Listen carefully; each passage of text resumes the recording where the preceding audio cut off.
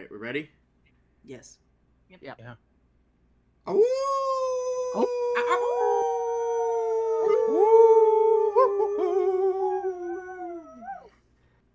Woof.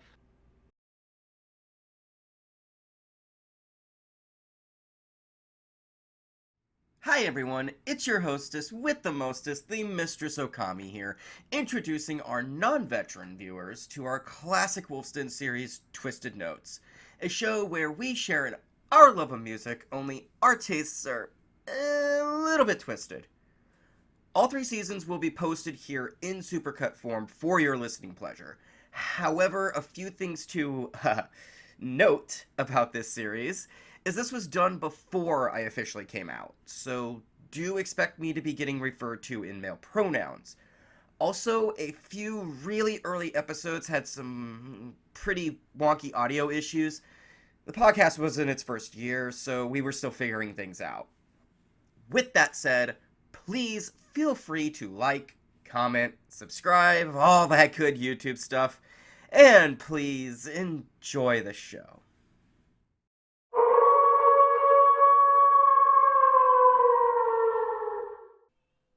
I'm not addicted, no, I just enjoy the glow. I like to have my fun, no harm to anyone.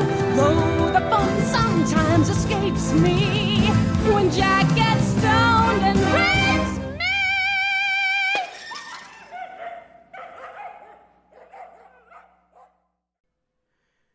You're tuned in to the Wolf's Den podcast, and welcome back to Twisted Notes, the show where we share in our love of music, only our tastes are a little bit twisted, and oh boy are they fucking twisted today. With me, of course, is my ever-lovely co-host, Xeiren. Hello. And the awesome newest new blood, Doc. I'll come up with something for you soon. Chaotic Doctor. Oh, have you ever met that funny Reefer man? Reefer man. Oh, you have met that funny Reefer man. From that, if he said he swam to China and he'll sell you South Carolina, oh, and then you're talking to that Reefer man. Yeah. So, yes, today we are talking Reefer Madness. Now, I'm sure you've heard that name before. And if you're thinking the what was that, 39? 30s? The 30s exploitation 30s film? exploitation. Yes and no. Kind of. This is a musical remake of this from 2005. Oh god! Good times. You're welcome. Yeah, there's some things I'm not sure I'm happy to have burnt into my mind, but there's others that I'm okay with. I don't know where to go from here. So we start this stars Alan Cumming as the professor, the guy who's shouting all this propaganda. The And- federal agent, yeah. Yeah, and apparently He's everybody. the presenter. He's the presenter, and he's also FDR. So. And a cross guard, and a jazz cat, and a guy who was getting busy. Apparently, he's everything. I even think he's like, Pan. and Pan, indeed. Because apparently, according to Christians, Satan and Pan are the same fucking thing. Yes. I thought that was him. So. Eagerly expecting you. Ah, Yeah, I screen captured that for Varren, and it was like at the perfect moment where it looks like Jimmy is bracing for penetration. Mhm. It's like, what the fuck?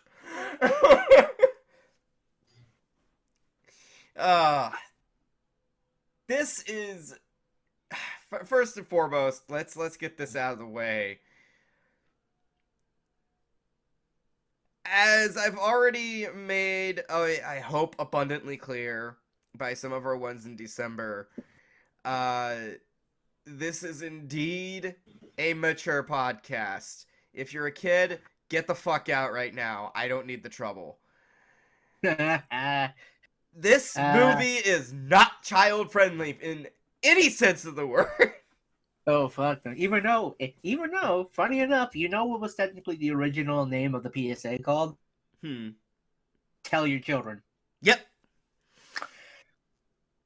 Yeah. So, actually, I know a little bit of history. If you don't mind me explaining. Go right ahead. The floor is yours. All right, follow me on this, kids, because it's gonna be funny. All right. Originally, actually, in the 20s, there was this PSA made by a concerned church group called Tell Your Children. It was basically what you see in Reefer Madness, except with some scenes taken out. It's the idea of, oh, if you smoke reefer, your feet fall off and you turn into an axe murderer, and basically everything they tried to justify to make sure they can find an excuse to arrest Mexicans. Then, well, yeah, 'cause you know the story about why they legalized hemp. It's because the Mexicans were doing it. Anyway, long story. Anyway, then in the 30s, two exploitation producers found this PSA and was like, dude, we can turn this into a movie. And he was like, you think so? I was like, yeah, this shit's fucking goofy. We add some extra scenes and bam, we turn it into an exploitation movie. We'll sell it at the Grindhouse. It'll be perfect. All right. So they did that. They bought the rights, filmed a few extra scenes. If you ask me which ones, I don't know. And then released it as an exploitation movie known as Reefer Madness, which is the one you all know. You know, black and white, good old Jimmy Boy smokes dope and murders and becomes an axe murderer, you know. But he won't drink that root beer because he doesn't go in for that hard stuff. Hard stuff, yeah. Then later, around early 2000s-ish, they decided to make somebody, I forgot the guy's name, but they made an off-Broadway adaptation of it as a musical. And then in 2004, 2005, Showtime picked it up and decided to make it into a movie. And thus, we have this. Which, oddly enough, if you can find advertisements from back then, it is fucking hilarious. Because the main thing that which the stage production did as well as the film, is they have Kristen Bell starring in it. And yet, this was at a time when she was still widely unknown. And so all of the advertising says, you know, oh, it has Neve Campbell in it. And meanwhile, everybody under the age of 25 was like, who the fuck's Neve Campbell? But yeah, back then, Neve Campbell was a much higher selling point, which is hilarious when you consider now that, you know, Kristen Bell was in fucking Fanboys. She's the voice of Anna from Frozen. And she's getting a good paycheck soon. And she stars in that freaking hilarious show, The Good Place. Yeah. But let's not forget where she started.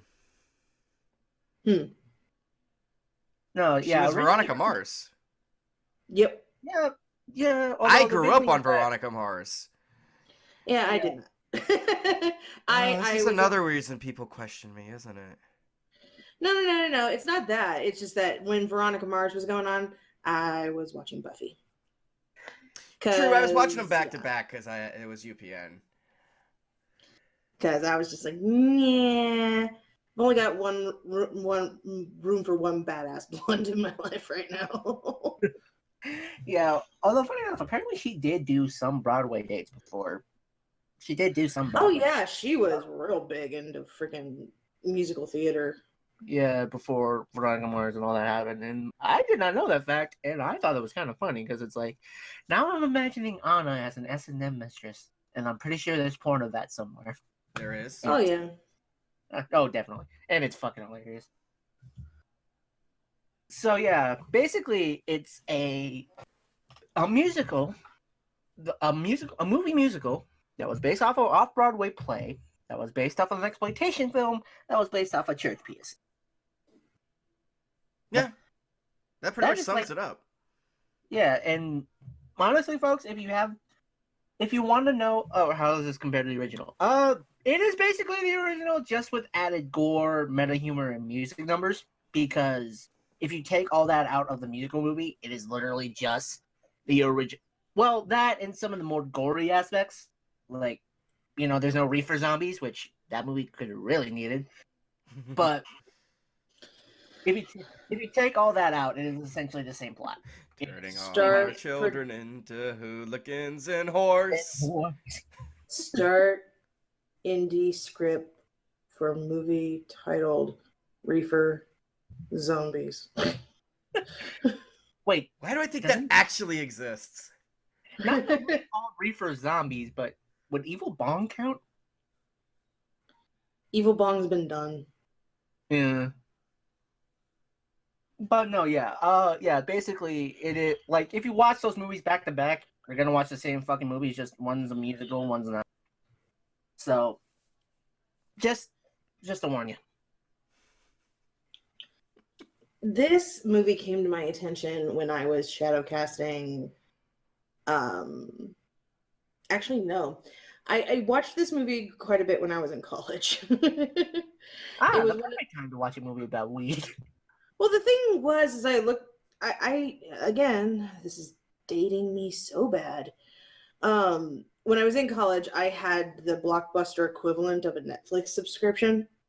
So I would used get to have movies. that too. So I would get DVDs in the mail, and then I could go to the store and exchange them out for ones that were on the shelf. So I basically got twice the movies of a Netflix subscription without having to wait on the postman half the time. Yeah, no, I had the same thing. And so I saw this on the bottom shelf of all places. And I'm like, okay, gotta check this out. Got a little drunk, got a little high, had a fantastic time. Then it came to my attention again when I entered the Rocky Horror Shadowcast community, and because a friend of mine who played Brad every week was just like, I really want to do a Shadowcast of this. Of which I was supposed to be Anna Gasteir's character, which, yes, beat him to death with a garden hoe. As you do. As you do. Poetic justice. Because he was supposed to be the dope dealer. Wait, The hoe hits back. No, basically, I just call him Cagney because he's essentially doing a massive James Cagney impression. Like, if there was a scene where he goes, "You dirty rat," that makes sense. Even though, ironically enough, Cagney never said that in Double It, didn't it? That's a whole nother discussion. But, yeah. Oh, God. This movie is all over the freaking place. And the songs are catchy as fuck. And if you know anything about that time period of U.S. history, it is a laugh riot of inside jokes. No, honestly, I'll say this now. My favorite point of this entire thing was Alan Cumming. I loved his parts. Oh, yeah. Oh, his parts I are love- great. Yeah, although my favorite part was the one he was talking about jazz, where you have that saxophone guy playing, and it's like, they're all agents of evil. Reefer slows down time, so they put too many grace notes. And it makes white women do respectable things, and all of a sudden you see a white woman rip her top off. Yeah. And it's just like, I love you. Fuck you. I fucking love you, movie. I love you. So, I got it. So we all know what Doc wants to do on the weekends. Hey-o. Become a jazz man so I can steal all your white women. All of your All of your white women. Get where the white women at.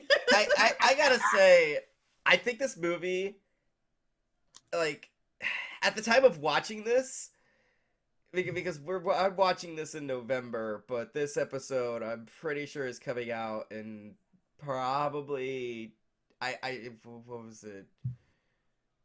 I think this is supposed to be for January? I think no, yeah, but we're postponing. So this is either March or April, one of the two. But So it's either going to be on my birthday or on the perfect month for perfect. yeah. Yeah. So this, as of this time, I gotta say this movie has my favorite, my favorite line of the year. It's One. crazy tomatoes raping me. Yes. Oh God, I love that sequence. I love that sequence. Oh my god, that whole thing. And I'm watching this. Keep in mind, I'm watching most of these before I get to sleep, so that I can go to work that night. Ha! I'm sleep deprived, and I get to this scene. Goodbye to Mary Sunshine. Oh man, Yeah. this Jimmy, was a great scene. No, just I kind of love that play on words, where it's Mary Sunshine and it turns into S&M. Yep. Yeah, I love that play on words. I love that was like forever that was so burnt funny. on his ass. Yeah, right branding. No, it's because it kind of took me about 5 minutes to like, why Mary Sunshine? Oh, then I see the branding like, oh,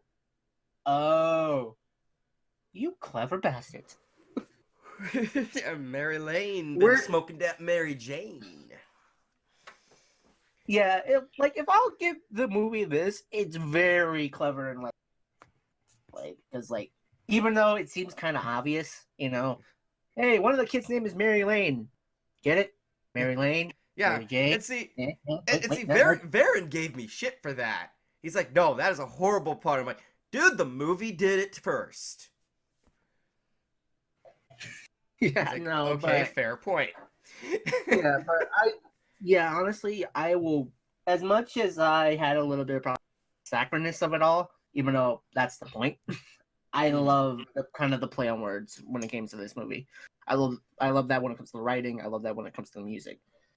Oh, It was fun. Yeah. It was funny is this all comes to a head in arguably the best non sequitur song to ever make its way into a fucking musical. Given to Jesus. Oh no, the Brownie song. Oh god, the Brownie song. Yes, I forgot. Like as weird as "Listen to Jesus, Jimmy" like is in the middle of everything and it feels completely out of place. No, that's Jimmy literally having a hallucination. He's Yeah. Literally having a come to Jesus moment, having a hallucination, thinking he's seeing Joan of Arc, angels, the devil, and Jesus. Hot Jesus. I don't know who was playing Oh, Joan of Arc, so but I hot. liked her. This. Honestly, yeah. When it comes to the Brownie song, this is like the weirdest intersection of a musical moment. Not only is it like the most forced like plot deter ever. I got ways to deal with you. You like brownies? Yeah, it's like it's the weirdest fake out moment, and then it transitions into animation to sing a song about weed brownies. eating weed brownies while simultaneously being a song advocating for interracial relationships. Because Jimmy likes the brown ones. Yeah. Yeah, that I was mean, like, exactly what it's- was going on there. Yeah, and it's so funny because the first time you watch it, you might not catch it, but it's right down even into the style of animation, the fact that he makes fun of a macaroon with big tits but has nothing else going on. He's literally surfing on the brownie's booty. Yeah, They make many attempts to reference the booty in the animation. And right down to like the facial structure of like the animated brownie, and then it ends on him in silhouette, humping the ever living shit out of the brownie in animated form. And it's just like, and then all 5 of them in bed with the fucking brownie. just covered in chocolate. Yeah. Everyone covered in chocolate. And I'm just like, Oh my god. Oh my, like, seriously, the first time I watched that film, I went, I need to watch that again. What the fuck did I just see? Oh yeah, I had to rewind. And I know this is kind of an old reference, but that's one hell of a big lipped alligator moment. Oh yeah. Oh yeah. Oh yeah. What the fuck is happening? Definition. Comes Oh right the fuck my out of God. nowhere and has no bearing on the plot in the Nothing end. to do with nothing. Yeah. And after it happens, no one ever mentions it. Mentions it again. Yeah. No, but you know what? Who I have to give major props to as like an actor in this? Hmm. John Cassier, the guy who played Ralph. Like, Yeah. He Oh, made yeah. that. He made that perfect traditional propagandized dope head. Like he is this manic fucking nuts. Always looking for a fix. Yeah. Yeah. That type of Although of course, Ookami, you had that line. My favorite line is from John Cassier, and it was near the end. It was like, Jack, I got a bad case of the munchies. Oh yeah. Yeah. That whole thing. I'm like, wait, are we seriously? Oh, yep. Wow. Yeah. We escalated quickly. Okay. No, but yeah, I love that concept of like Reefer zombies. They're supposed to be ghosts, as implied by the song. So apparently, we're going off of 13 Ghost logic, but whatever. But I love that aspect of like, what the fuck? Although, actually, that scene and the musical scene in the beginning are the branding scene and the musical scene in the beginning are like the perfect Big Lip Alligator movies because none of the parents are gonna explain what the fuck just happened. Yeah. Like, No. Reefer zombies? What? Yeah. No. That just happens. There were Oh. several things that I have to admit even managed to make me uncomfortable. No. You uncomfortable? Beyond what you would think. And I think it was things that were like absurdly racist. Was it the baby eating Chinese guy? There was Usually that. Usually it's the baby eating Chinese guy. There was Yeah. that. There was the I know connection of that where they all turned to the one Asian woman in the room, Asian mom and in the she's room just and slowly down. sliding down. Just like I saw that and I was like, oh God, what the fuck? No, it was his attack on I believe the guy was Polish. Oh yeah, he tried to Yep. convince everybody he was a commie. Because Yeah. this is supposed to be set right before World War II. In the 30s, where everybody was against Polacks and the Red Scare happened. And I love Yeah. that he was the voice of reason too.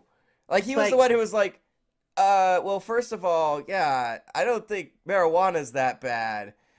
My wife, her brother had a major addiction to heroin, and that shit is, that's impossible to kick practically. Yeah, and that's my favorite thing. Is like they actually bring up that part because that comes from the original PSA and movie, Mm-hmm.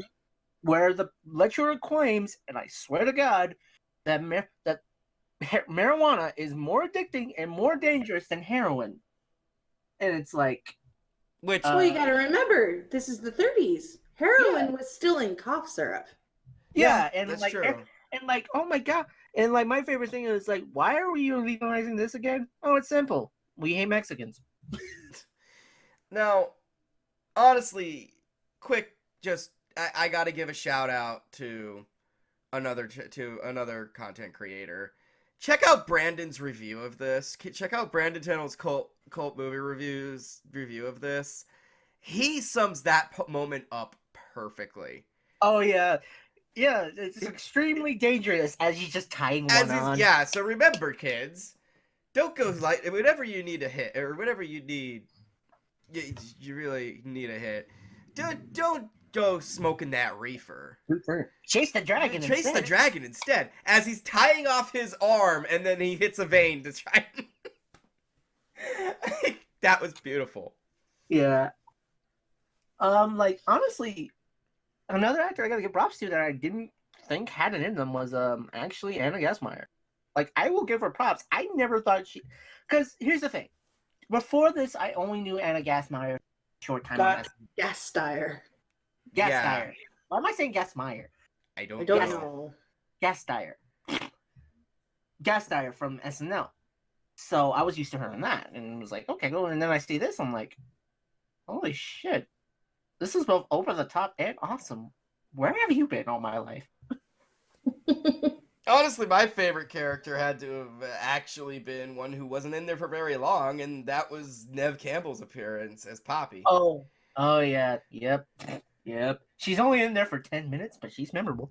Oh, yeah. I mean, that Grant- girl is a treat anyway, so... yeah, like, don't get me wrong, I loved her in the Tango outfit, but I'm not gonna lie, I would eat her like an ice cream cone in that soda jerk outfit. Oh, yeah. What they're trying to say, ladies and gentlemen, is she looking like a snack. Oh, yeah. And it's probably the last time on film she looked like a snack. Because if you've seen her lately, oh boy. I don't know. I've seen some more recent pictures and stuff of her. She don't look too bad. I think she's looking okay. No. This is still when she had her party of 5 look No, that's true. going on. That's true. Yeah, no, but yeah, God bless her. I mean, maybe it's just because my tastes age with my women, so I don't know. Mother. Just mother. Just mother. No, Oh. but honestly, I love it when it goes full. Like, I'll talk about the music in this because this is a music show after all. Oh, yeah, I we love gotta it. talk the music. I love it when it goes like I don't mind like the simple ones, like the five and dime stuff and the and like the moments and like the ballad in the church. But I'm not gonna lie, I love it when it goes full and just has like this random ass musical moment. Like everything disappears. We're in this sudden setting. It was like all of a sudden, hey, there's Joan of Arc and Jesus. Wait, what? And there's also stuff like the first time Jimmy smokes marijuana, and they're in that like Polynesian fucking area. Although for some reason they're playing Arabic music because hashish. Yep. So it's By like the way, I want that hookah. Wait, So I saw that fucking hookah and I'm like, oh, I know Xeiren would love to have one of those. So I I think want a hookah I can pole dance on. So I think we gotta get just a little obligatory thing out of the way real quick because I forgot to do it earlier. I'm not gonna say that we advocate the use of drugs, but we're not gonna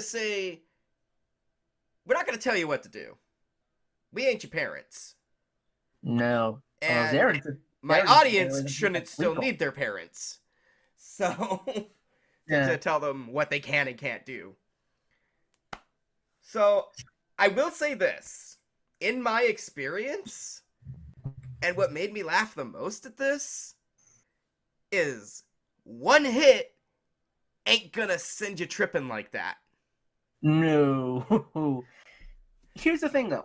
I can actually, I am technically speaking from experience, but don't tell anybody in Texas. Anyway, here's the thing. Sure, my fellow Texan. Weed on its own doesn't do that, but I do know one way it could. Go on. I made this joke, but I'm serious, and Xeiren, you might know this because you're near Latins in California, you know this. Is that if you lace the weed with so much PCP that you could kill an elephant? Yeah. Yeah, You know pretty what? much. Yeah, because that's the thing. Like, if you wanted to make this a real thing, which why would you? This is perfect. But we don't need to be realistic about it. Mm. But if you were, you can argue that that it wasn't straight weed; it was angel dust. Which, if you guys don't know, angel dust is a strain where they lace the joints with PCP or sometimes cocaine, depending. The point is, weed on its own doesn't do that. Weed on its own just makes you not human flesh, Go away, Alan Cumming. No, it's not human flesh. It's usually just Cheetos. Get that right. But I don't know. Yeah. I think I would have a taste for a butterball at that point. But maybe that's just me. and that's when I give you a turkey. Anyway.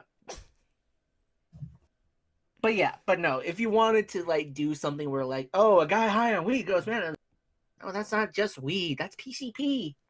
And the funny thing is, if you look at some of the way they act, you're gonna think, no, that's not weed.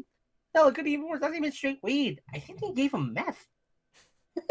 Like bath salts, because you look at how they depict like the junkies, like baggy-eyed, crazy hair, always twitching, moving around. That's not weed. That's meth. Yeah, that's fucking meth addict. Yeah, that's a fucking meth addict. I should Or know. bath I salts. grew up in Alaska. Meth is fucking huge there. And I grew up near New Mexico. That's the king of meth. Yeah, no, it. Like, that's the funny thing. It's like, you can realize that can tie to another drug, but the fact that it's weed makes it even more funny. Actually, to go off my earlier thing, I guess you could turn that around and quote from the worst of the Blade movies. Nah, man, the fatties always taste like Cheetos.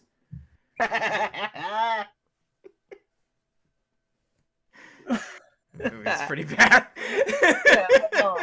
The thing is, Hey, it proved my point. I can't hate Ryan Reynolds.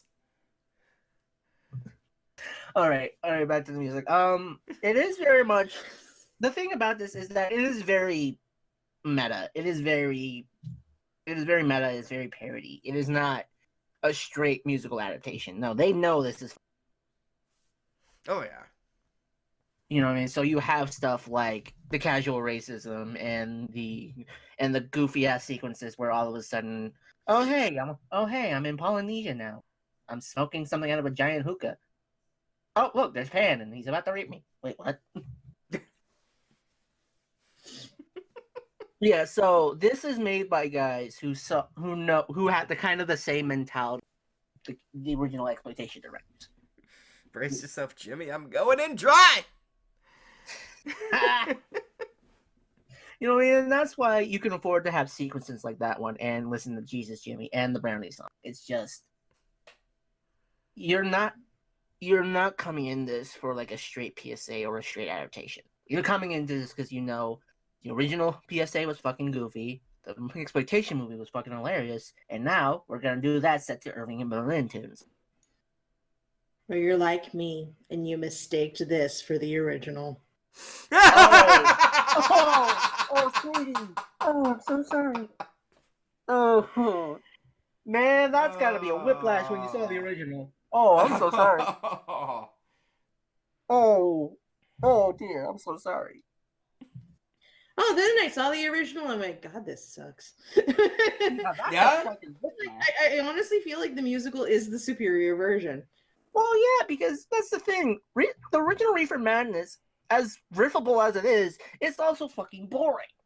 Because half of it is like, it's like the movie where half of it is the lecturer and the other half is the story. But here's the thing. In the movie musical, in this movie, the lecturer is funny. And it's Alan Cummings. And then the actual story is fucking goofy and ridiculous. In the original, the story is funny, but it can drag like a motherfucker because it's the 30s, and the lecturer himself is playing this absolutely straight. Granted, that makes it funny, but still, if you don't think about it that way, it's boring as hell. Yep. So it's like, look, if you're gonna watch Reefer Madness, watch this. At least you'll have a good time. Like, if you honestly want to riff on the original, I mean, and the musical riffs the original for you. Is essentially what it works pretty out to much. be. It riffs the original and it riffs itself. Like, Yeah, because it's very much done with the knowledge that the original PSA and the original movie were reason for as looked back upon as that time is for being one of the defining moments in America. Don't forget we were basically more casual about our racism than we were. Like, honestly, I laughed like uncomfortably, but I still love that whole scene where one of the dolphins sells their baby to a Chinese guy, and the Chinese guy's gonna eat the baby, and then they all look, and then all the audience looks back at the one Chinese woman there, and she just kind of sits down. Like, they made that joke willingly knowing that, yes, at one point in the 30s, there was a stereotype about Chinese people is that they eat babies. You guys don't really, eat babies like I've heard, do you? Would you like to stay for dinner? It's like, there's that, there's the Polacks, there's the whole implication of the Brownie song I was mentioned, but there's also stuff like one of my favorite lines in the ending song where they're arresting, what was it, like jazz musicians and immigrants? Yeah. So it's like, they know that basically this movie and the piece they originally having was probably made by racist piece of shit. So they're going for every fucking racist joke they can get. And the thing is, it's not even really in hatefulness. Like, that's the big problem a lot of people see. That's kind of the dichotomy of, like, tasteless jokes that people don't seem to get. Mm-hmm. You're not supposed to mean harm when you do these jokes. You're not supposed to actually try to harm people with these jokes. It's more just, hey, this shit is bad, but let's laugh at it because we know better. Mm-hmm. So that's why people, like, if you see the problem with, like, actual good comedians, the difference between actual good tasteless comedians and edgelords. Actual good tasteless comedians make it so that you're laughing at the racism, not laughing at the racism, then laughing because you're a racist. Mm-hmm. Edgelords are doing, and not trying to harm the people that it's making fun of. Edgelords just do it because they want you to have a reaction. They want you to be offended. Well, I've always stood by it. Good comedy is all about timing and presentation. Yeah. Delivery. You have to get all three of these things down. Yeah, and it's just about, you're making the punchline seem like everybody should laugh at it. Laugh at the punchline, not at the person the punchline's about. Mm-hmm. So that's why when we see stuff like the Chinese joke in the Polak, and it's just like that. It's not because we hate the Chinese or Polacks, it's the fact that it's almost like one's a commentary on racism and the other one is just racism. Yeah. Yeah, exactly. So, and honestly, I think it's one of the most inclusive movies ever because it makes fun of everybody. It really does. And my favorite thing is especially at white people, because this is what happens if Pleasantville if everybody became non-self-aware of Pleasantville, like if it continued to be black and white, because they make every single stereotype possible about early 30s through 50s America, and it's perfect. Like, it's perfect in making fun of it. Like, everybody's a good Christian. Everybody's a good Christian, and everybody doesn't want to deal with that dope, and everybody is all community and all that fun stuff. Hell, there's an entire ballad set because she doesn't have her boyfriend sit next to her in church. Yeah. Like, that alone should tell you, oh, we know, and we're gonna fucking make fun of it. Granted, you also know that by the time the listen to Jesus, Jimmy's,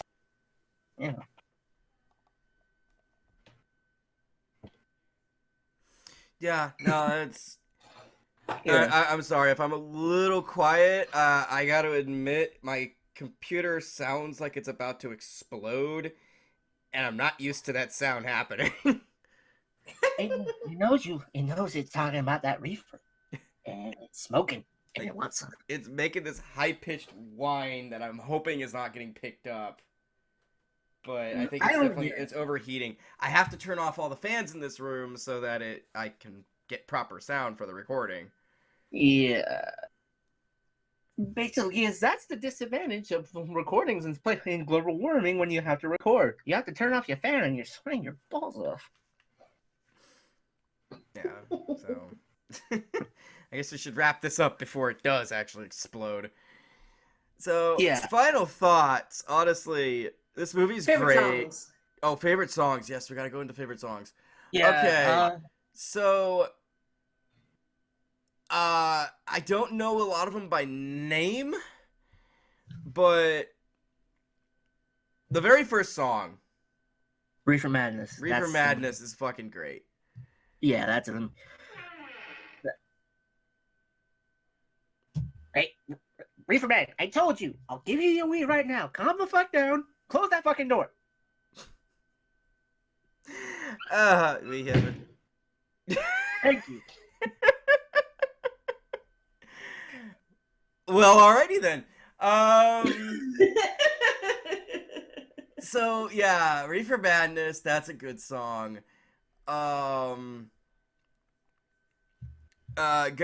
Goodbye Mary Sunshine, I guess, is what that Yeah. was. Yeah. That was just called Mary Sunshine. Mary Is it just Sunshine. called Mary Sunshine? Yeah. It was fucking amazing. Yeah. And Brownies. I can't hate the Brownie song. The Brownie song is amazing. Yeah. Yeah, It comes right the fuck out of nowhere right after a previous number. Like, No, yeah, it's the one where he swears to get off it, and then the guy, you like brownies? now, if I had to pick one as like just an honorable mention real quick before we move on to your guys' favorite songs, I have to choose, I believe it's the third song? It's when we first go in. It's when we first go into the drug house. Is it the one where Jimmy takes the first hit? No. No, it's one of my favorite songs, which happens to be The Stuff. The Oh, stuff. Oh yeah, And the one that gas fired. just- Gas fire. Just that moment when she breaks the Sometimes this escapes me when Jack gets home and rapes me. and everybody like And freezes. the milkman dropping the milk. The milk Like, dropping the milk oh, and realizing, oh shit, I said that out loud. no, my favorite Oh one. my god, it's funny that you mentioned that moment because like Graveturtle is like notoriously like hard to judge when it comes to comedy. She has a very dry sense of humor. Mm-hmm. And so I'm showing her this movie for the first time while filling my living room with hookah smoke because of course. Of course. And she's just sitting there watching it and you can see that she got a little toe tappy with Reefer Madness and stuff, but the stuff starts playing and in that line, though the fun sometimes escapes me and Jack gets stoned and rapes me, and then that milk drops and it got a solid chuckle. Yeah, no, that. And it's, Yeah. and she's like, okay, that was funny. Yeah, it If nothing else, was. just for everybody else's deadpan reactions, and then it goes right back into the spontaneous song and dance number, and you're just like, what? Yeah. No, although in addition to that, one of my favorites is actually the reprise that they do at the end when she's beating the shit out of yeah. Kid. Oh, I don't need the stuff. Yeah. You once had all the brains, now they're just carpet stains. Yeah. Oh, yeah. Like, oh, that shit's fantastic. No, like I absolutely adore her character. I couldn't wait to play her. Oddly enough, about that whole story, Mm-hmm. we had a bunch of people on board to do the shadow cast and everything, Mm-hmm. and that's when we got a hold of Showtime to try and get the rights to show it in the theater so we could shadow cast it. Mm-hmm. That we were kindly reminded that it was never meant for a theater release. So they didn't have it in any format that could be played on that big of a screen. Oh. yeah. So And they would have charged us like 2 or 3 times the rights it would have taken for one show to do it than like 3 months of Rocky Horror. Damn.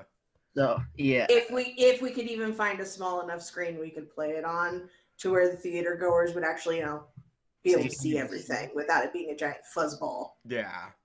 yeah, and that's the thing. We're lucky that there is a DVD and Blu-ray now, but yeah, back before. Although be very, very wary about getting Blu-rays of it, because most of my research into getting, because it's never had an official Blu-ray release. Anything that is selling Reefer Madness the musical from the early 2000s in Blu-ray format is being ripped in someone's basement. It's a bootleg, yeah, because It's a fucking bootleg. yeah. So if you can find the DVD, great. Try to find it through someone's yard sale and actually pick up the copy, because finding a brand new copy online is super fucking expensive. Like, to find a legit copy will run you anywhere from $35 to $60 for a fucking DVD. Yeah. So It's fucking stupid intense. Honestly, here's your best option. If you want to, air quotes, own the movie, buy the version YouTube has. Yeah. It's the cleanest one available, and it's the most HD one available out there. So yeah. Funny thing. But this is one of those ones that, if you don't want to spend a bunch of money on a hard copy and you're not about owning digital copies of anything, You're kind of boned. Or should I say paying to own digital copies of things, you're boned. However, this is one of those ones we're gonna have to put on our eye patches and just let you go on your merry way. So speaking of yar yar, let you go on your merry way. Yeah, speaking of yar yar, so the version that I procured was in fact a Blu-ray rip. So that, knowing what I know about the Blu-ray now, that's just funny. Well, the Blu-ray rip is just the DVD. it's just the DVD rip, which is the 720, which was HD back then. Yeah. Yeah. But I just like that idea of somebody got what they thought was an official copy on Blu-ray and I know, proceeded to rip it so they could pirate the clearly already pirated copy. No, my favorite thing, I imagine somebody gets a copy, it looks official, and they open up, it's just a blank Blu-ray with the title in Sharpie.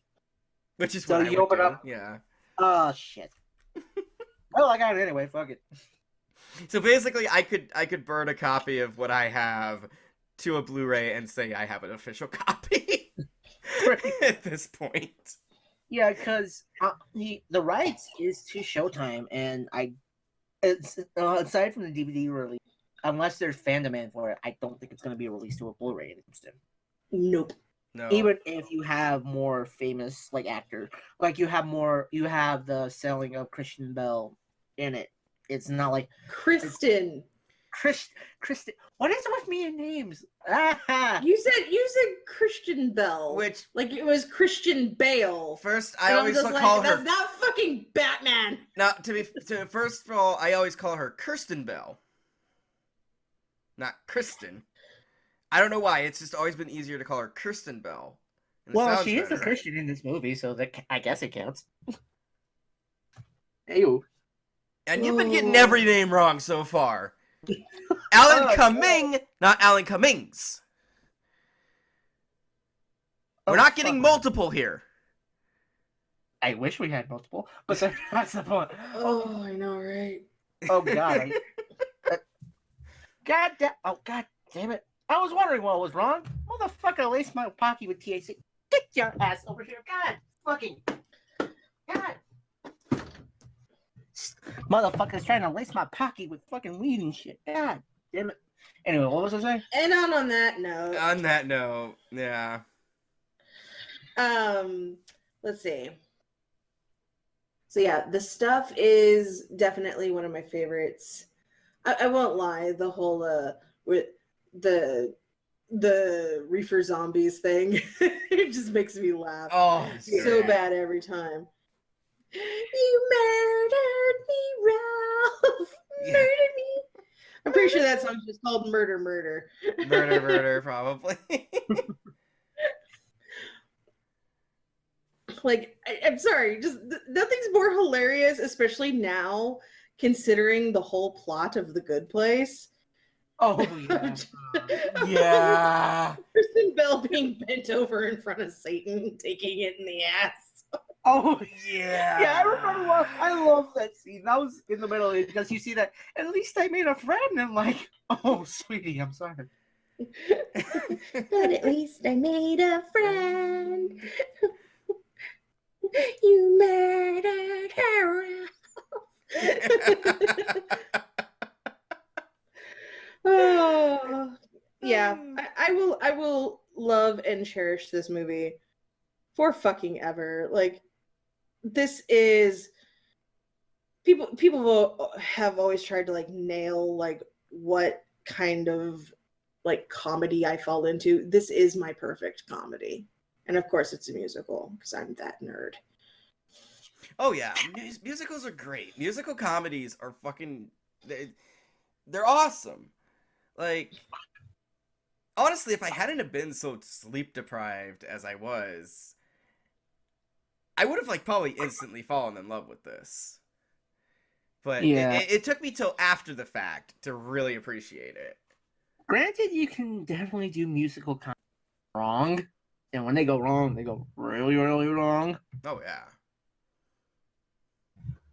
But yeah, this is honestly one of the best modern musical comedy. It's just a perfect match. It knows it's a musical, but it doesn't touch that fact like a lot of musical comedies do. It doesn't. It takes it in stride and just enjoys the ride. Mm-hmm. Although honestly, that kind of leads into one of my favorite songs.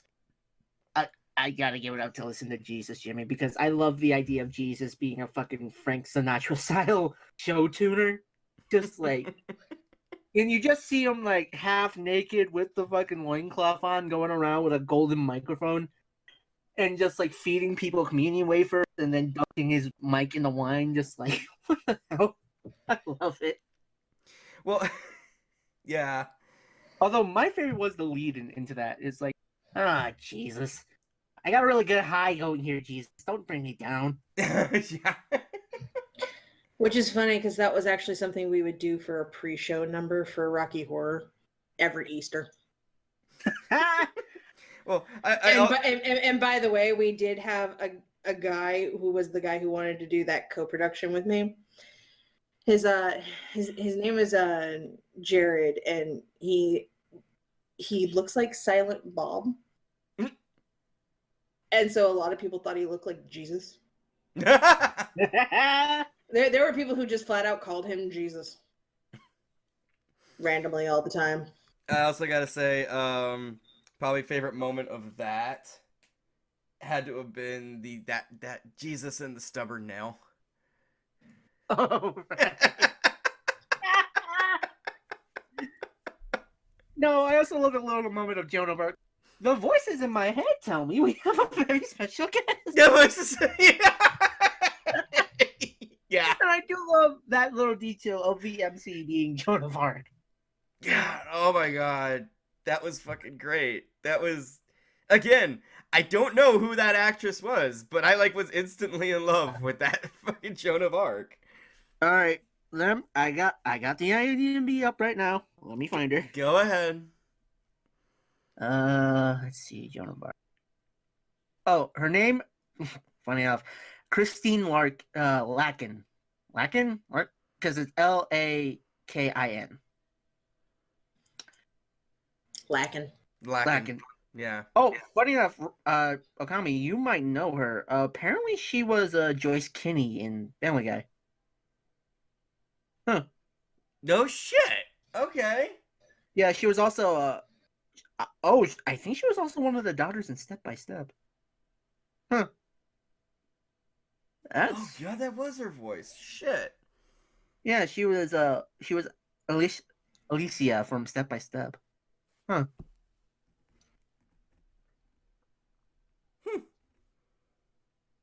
Well, what do you know? Well, the more you know. So, anything else to add? If you can find this, watch it. Okay. If you like musicals, watch it. If you like cult classic movies, watch it. If you like weed, watch it. Honestly, this might be a perfect movie to get stoned to, if I'm honest. I'm already Been there, done that. The answer is yes. Yeah, I'm sure. I'm already gonna be making Ver watch it. He's interested. I got his curiosity piqued. Oh, you'll be making him watch it. I'm gonna Never be mind. This is the movie I've been pushing for like how long now? Yeah, this is. Yeah, I'm gonna be making him watch it. I already flat out told Mom, I'm like, look, you like Rocky Horror, right? Okay, well, you're gonna sit down and you're gonna watch this with me. Yeah, honestly, this is honestly one of the more fun movies, and honestly, a lot of it is very quotable, which is definitely interesting. A lot of it is very quotable, as messed up it can be. Yeah. Well, I think that pretty much wraps it up. So, check out this movie. Socials. Xeiren, where can people find you? You can find me on Twitter and my ASMR channel. Excellent. If you know, wait.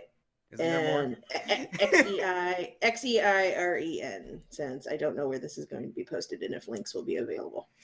Yeah, we're for those listening in. Yeah, we don't need to tell them the whole spiel. We're not going Everyone into the whole knows spiel. The government sucks. Yeah, we're not going into the whole spiel. The but government we're sucks, taking and we don't know this precaution. will be on YouTube.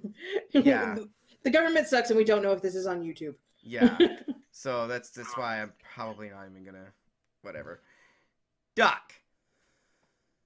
All right, wait a minute. All right, Twitter at the Chaotic Doc, Instagram Chaotic Doctor, all one word spelled out. Tumblr at Chaotic Doctor, the writer.tumblr.com. My mix show, the Chaotic Mix at mixcloud.com/Chaotic Doctor. Of course, for what you mostly know me for, you can catch me over on Starlight over at the site that rhymes with Tit Root, because I don't think we can say that name if this ever gets on YouTube. Just fucking say it. I went on my rant and said no. I spelled out Twitch. Okay. BITCHUTE. There. Spell that out. Find the Starlight. You can find me and Roy talking about weird, obscure, crazy fucking movies. And yeah, by the time, I don't know what's going to happen by the time this comes up, but as we're recording this, we're currently doing Dia de los Muertos month, which is a bunch of memorials of people we've lost over the years, over this year. So go check us out there. But you can also check out all our links there. Mine, our email at protonmail.com, all that spiel. Excellent. Also, personally, I really don't think that the spies can spell. So that's why spelling it out is great. So of course you can find me here, wherever Wolfstead Productions lies. Maybe YouTube, maybe BitChute, I don't know. I'm not so keen on going there with the issues that they have, but that's another story. And we've already been racist and off-color enough. So... yeah, you know. So... You can also find us on Twitch, where we do live streams, we do live podcasts, and I play games on occasion. That's Twitch, twitch.tv/Wolfsden5. And until next time, my friends. Keep listening to fucked up music, keep watching fucked up musicals, and just keep it fucked up.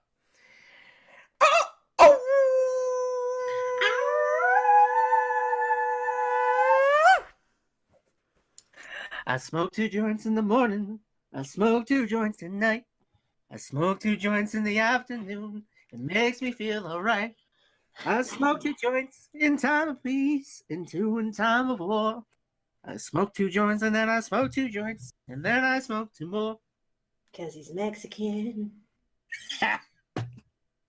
You know, no matter where I go, I swear you are all just going out of your way to make sure I can't be monetized. You're friends with the worst, and we hope you have the best. Yes, thank you. Good night, everybody. We have a show called With Murder in the title. When are we monetized? Point. For good measure, titties. Titties. Titties. Good night.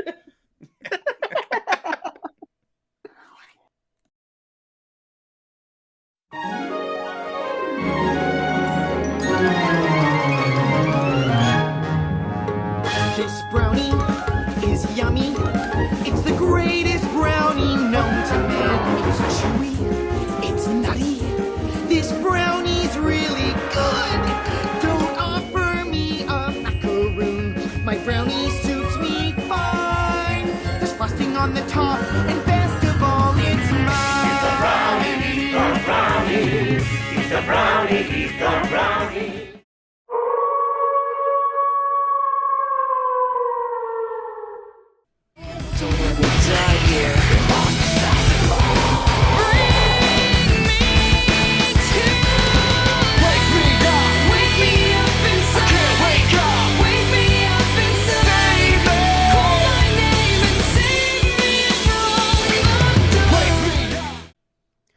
You're tuned into the Wolf's Den podcast, and welcome back to Twisted Notes, the show where we share in our love of music, only our tastes are a little bit twisted. And today is a classic in Twisted, most known from the early 2000s, some 90s, but mostly the early 2000s. Every budding emo kid and goth kid at that generation knows of them. First of all, with me, of course, are my lovely co-hosts, Xeiren. Hello. And the chaotic Doc himself. If I see any Bring Me to Life memes, I will punch you. I agree. Folks, we are talking Evanescence. We are talking Amy Lee. We are talking classic. Honestly, this was a lot of people's gateway in that generation. Would you agree? Yeah, definitely. It's like it'd be either this or somebody like I don't know, like Seether or something. I don't know. Funny you should mention Seether. That's gonna come up. Fair. I mean, it might be either like this or maybe like if you want the heavier side of Evanescence and stuff, the Lethrum, I would say probably Korn, maybe. I don't know. That's new metal. Yeah, that's... Okay, fair enough. Technically, they threw Evanescence for a while under it. Not fair enough. Completely separate sides of the canyon. It is. Even though they tried to say they were, they very quickly said, no, these are like goth rock. They're not new metal. This is why I hate genres. This is why I hate genres. It makes things complicated and kind of stupid. Yes, it does. So, Evanescence. Where do we want to start? Let's start with, I was already in it before they got there. So, this was a lot of people's gateway band. I'm just like, nah, all of a sudden I just heard the kind of shit I wanted to hear on popular radio. And I was confused. Well, I say gateway in for the looser sense, yeah. Yeah, for the babies, I mean, Lord knows, like my sister is 6 years younger than me. Mm-hmm. And so, yeah, while she was still a very formative little teenageling, this stuff comes out. I'm already a grown-ass woman who's been in this sort of scene and mindset for years now. It was no shock to me when she kept stealing my Evanescence albums that 3 years later she was, little raccoon stripes in her hair and screaming to freaking Fall Out Boy. It was not that much of a leap in my mind. And I went, oh dear, she went the emo route. She'll need protection. Yeah. Because believe it or not, this was still at that time when the goths were just looking at the emos going, oh no, children. Okay, we'll come here. We shall protect you. And then they all decided to squawk in evil pterodactyl rage and go do their own thing. And we're like, well, they just hit the weird puberty phase of their alternative culture. Yeah. And it's so funny because, like, emo's becoming a thing again.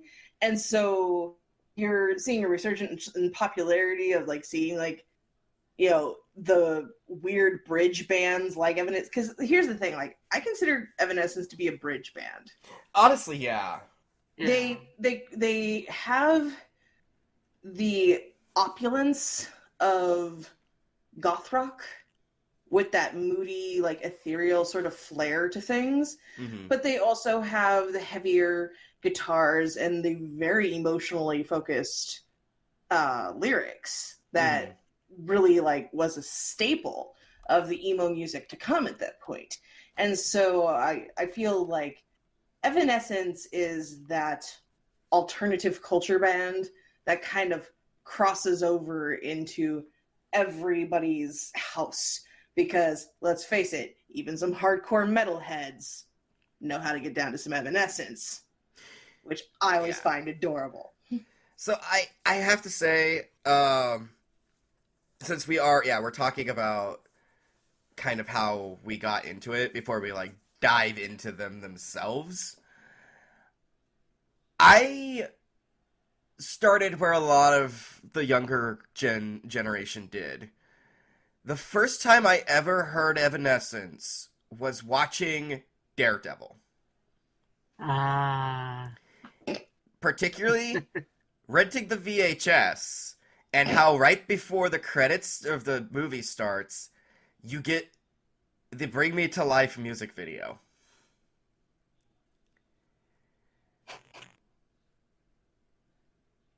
That was my experience, was that music video. I'm giggling because it's adorable. I know. It was like, oh, you precious thing. That was my start, and then hearing the rest of their songs that they put on that album, My Immortal and stuff like that, it was all good. And then, Mom bought me, either Mom or Dad, that Easter, because I used to actually get little things in my basket for Easter. That's actually how I ended up with The Phantom Menace on VHS. I don't know how to feel about that these days. But in my basket was the Fallen album, because this was the newest album they had released at the time. Okay, now I'm just imagining, like, a nice, tri-colored Easter basket, pinks and yellows and all that, and all of a sudden you just see this goth woman looking up at you like, hi. If that's not the display for either a comedy or pastel goth, I don't know what is. I will say, that sends you sound some fetish roads. But, yeah, I was very happy. And then I proceeded to also steal my mom's copy of American Idiot. So, but I don't even know if that would ever be on this show, honestly. Not twisted enough. Not twisted enough. I think they'll be talked in passing. We might do an episode talking about stuff like that. I mean, worst comes to worst, if they ever actually make that American Idiot movie, you could probably talk about that. Yeah. But, moving on. Yeah, that just started me down that road. And for the longest time, that was the album I owned. I don't anymore. I actually got rid of a lot of my albums because I was in between jobs. But, yeah. I followed him loyally ever since. What started you? I'll be perfectly honest. I blame mainly rock radio because Evanescence was always kind of there. Mm-hmm. Like the first time I was well and truly aware of them, honestly, was like 2007, 2008. Mm-hmm. This was right after they did stuff like Open Door. They did Open Door. Mm-hmm. So, rock radio was always blasting stuff like Call Me When You're Sober and a lot of singles from that album. But I had heard stuff like Lithium, My Immortal, things like that. After that, I didn't really because it wasn't a band I was super into, but I liked what I heard and they were always there. It wasn't until later where I decided to explore more of the kind of alternative stuff that I kind of got more into Evanescence, and then later that kind of kickstarted me going to more truer, gothier territory like Sisters of Mercy, Cure, arguably stuff like. Now you can't even argue the Smiths. That's alternative, just with very sad lyrics about masturbating into a salad. But by the way, Lithium was on the Open Door. Was Lithium on Open Door? Yes. I thought, okay. Yeah, Lithium was Open Door. My Immortal was Fallen. Yes. Right. But yeah, honestly, it was just kind of always there, and helped that this was around the phase where I was listening nothing to rock, nothing but rock. Butt rock. That's a whole nother subject. That's also a terrifying subject because that will make me angry. But anyway, yeah, it's basically just kind of general radio exposure, like most things. It's just kind of, you're not really bombarded with it because my town was always more of a, speaking of Seether, it was always more of that kind of town than an Evanescence town, but that's another story for another day. Yeah, no, that's a story for today because they go hand in hand. Well, when we talk about the band, not that one song Amy Lee did. But, yeah, it was just always kind of there, and then later on I got more. Although I'll be perfectly honest, I'll say this now, I have to be in a mood for Evanescence. I don't listen to them on the daily like I used to. I need to be in a mood for Evanescence. To be fair, they came around at a very specific time for a specific mood when they broke popular. Yeah. And that's the weird thing about Evanescence, even in the musical landscape at the time. Mm-hmm. They were extremely popular for not even questionable reasons, just people questioned why they were popular, and yet they loved it. Mm-hmm. Honestly, I blame Amy's baby face. I blame the power of the power of the 9 to 16 teenage girl demographic in music. But here's the weird thing about that. Being as a woman who was in that demographic when this shit got popular. Mm-hmm. Hi. Especially back then, and still to this day, people love to shit on things young girls like. However, this was one of those things. Oh, especially in like the music community, people really love to shit on things that young girls like. Need I remind you all the times I have shit on the Black Veil Brides on this show? Just saying. Well, I shit on them for many other reasons, but that's another. But most people shit on Black Veil Brides for basically being, a shitty emo boy band, because the only people who ever show up to their concerts and are having fun are teenage girls and their horny moms. I know, I've been to 2 of their shows, not by choice. They were opening acts. Don't at me. Imagery. Who would they open for? Believe it or not, they co-headlined a show with Birthday Massacre, and it was the first show I saw Birthday Massacre do. Oh, boy. Oh, yeah, you reminded me. Because Birthday Massacre don't give a fuck. They tour with whoever they want to tour with. Oh, yeah. Because this was also when they had, Respect. God. Mad respect for them. This was when they had Vampire something or other. Some artist from Japan touring with them, which was this weird industrial, like, if Baby Metal did industrial, like, Nine Inch Nails music, that was what the singer was. I know what you're talking about, and I cannot like- remember their name. It was like Vampire Baby or something like that. It was so freaking ridiculous and so, frankly, avant-garde. I was kind of mesmerized the entire show. I was like, I don't know what this is, but I think I like it. This tiny Japanese woman singing to fucking metal screeching. Honestly, I'm not sure if it was a woman. They did a lot of that, yeah. She gave me Mana vibes, and I think it was just because she was tall. Yeah. Tall for a Japanese woman. Anyway, that's beside the point. But yeah, no, this was one of those things where it got insanely popular, and I'm just like, this is something me and my friends all like. Granted, we swing towards the dark side, and we're still listening to our Hex Girls tapes from when we were kids because Gem. And we were constantly clamoring and desperate for, dark music that we enjoyed that was performed by women, which was next to nowhere to be found because, let's face it, dark and brooding music was very male dominated at the time. No shit. And still is.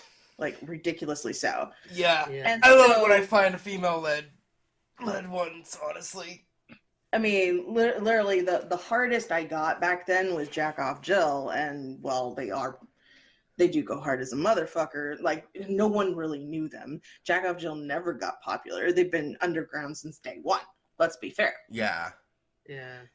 And then, all of a sudden, I'm hearing these piano riffs and chords coming out of the goddamn TV, and VH1 of all things is playing this music I like, and I'm like, wait.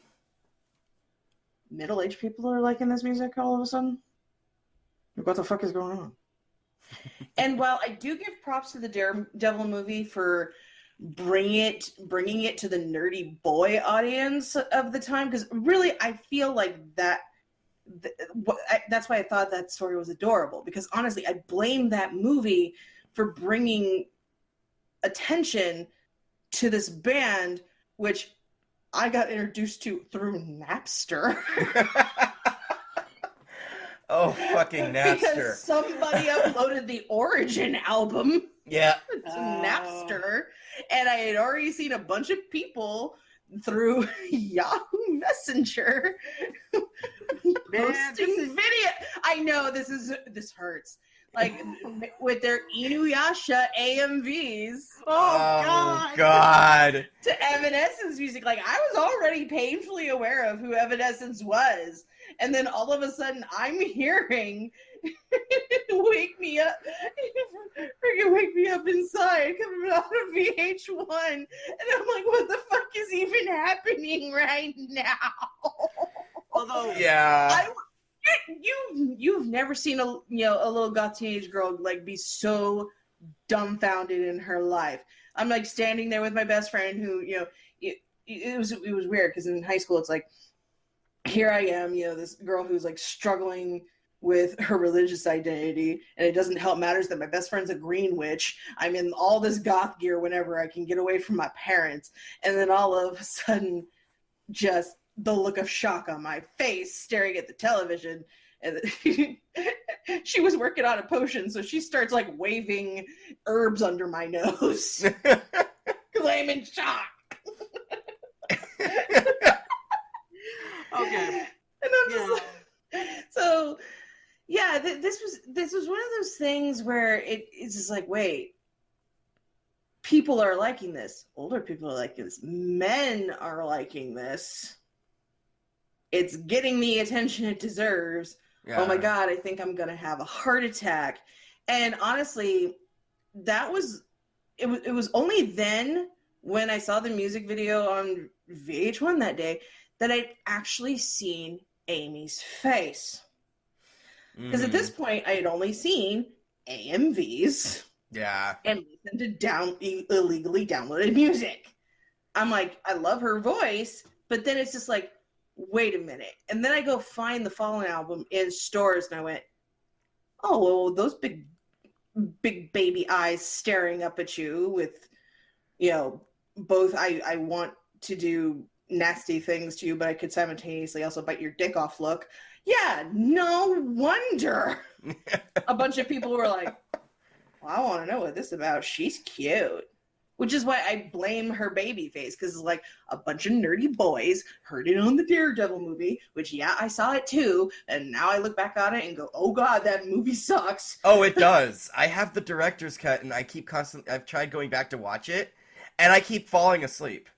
Although, Colin Farrell as Bullseye was definitely hilarious. Oh, he was. Oh my god, him with the fucking peanuts on the plane. That was hilarious. Oh yeah, but and so it's just like, she's sleeping. So you put you put a hot goth chick in the middle of a nerd boy movie, and now all of a sudden it gets popular. Gee, it's like they have a thing. And they've been quiet about it for about, a couple decades now.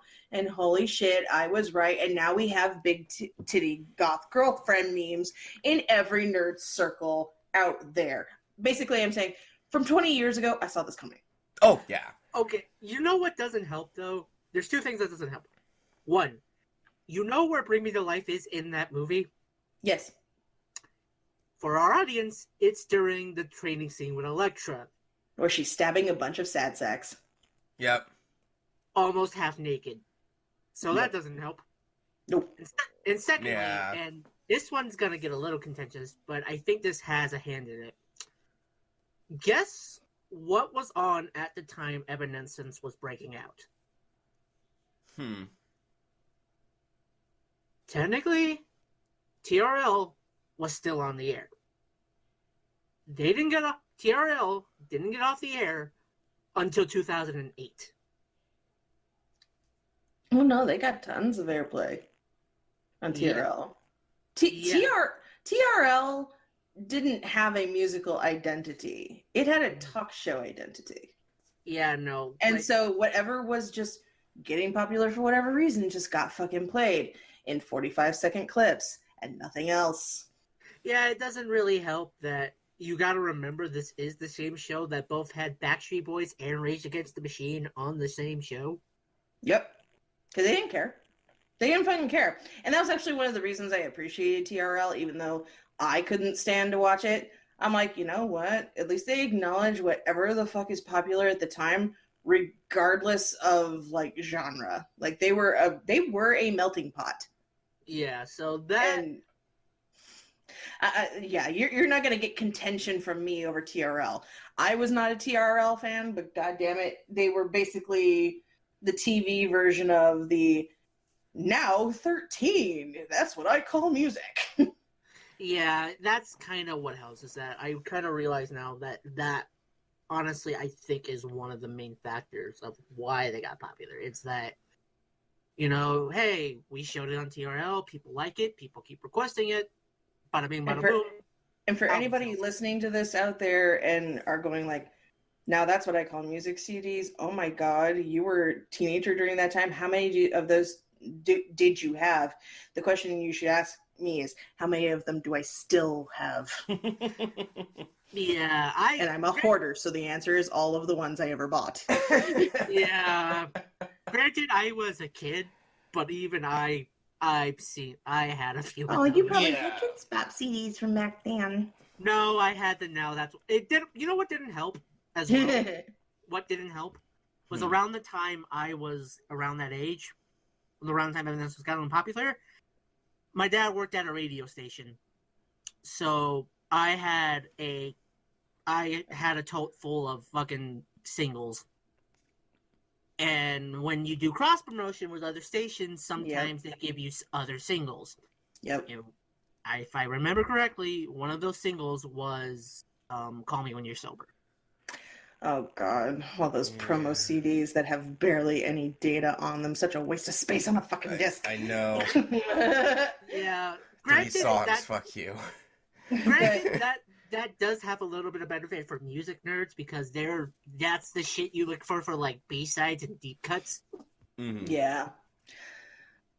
Basically, at the time, I was just in utter shock because at this point, it's like, oh, the only female-led bands that I really had gotten into at the time was like Jack Off Jill and Kidney Thieves.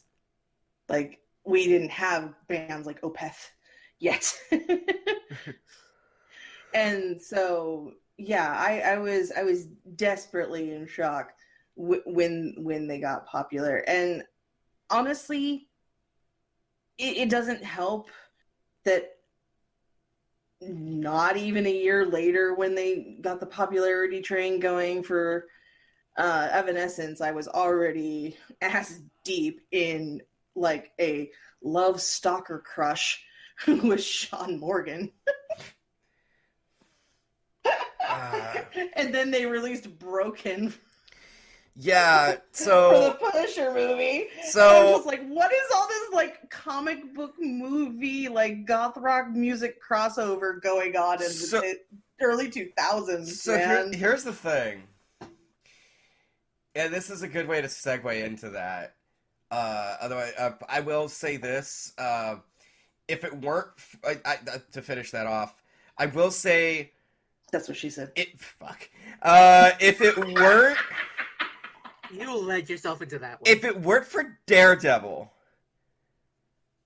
I might not have known about them for the longest time. Because, keep in mind, I lived in Alaska. That movie is the only way that music made it over there. True. Oh no, I'm not here to shit on it. It's just it's basically every story I've heard from every man who has gotten into them. Well, I was watching the Punisher movie, or I was watching the Daredevil movie, and blah blah blah, and I'm like, oh god, not again, not again. But I expected a slightly different story from Doc, just because he is so much younger than even you. True. And I'm just sitting here going like, well, yeah, by the time Doc would have been aware of them, they would have already gotten to the open door at least. Yeah. Yeah. So that makes a bit more sense. But yeah, pretty much anybody in the 25 to 35 age bracket, I at this point in time, I just go, yeah, you came to it through one of those two movies, didn't you? And then you thought she was cute, and then you bought the album, or you asked for the album. Yeah. And then you were like, oh dang, this chick can sing and play piano really, really well. And she isn't afraid to say fuck and tell people about themselves. And that's the thing. Like, is it weird that I think that Amy Lee has a lot in common with Christina Aguilera? Not really, actually. I get it. Especially considering that Christina Aguilera at that point was at the peak of ex-Tina phase. Yeah. Yeah. I'm just like, no. If Christina Aguilera at this point in history is like the sassy bitch of pop music, then Amy Lee is the sassy bitch of rock music. Because oh boy. Oh yeah. One of the reasons why it was so funny, because at first I questioned whether or not to have Evanescence on this show, and then I had to remember just how venomous some of Amy's lyrics can be. Oh yeah. And I'm just like, yeah, no, we can work with this, because it's not just dark and everyone knows it's dark and it's angsty. Like, I would never want to really talk about The Cure on this show, because let's face it, everyone knows who they are. The music isn't actually that fucked up. What's more fucked up is the aesthetic. Yeah. And it was only fucked up at the time. It's so just historic. It's so historically quaint now. Yeah. Whereas, like, I can actually go back and listen to songs like Call Me When You're Sober, or like some of my favorite songs that never made it onto radio. Everybody's Fool. Yeah. That's Yeah. another song where I keep re-listening to it and going and like catching new things that I didn't catch before. That make me go, wow, this was a fucked up situation. Yeah.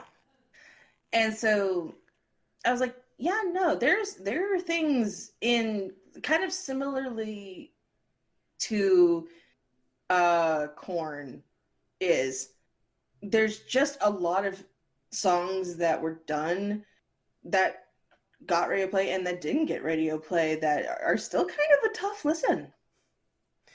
And it stands up to even to today's not standards level of taste. Mm-hmm. Yeah, it's not exact. You have to be of a certain mindset to consume. Yeah. Just because Evanescence got popular off of a couple songs does not mean all of those songs were pretty peaches and sunshine. No. And two, that when you do get into like your B-sides and your non radio release tracks, you get some interesting shit going on. So But also just one last little image to put on, because we're going to move from Fallen here in just a second, but just the one last little image to put in your head for Fallen. Imagine a little Ookami. This is the first album I ever owned. That was my first real CD. Was Fallen. Now I just want Graveturtle to draw a tiny Ookami laying on his own 10 tails with a CD Walkman, sleeping on his tails with the Fallen album case on the floor. That's not far off. I did have a CD Walkman. And I did sit there and listen to it, and I would fall asleep to it. We all listened to it on a CD Walkman at some point. Yeah. So yeah, moving on. Into Open Door at that time. And onto the other Marvel movie at that time. 2 years later with Punisher. The thing about that, she would, between Fallen and Open Door, she was dating him. Yeah. I was a jealous bitch. Shut up. Yeah, she was dating him. And then you had Broken, where they did that. You know what's sad? Hmm. That Broken sound clip is on TikTok, and I actually did a duet on TikTok with it just days ago because I was so hyped to do this episode. Nice. You'll have to show me that. And I'm just like, oh, the emo and goth boys. I found them on TikTok. Yeah, guys, this shit's never going away. If it's on TikTok, it's never going away. Oh, no. It'll just be recycled until the end of the universe. So yeah, they were cute. They were cute together, from what I know. I think it was pretty mutual that they broke up. It wasn't like a. Oh no! When they parted ways, it mostly had to do with personal stuff, and just that their careers were going in completely different directions. And if there is one thing we can say about both Seether and Evanescence, is that they are very dedicated to their craft, even if they have a very niche audience. Yeah. And we will talk Seether at some point. I really do want to this year. For those, I think I've brought it up, but this may or may not be the year we may wrap up Twisted Notes this year. Most likely. And I want to have Seether in there. I want to go ahead. There's a couple of them I want to get in there. I want to get Seether. I want to get System of a Down. I want to get a couple of them in there. Yeah. Mostly because Varren doesn't know of them. And I'm like, no. No, Waffles, you must know of these. That will never die. Is that his nickname now? Yes. I have made sure it is. Oh my god. That nickname. I fear for going back and listening to Shark Month episodes because we all know they're coming. It's something we've talked about on this show many times. You do that to him enough, he might fly to this country and choke the shit out of you like you're Bart Simpson and he's Homer. No, you know what I just thought of? And I'll hold up an Eggo waffle to ward him off. No, you know what I thought of that's actually worse than that before we get back on track? Yeah. There's literally okay, weird reference, but on Teen Titans Go, there's literally a song where the entire lyric is just waffles repeated over and over again. And now I imagine Ookami doing a Say Anything to Varren outside of his house. Like he goes to Belgium and plays that song on a boombox over and over again. I've actually seen that episode, too.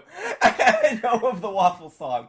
Well, that's one creative way to commit suicide. Yeah. So, yeah, no, Waffles will know of these. Yeah. Although, no, I will not stop calling him that. Back on track to Broken, there's a question I want to ask. Okay. How long was it? How long after that song that they broke up?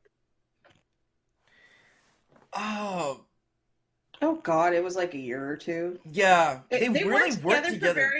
They weren't together for very long, but they were so they were so just present online with their adorableness, and this was before social media was really a thing. Mm-hmm. Just everywhere they went together, and when they toured together, there was just all these pictures all over the internet going like, oh look, it's the adorable rock couple of the decade, and it's like, yeah, it's so cute. Their relationship really doesn't mean much to our discussion, but it's a nice little footnote because we all remember those pictures because it was fucking To be adorable. perfectly honest, I only asked because I kind of wanted to make a Geely joke, but Shut up. Stop. I know. I only wanted it to make a Geely joke, but that doesn't apply here. It's not happening. Don't do Geely jokes. What's wrong with you? Yeah. Because I'm a bastard, and I somehow even get Ookami to tell me to shut up. So Considering what he does, that's a lot. yeah, that should really make you think. Honestly, that should make you think about the things you've done. I am Loki incarnate. Y'all motherfuckers can't stop me. Anyway. So yeah, The Open Door, that was the next one. I remember those two. Then you have a while in between albums. 5 years. 5 years between Open Door and the self-titled. Yeah, the hiatus that everybody was just like, oh, I guess they're gone now. Okay. Because it was also during this time that a lot of band members like came and went. Yeah, because And honestly, people were starting to wonder, like, I know amongst the fan base for them, like, we were all just wondering if Amy Lee was just gonna start having a solo career and not use the Evanescence name anymore. And the truth of the matter is that for as many band members that came and went, I mean, she basically pulled a Brendan Urie before Brendan Urie. Because let's face it, honestly, Brendan Urie basically has a solo career, but he still uses the Panic at the Disco name because, let's face it, he might as well. Yeah. And that's essentially what has happened with Evanescence at this point. And you know what? I'm actually okay with it. Yeah, it doesn't really help that around the time Evanescence had their hiatus. Honestly, I know they're not technically new metal, but I grouped that genre in with a lot of the stuff that was popular in the early 2000s.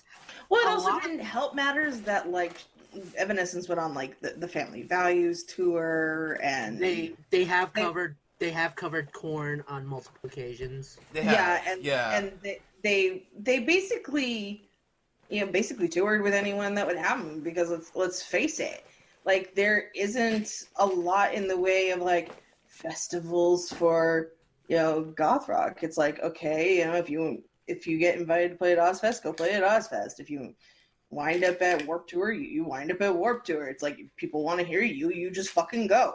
And when you know, it was one of those things where, you know, it was nice. It was nice to just have that inclusiveness. Yeah, and going on. I would say that it's not their fault for association, but it's more just around that year's like 2006. Honestly, was the last year was any of that popular, because by the time 2007 2008 came out, it was dead. It was deader than dead. Also, I'm going to apologize for any noise in the background for those listening. Anybody who... I will just leave it at... I will just say this. Anybody who knows of the live stream that I did on the same day of this recording, yeah, I need some Tums. So... So I'm just searching my bag and finding the bottle. So... Yeah.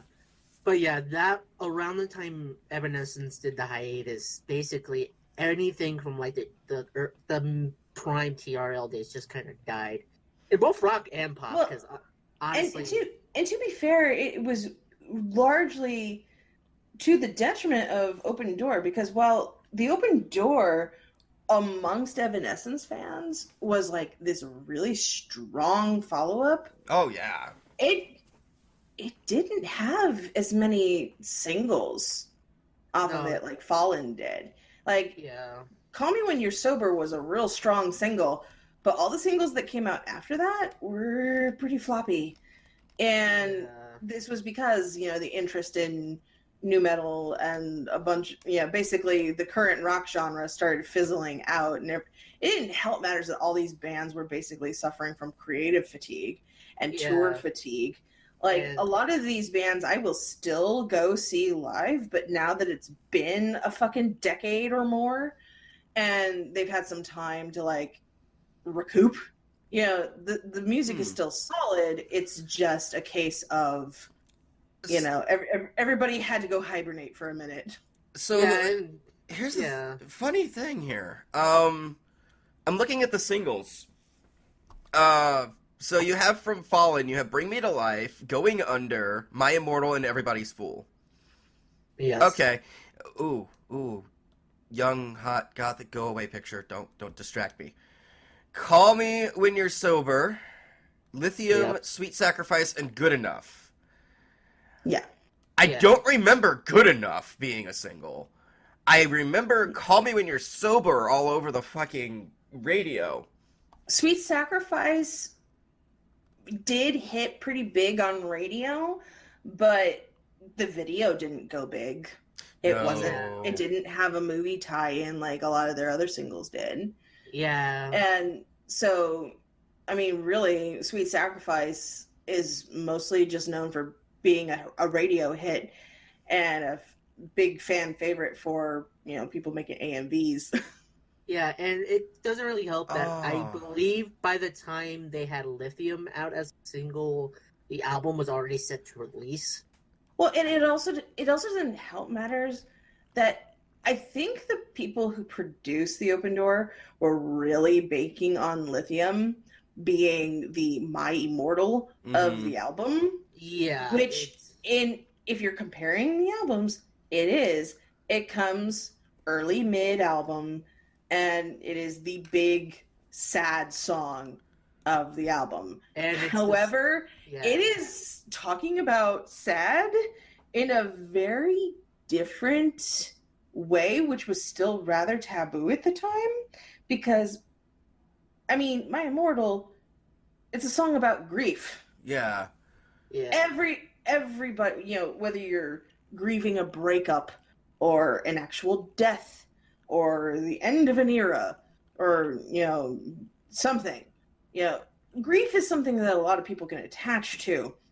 Lithium is literally about not being able to function without the drug simply because you're that depressed and there's nothing you can do about it. And here's one of the weird things about lithium as a drug. It was widely known even at the time amongst normal people Even I knew it, yeah. that lithium is one of the strongest antidepressants Mm-hmm. you can possibly taking at any given point. And so there's a lot of sadness to My Immortal, but there is a desperation of sadness in lithium that I don't think people could really identify with No. on a mass scale. And while I love that song, it's beautiful. It's a beautiful song. It just did not have the same appeal, and I honestly feel like Lithium was the single that kind of shot the open door in the foot. So Yeah. you're gonna find this interesting, I think. Sweet Sacrifice is the third single. Yep, This was not gonna be originally. correct. The third single was supposed to be All That I'm Living For. Good song, Which by is the a way. shame. But guess It's a why shame. it didn't happen? Because, okay, All That I'm Living For, it says here, was initially planned to be the third single as announced at live concerts and online. However, due to requests from the band and fan reaction, Wind Up reconsidered its release and announced that Sweet Sacrifice would be the band's third single. To be fair, like, I love that song, but Sweet Sacrifice had more of a bite to it. Yeah. And so I can honestly see why they flipped it around. It's a connection song Yeah. that a lot of people don't even know. Because, yeah, she brought it up. She says here, lead singer Amy Lee wrote the song about the abusive relationship that inspired all of the songs on Fallen. Mm-hmm. So, I don't see it as a missed opportunity that this one became the third. I do still see it a missed opportunity that All That I'm Living For didn't become a single. Yeah, but like we said with Lithium, I get the feeling they saw how Lithium did and decided, okay, maybe songs about abusive relationships not gonna go well. Even though Fallen is entirely based around that, and Sweet Sacrifice is about that. oh, I thought that was all. No, I thought All That I I'm thought Living was all- For didn't get to become a single because Sweet Sacrifice became its single in its place. Oh, I thought we were talking about all that I'm living for. No. No. Yeah. Sweet Sacrifice was the third single and the connection to Fallen. Fair enough. Although it definitely, I think that probably could have benefited from being the first single, but I imagine they were gonna try to follow the formula of Fallen single release, which is you have an energetic one at the start, then you do the piano ballad, then you do two more vaguely energetic songs to close it out. Granted, It didn't work quite as well. Like I said, No. Yeah. Lithium kind of shot the whole album momentum in the foot. And it didn't help matters that people were easing up on the genre as a whole. Although I will say that to this day, Mm-hmm. while I love Fallen, and it is classic, Yeah. hearts out to my people, The Open Door is actually my favorite album they've ever done. oh, I can see that.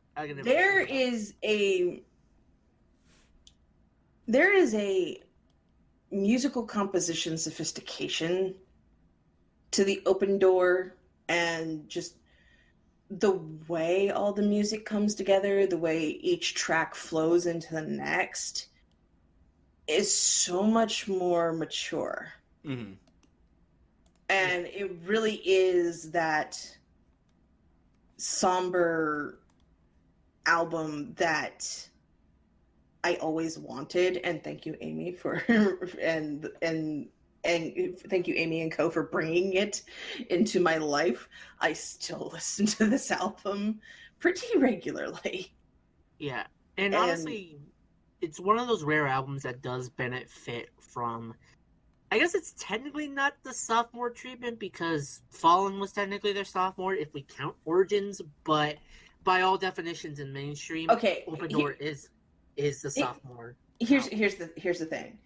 To people that were not on the internet, which, let's face it, back in like 1998 to 2002, there weren't a whole lot of people on the internet compared to now. Yeah. Like, if you were just some person still listening to the radio and not using the internet for anything other than email, then Fallen was their debut, Open Door was the sophomore. However, if you were of a certain age and on the internet a lot, you listened not only to the entirety of Origin, but all the demos, because they all got mixed up in all the Napster LimeWire confusion. Yeah. And so I swear to God, at some point, I had 4 different recordings of Missing. Yeah, demos. And technically, and it was just darn right confusing at times, because I'm just like, I think I have like 4 versions of the same album. the thing is, what doesn't help that technically, I looked this up, technically, there are even 3 EPs that Evanescence released before Origin. Yes. So, a lot of versions as well. And so a lot of those EPs is what Origin became, and because, you know, back then everything was downloaded by track and not by album, it means that everybody and their mom knows like a different version of every song from the Origin album. Mm-hmm. Yeah. And then Fallen came around and we were like, ooh, yay, something of theirs is getting super popular outside of their country of origin. This is amazing. And so, you know, we all kind of went nuts and it was great. But for most people, that's not how they came to know them. That's just how the weird, you know, black lipstick wearing, dark eyeliner wearing crowd got to know them via the internet. Yeah. So it's kind of weird. And so this is where I'm going to like kind of transition here. It's like, if you're going to go back and like, say if you're somebody who's like, oh, I've heard of Evanescence, but I've never actually listened to any of their stuff. Just go to YouTube, listen to the Fallen album, listen to the Open Door album, enjoy your time. However, if you feel like diving into Origin, just know that's going to be a Google search mess. And for all the reasons I just stated. And it just makes it even more sad that currently in the return of Evanescence, we're kind of experiencing the same problem. Because while there has been new material made, it also came with a lot of rehashing, remixing, and re-recording of songs we already knew from Fallen and the Open Door. And while I am happy for new material from Evanescence, I feel like it's pretty sad that you're kind of becoming a derivative of yourself. Mm-hmm. And I hope that in the near future that there is a more creative resurgence, like stabbed into their veins, because I was so hyped for a return and I got maybe 3 songs out of it. Yeah, well, that's a little farther ahead, because there is actually no, because there's not a whole lot to say. There really isn't about the Open Door, because that was just about Evanescence, about their self-titled. There's not that much to even say about that, other than their song "What You Want." Like, I mean, you get that, and basically, I have the self-titled. Okay. Yeah. He's like, you get one song and you got a bunch of live recordings of everything you already know, and the DVD was quaint and sweet, and I enjoyed it when it came out. Guess what's still collecting dust in my collection? Yeah, and then you have... Well, I mean, there is more. There is other newer songs in there. No, when I'm talking about the return, because let's face it, the self-titled album was not their return. Was not. Will never be. that was just a fun little CD project that was being done when they were exhausting all of their tour schedules for the next 3 years. They made new songs for that, and then they Then made their compilation. Because right before Synthesis happened, yeah, right before that, you get Best of Evanescence, which is 2 CDs, 40 tracks. And it was literally just the best, which was all of it. I don't even count that. I can't count it. It's just a project at this point. It really was. It was literally their producers going, "Oh, let's make a giant mixtape." That's what it was. I feel it deserves to be mentioned. I just don't think it needs to be talked about. But that's where you and I disagree. Like, bands who have best of albums, you don't really need to talk about the best of albums unless that they were literally an underappreciated band who only is really known for their best of album. Because let's face it, there's an entire generation of people who love Styx just because of their best of albums, or the best of album, and that's it. Yeah, Styx. I think ELO also had that thing happen. It's like, yeah, they had, a much more underground sort of following when they were releasing albums, but then there was like their kids of those people really only knew them from their best of. Like, that's when best of albums are worth talking about, when they actually have an impact. But this didn't have any fucking impact. I mean, I'll give it this. It allowed us to listen to Missing again. So, like, that was good. But that's about it. No. I've already memorized 5 different versions of that song. I didn't need it again. Yeah. No. Moving on to the last of this before we start talking, like, just some general questions that I have. Some final thoughts and some things that I have for you guys. Synthesis. I'm just gonna outright say this. This was an entire misstep. This was a bad way to jump back in after... Fuck, it was another 5 years. 6 years, actually. The Synthesis came out in 2017. Self-titled came out in 2011. So it was a little bit longer. It was 6 years. 6 years. It was 6 years. And the first time I heard about this, and I'm like, oh, okay, cool, a new album. And I start listening to it, and the first sign of trouble. Let me bring...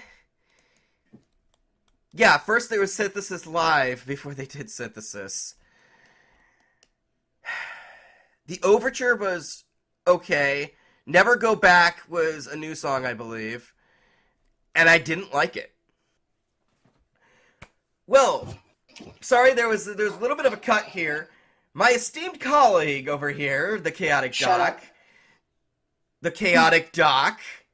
has explained to me that Never Go Back was from the self-titled album, and nobody remembered it. Yeah. Synthesis is essentially, except for technically 3 tracks, even though 2 of them are technically just kind of compositional transitional pieces, which means there's only 1 original song on the album, and the rest of it is covers or remixes. 2. You have Imperfection, and you have Hilo, featuring Lindsey Sterling. Oh yeah, that was the single that came from this. I remember now. Yeah. Yeah. I'm just gonna say it. Synthesis sucks. It sucks. It really sucks. I don't understand why it got so many positive reviews. And I will say this. I gave up on this album halfway through. When I heard the new version of Bring Me to Life, I quit. Yeah, the thing is, I tried to listen to Synthesis, and the best conclusion I have that it is essentially a Amy Lee rearranging album, just with the Evanescence name, and it's meant to be a live show. It's not meant to be an album. And even then, this is the sign of a nostalgia act. Nothing more. This is not This is basically Amy Lee saying, I only got 2 songs, so fuck it. I like arranging for orchestra. Let me do that with all my hits. Xeiren, do you have anything to add to this? Not yet. I don't have much to say. I don't have very much to say about this one. I honestly just want to move on. Okay.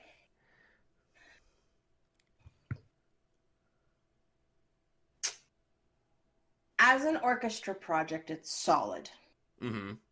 I understand why a lot of people were just like, no, I didn't want to hear classical arrangements of my favorite songs. Well, the promotion. I promotion of this didn't help. I also agree with this sentiment. I did not want to hear orchestra versions of these songs. I'm happy for their existence. I have listened through the entirety of Synthesis. It is a beautiful sounding, well-produced album. It just... If I were a goddess, this would have been a very half-assed offering. Yeah. And I feel that's basically where a lot of people were left standing on this. Is that it felt like we were going to get one thing and then we got another. And it's kind of, and this is where I'm probably going to repeat myself a little bit in a minute, but while High Low was good, and I love it was a co-project. It's a duet. Yeah. Lindsay Sterling added as much to it as Amy did, and so I don't really consider that an Evanescence song. No. It's as much of an Evanescence song as Broken is, and it's technically not an Evanescence song. Yeah. So there you go. High Low is good, but I wouldn't really consider it an offering from Evanescence. And while Imperfection is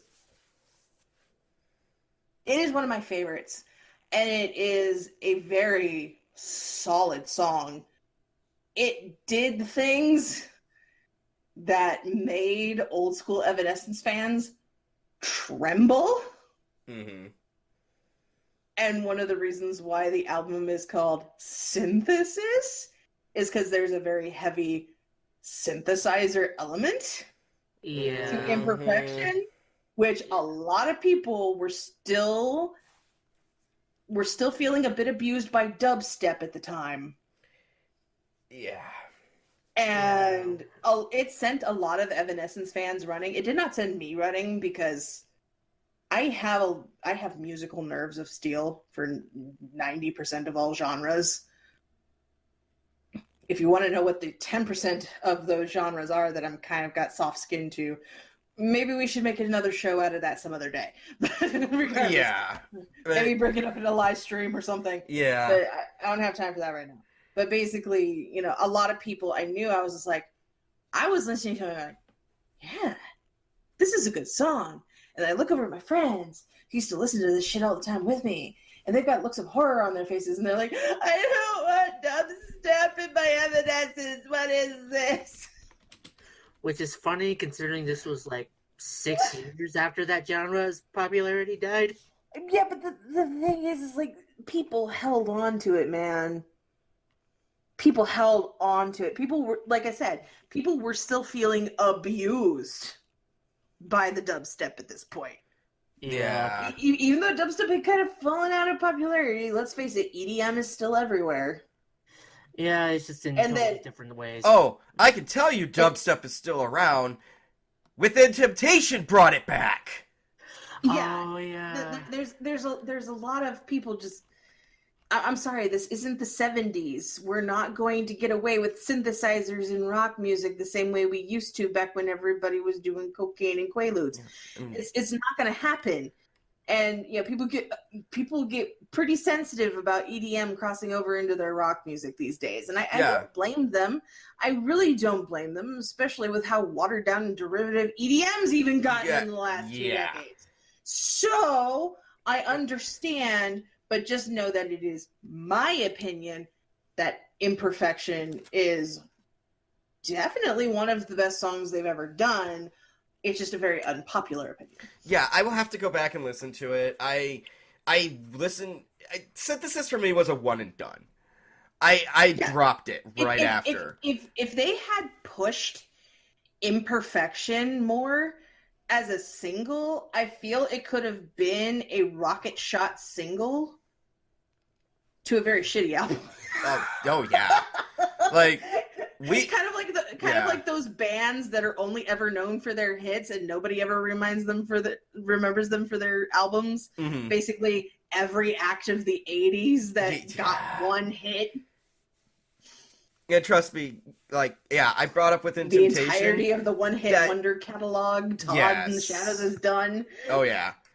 This could have if Evanescence had not had that entire career, and then, or say they had their entire career, and then Synthesis was just an Amy Lee project, say they didn't have the Evanescence name attached to it at all, mm-hmm. and they had pushed harder with Imperfection, it could have been the one-hit wonder of her solo career, but nobody put any passion or promotion behind it, and it's sad. Yeah, it doesn't really help that it was promoted as a return and not project. Yeah. It was promoted as a return, and if this was promoted more say those orchestral shows they do for video games, those concerts, or how basically the Trans-Siberian Orchestra has gotten all their revenue for the past 2 or 3 decades. Yeah, if it was marketed more like that and people knew what they were getting into, they're I'm going to hear these versions of my favorite songs, and I'm going to get a few new, singles out of it. Mm-hmm. Cool. But no, they marketed it as a return of Evanescence, and everybody's just like, what the fuck is this? This is not a return to form. This is an experiment. Why are you giving me a Hungry Man dinner? You promised me steak. Yeah. Yeah. I would have been fine if you just said you were cooking TV dinners, Mom. Yeah. So we're gonna move on from there. Synthesis, it's a very decisive album. We'll leave it at that. To say the least. To say the least. And I brought up Within Temptation. I will just say that we will talk about that sometime. I mostly want to talk about a specific album, maybe some other songs, and then I will touch upon Resist. But anyway, that's another topic.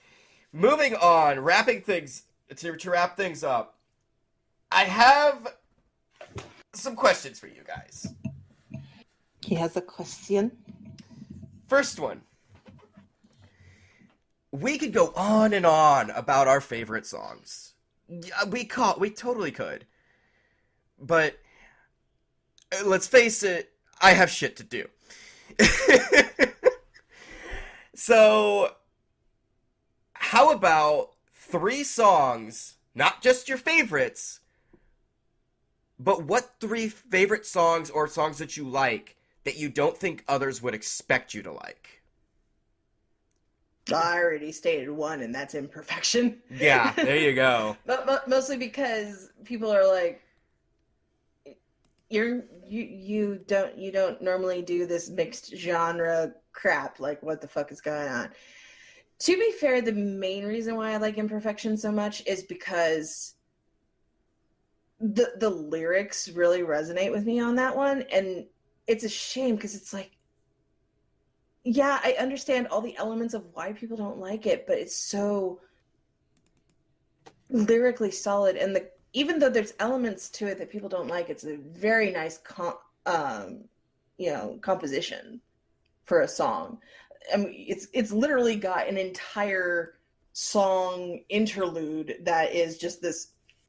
It's basically, it has its own orchestral overture. Mm-hmm. for the song. The song doesn't kick in until 2 minutes in. And so it's more reminiscent of some bands like Tool that way, with this ridiculously long intro that has nothing to do with the rest of the song. I know earlier I stated that The Open Door is my favorite album of them all, which is honestly the bigger confession out of that's related to this question. Most people would assume that Fallen is my favorite album, and it's not. So, just because, yeah, you're doing this to us on the fly, and I know I had time to prepare for this, but honestly, I had completely forgotten about it because I had other shit going on. We took a while to get to this episode. So I'm having to rethink memories I barely remember. But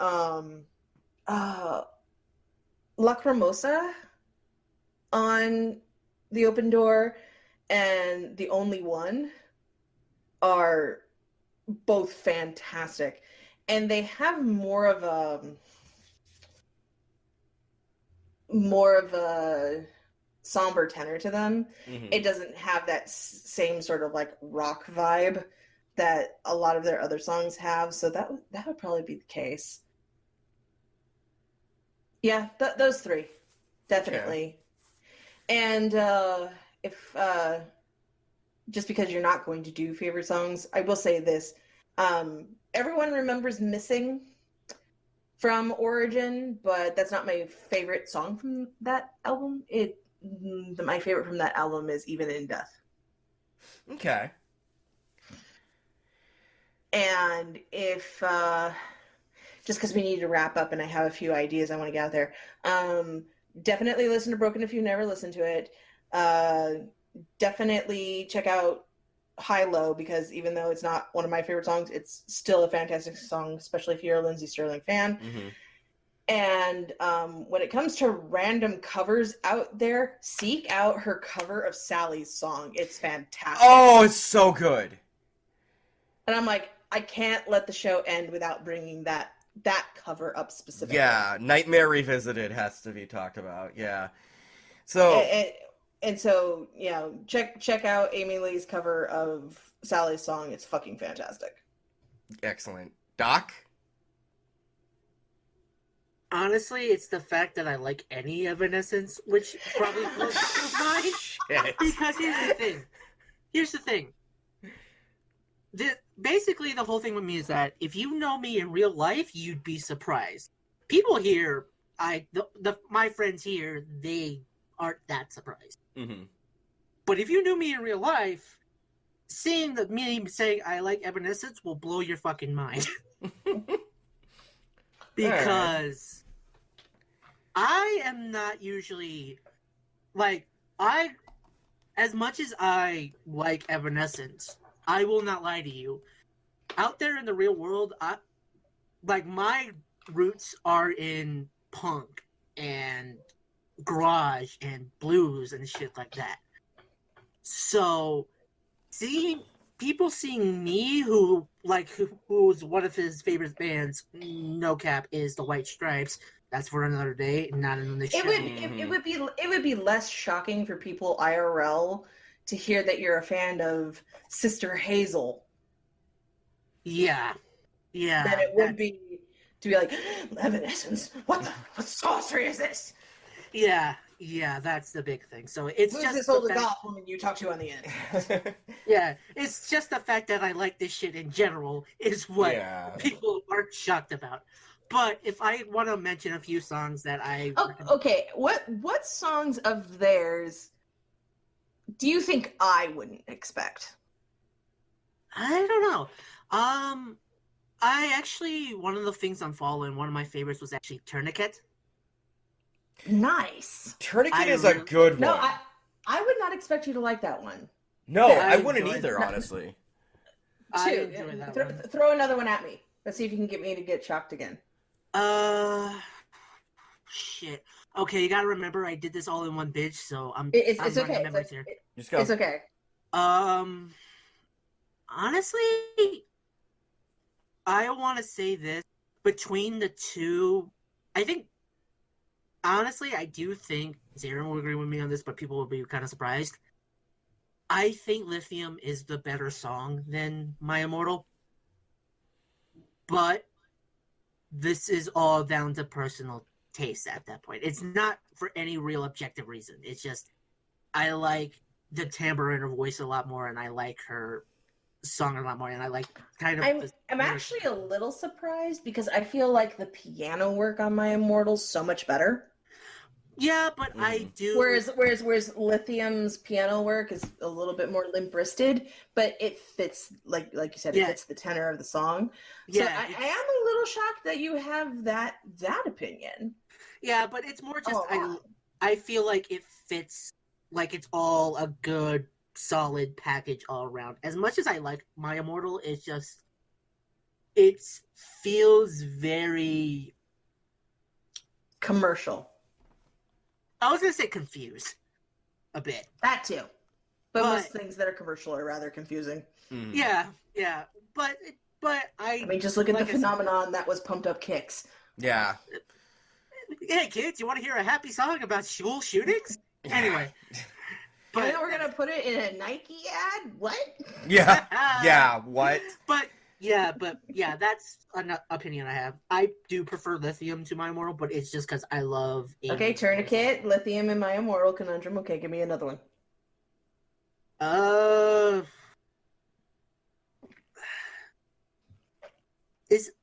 It's gotta be a little bit commercial, but is it weird my favorite Evanescence song out of all of them is actually Going Under?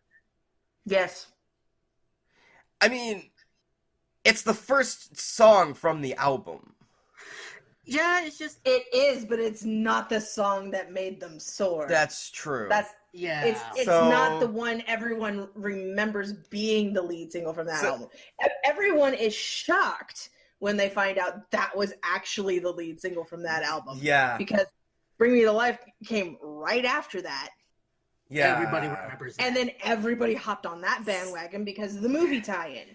Yeah, and that's what I mostly blame that on memes. Yeah. Going. Ooh. Yeah, well, there, dude. You kind of surprised me there with all three of them. Yeah, you got her. So, I'll wrap up my 3, and then I'll ask my final question, and then we will promote each other.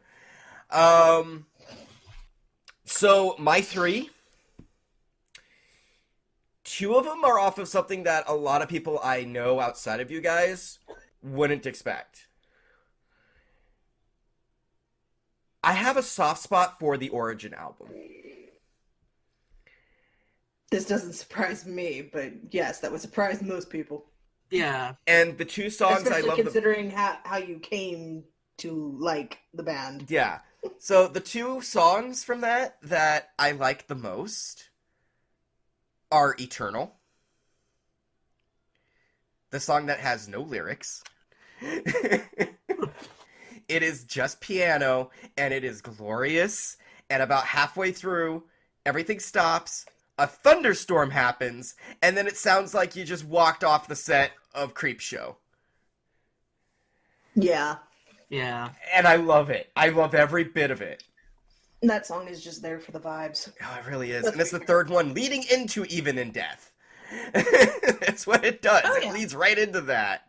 I often Eternal, Even in Death. Yeah, I often listen to Eternal leading into Even in Death because it is a great flow into the other. To like it solo feels a little weird, but... Well, Away From Me even leads into Eternal. It's really weird, that trio of songs. But, yeah, no, I love Eternal solo. I can listen to it all the time.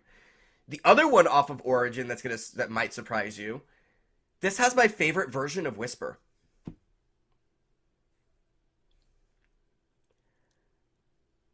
I prefer this over the version we get from Fallen. Okay. The chanting is more upfront and heavy at the beginning. Oh. And as it gets going, it works for me. I don't know why. I don't know if I like the fact that it's not as like Well, you studio definitely win in the friendly. shock. Oh God. Well, you definitely win the shocker award of this episode. Yeah, it's my favorite version. I can understand liking certain elements of it more, but Ookami is just such a sloppy production. I don't know what it is. I don't know what it is. It sounds like somebody composed it in their garage. And I think I like the charm of that. No, I know where Okami's coming from. It's the okay. I think the reason why I'm in such pain listening to this is because that's my least favorite song on the Origin album. I found it as a good way to end it. Well, the thing is when I heard it come back on Fallen, I was just like, okay, they cleaned it up. It sounds a lot better now. It's still not nearly my favorite song on Fallen, like at all. But I was just like, okay, this is much easier on my ears. And that's just because when they were doing the Origin album, they didn't have access to the best studio gear at the time. Because they were recording in Canada, okay? Yeah. So, I mean, that was just the nature of it. And, oof. The thing is, this last one's gonna shock the shit out of you then. Maybe, maybe not. My last one out of my trio is off of their self-titled album. Is it what you want? Swimming Home. I don't even remember that song, but okay. It's very slow. It's a mood piece. I would be lying if I said I didn't think of that song almost every time I went swimming. Yeah. Honestly. So, yeah. Well, it does kind of shock me that you would be into that one of all things. Knowing now that Eternal is one of your favorites, it's not as shocking. But in enjoying the earlier composition of Whisper, I don't know if I can forgive that one, bro. Like, and the thing is, it's a toss-up, too. Because it's like, yeah, I really do love Swimming Home. But I also really love Field of Innocence. But it's hard to explain why I love Field of Innocence. Swimming Home is easier to explain. Yeah. So, okay. Yeah. Although I will say I get the whole Whisper thing, because coming from a guy who one of his favorite albums who he currently has next to him on vinyl is Neutral Milk Hotels in the Aeroplane Over the Sea, which is mixed so shittily you can hear the feedback off the fucking guitars. I get it. It's one of those things where, okay, I could handle that shit on a live album or something that was like recorded in one take or something like that. But you could tell on the original release of Whisper that they had done some work on it and they just half-assed it. I'm sorry. Like, there's not any charm in that for me. Like, I can understand you know what you're referencing, because I've heard that album, and yeah, it's done very, very poorly. But that whole album's going for that vibe. That particular recording of Whisper doesn't even fit quite right on Origin. That's fair. And that's really what bothers me about it. I'm like, oh god, this feels like... I'm sorry, this fetus isn't done yet! Stuff it back inside her! So, wrapping up that, my final question for you. Given now that we've talked about their entire library, if you could only from now on listen to one album from them, what would it be? Open Door. That's easy for me. Okay.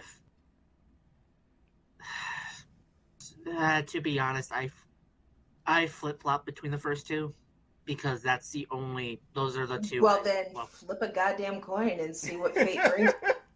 I'm being dead serious. I'm not taking this flip flop answer from him. No. If you flip a coin and see what fate brings you. Okay, you know what? Fuck it. Since Xeiren said open door, I'll say Fallen. Okay. Then this is This one might flip a coin. This one might catch you off guard then. The album I would listen to is Anywhere But Home. Fair. I am not by any means a fan when it comes to live albums. But when they're done right. Anywhere But Home is much more than a live album. Oh, I could tell. I really wish I had been able to. I could have actually been there because this was an experience. Yeah. Well, you would have to go to Paris then, but yeah. And it would have had to have been around the time of Fallen. But see, this is, of course, then if you know me, you know this is coming from the guy who's outside of Superstition, my favorite Birthday Massacre album is their live show. Yeah. I mean, I don't blame you considering that's kind of my relationship with the Talking Heads, considering my favorite album from them is Stop Making Sense. Mm-hmm. So, I get it. Like, I love the atmosphere. I love the energy, the passion that's going on here. And I love the fact that they tried to end it on Imaginary, but everybody chanted and yelled at them to get the fuck back on stage, and they did Whisper. Yes. And then you get that extra track. For people who didn't know, Missing is on the end of this. Honestly, if I was going to flip-flop for second place, it would have to be between Fallen and Anywhere But Home. But that's for second place. Yeah. Yeah. Like, you start off great, and you go right into Going Under. And I absolutely love the entire time. There are so many pauses in the music because she turned the mic over to the audience and they were singing along perfectly. Yeah. They were so hyped. That was one of those shows where all of the stars collided perfectly. Oh, yeah. So to finish. Yes. This has gone on long. Gone on ridiculously long. Yeah, I mean, we should have expected that because this is one of those episodes we took so long to do. That tends to happen. Yeah. So, with that said, check out this band. Evanescence is great. Like Xeiren said, check out Fallen and The Open Door, and then decide from there. Do you want to go backwards? Do you want to go forwards? Whatever. You may not like what you get, or you might enjoy it. All I know is their self-titled is the middle road. You're not gonna hate it. You're not gonna like it. Probably it's in the middle ground. Again. To end it. So, wrapping up. Xeiren, where can people find you? You can find me on YouTube, XeirenASMR, if you're into that sort of thing. Lately, people have been getting quite into that sort of thing. Yeah. Come out, hang out with us. It's been a good time lately. If you just want to know my random opinions on life, death, and the nature of the uterus, follow me on Twitter, XEIREN. I'm the only Xeiren on Twitter, apparently. When it comes to Twitter, we also have the Wolf's Den on Twitter, where you will get all your main announcements on when shows are posted up on the podcast Podbean thing. So there's that. Excellent. Doc? Twitter at the Chaotic Doc, Instagram at the Chaotic Doctor, all one word, spell it out. And The main show you can find me on is the Starlight Podcast over on BitChute. And if all goes well, this will be some of our episodes will be on Podbean as well, so you can find us in audio format. And you can also find me on my mix show at the Chaotic Mix at mixcloud.com/Chaotic Doctor. The little whores grow up so fast. I'm sure Roy is proud. You can, of course, find me here on Podbean. Sorry, I tried to just move right into that. You can find me here on Podbean, the Wolf's Den podcast, where brand new episodes will show up, old episodes will show up. And we're trying to get everything back out there again. Don't worry, it will happen. You can also find me over on Twitter at Tentailed Ookami. That's TENTAILEDOOKAMI. That's my name. Don't wear it out.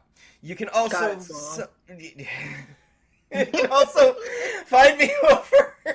You can find me sometimes posting to the actual Wolf's Den Twitter, where I will be putting out. I will be giving information as I get the chance. Otherwise, that'll be my co-hosts covering that. You can also sometimes find me over at the Starlight. I'm actually going to go and record another episode for that here. Where, oddly enough, those episodes are longer than ours. No shit. It's because unlike here, we actually go off on tangents. Oh, definitely. We started an episode where we talked 40 minutes about a tangent. Well, unlike on here, fucking herding cats here. Well, here's the thing: you keep us under control, Roy. Under control. Roy lets us loose. He does. He enjoys the chaos. We are the worst co-parents ever. Yes, you are. Good night, everybody. By the way, a little postscript before we howl. Oh? To people who have made it this far, if you find the duck in the Evanescence albums, if you find it, send me a duck emoji on Twitter. I will love you for life. What? Good night, everybody! Oh my god, no, I know what you're talking about! Also, go check out Amy Lee's cover of Halfway Down the Stairs on that Muppet album. Bye! Bye! Bye!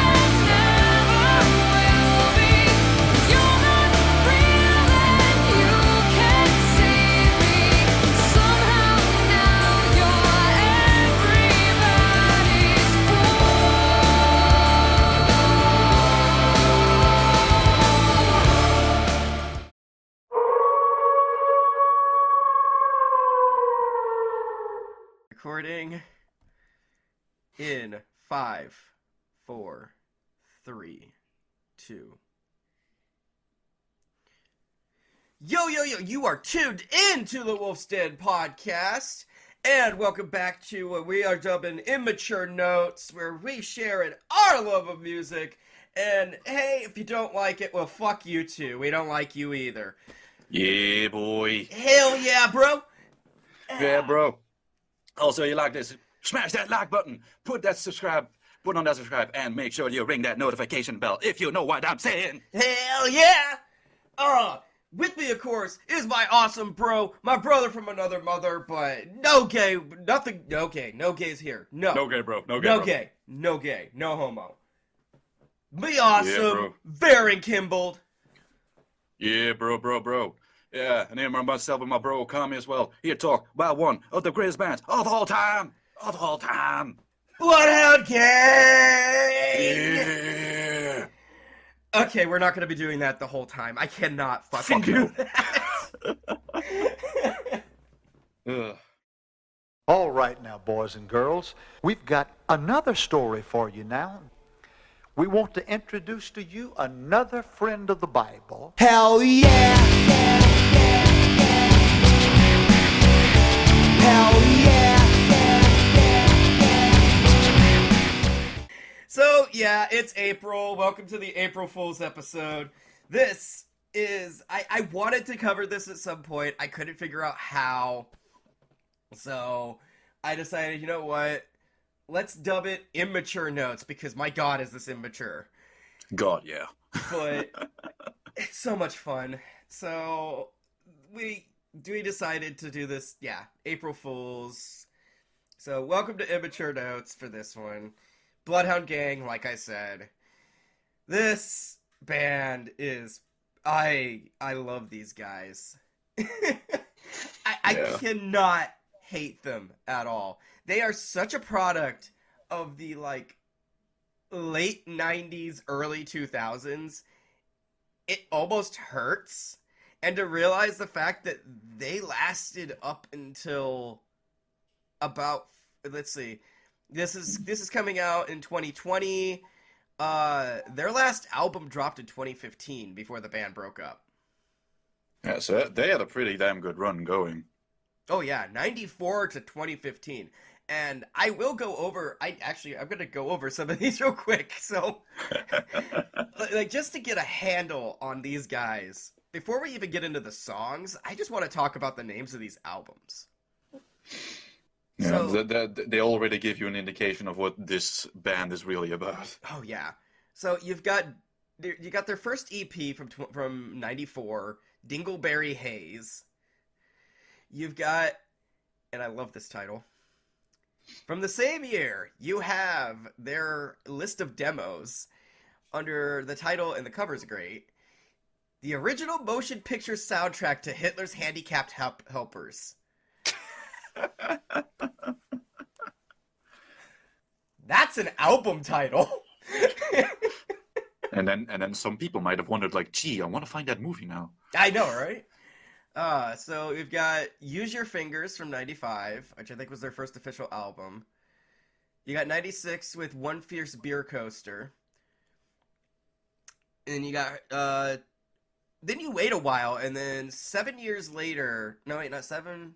That's 5 years. 5 years. 5 years later, you've got 2001's Hooray for Boobies, which has most of their well-known songs. And it is a thing that we should all do every day. Hooray for boobies. Hooray for Boobies.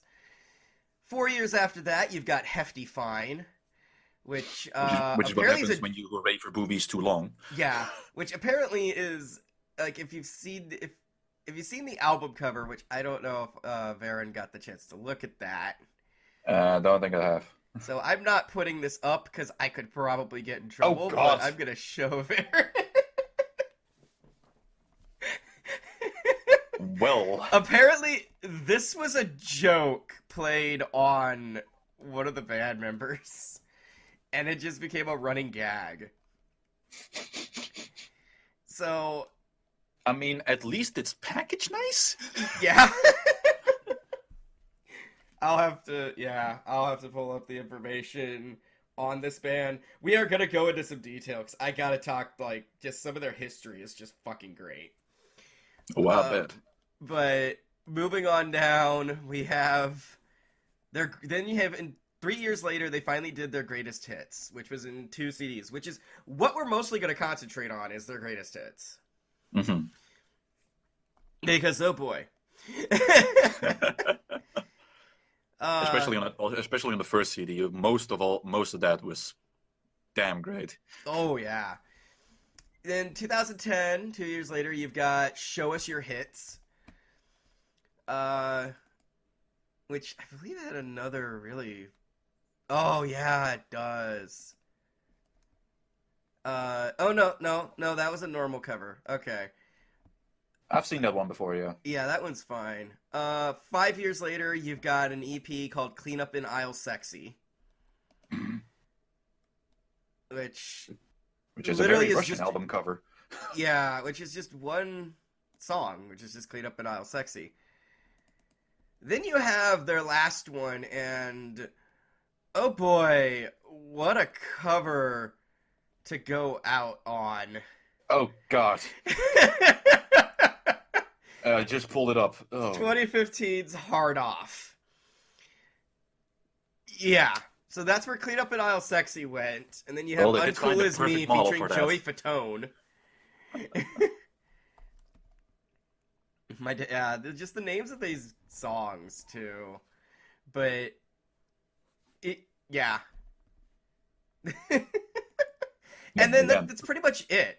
They have said, like, they broke up, and they have said people have asked them if they're ever going to get back together again.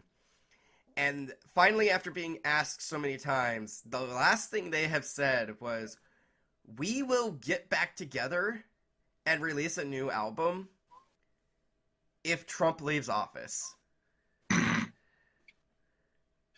So, will I either be waiting until next year or for 5 years? You Yeah. make the call. Yeah. It's either going to be 2020 or it's going to be 2024. Yeah, I admire that, honestly. Oh, so, yeah. Getting into this, I don't know.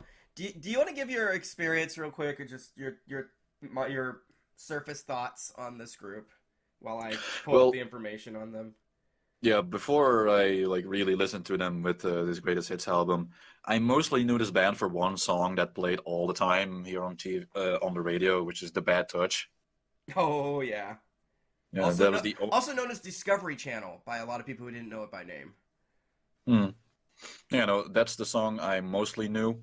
But I knew they had more stuff, and apparently listening to this album again, there was another song I had already knew before. I just didn't realize it.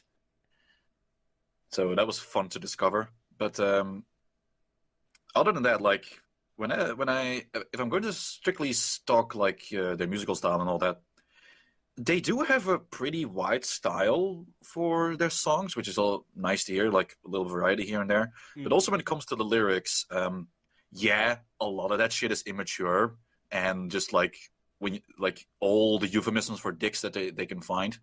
Oh, but all of them. I learned some. But they do put a lot of fucking effort into those lyrics. It's not your everyday euphemism you would come across. It's just some of these you just first scratch your head. That's wait, what is that? Oh, okay, that's clever. Yeah. Well, I mean, you get to when you get to one of my favorite songs from them, and that's how they start off their Greatest Hits album, Foxtrot. Foxtrot Uniform Charlie Kilo is, in my opinion, one of their more brilliant ones. I'm not even as brilliant as these guys get, because there's a lot of those I didn't even know those phrases, those terms for it. Wow. And it's probably stuff that you can't really express in public. Oh yeah.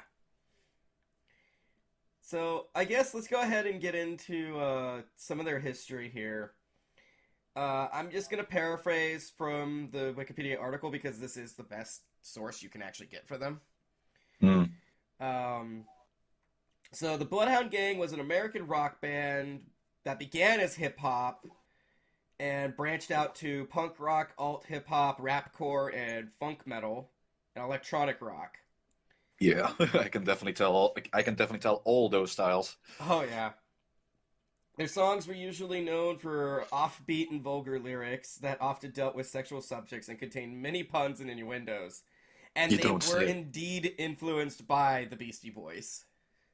Okay, so that one line actually does make sense then. Yeah. And apparently they technically have been active, they were active starting in 1988. Oh, I can definitely believe it. Especially listening to some of their early stuff, that's definitely some of that late 80s, early 90s sample rap. Yeah.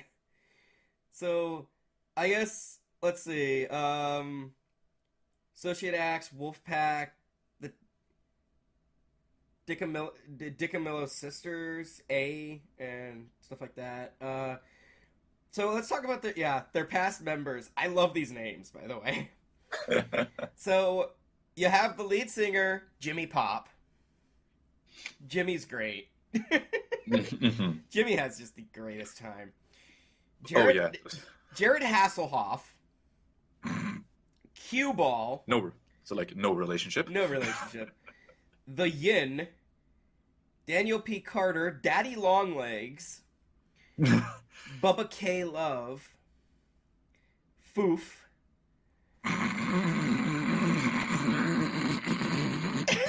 Yes. His name is Foof. F-O-O-F. That's even more funny for me, because Foof is a Dutch euphemism for pussy. Oh, that's probably exactly what they were going for. Skipopotamus. Which is, Skip, S-K-I-P, O-P-O-T, the number 2, M-U-S. Just wow. Lupus Thunder, MSG, Tard E Tard, Spanky G, and Willie the New Guy.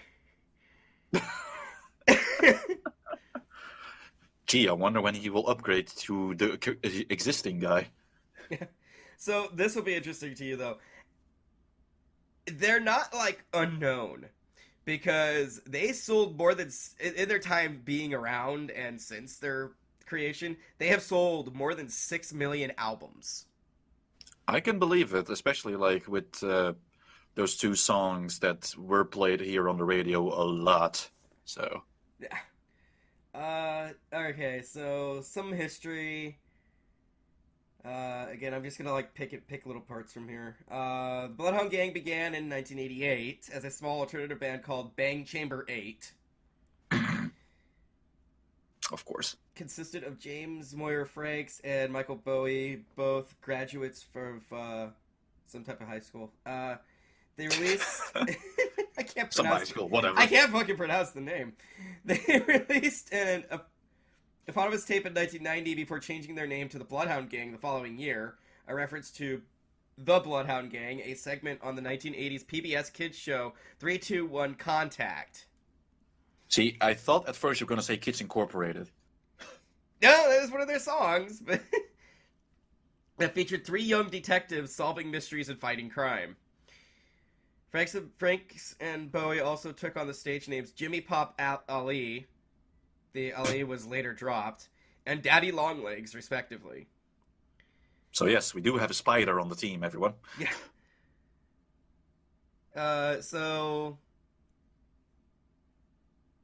Wow.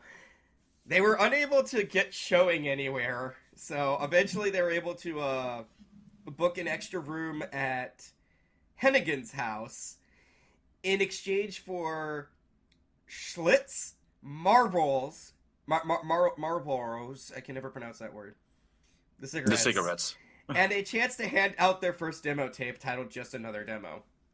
When the floor caved in one night, they began performing every month at CBGB's in New York City. When asked about the band's tenure at the club, Jimmy Pop was quoted as saying, "I've seen cavemen with better clubs."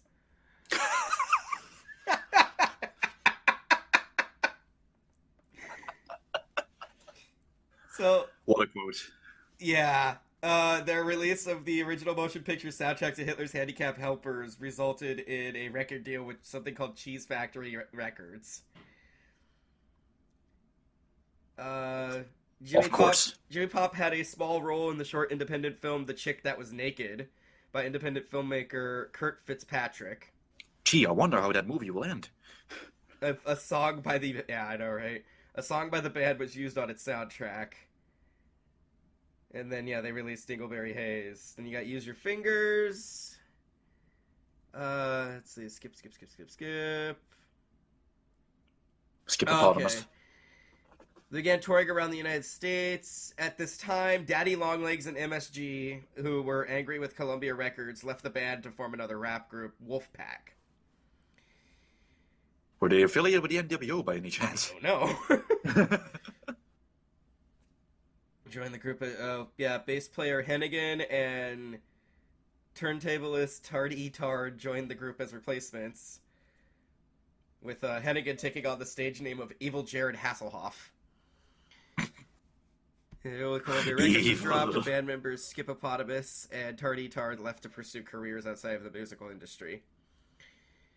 So One Fierce Beer Coaster came along, and apparently this is one of their magnum opuses, because this also led to a kind of making of album, or DVD, I guess, eventually called One Fierce Beer Run.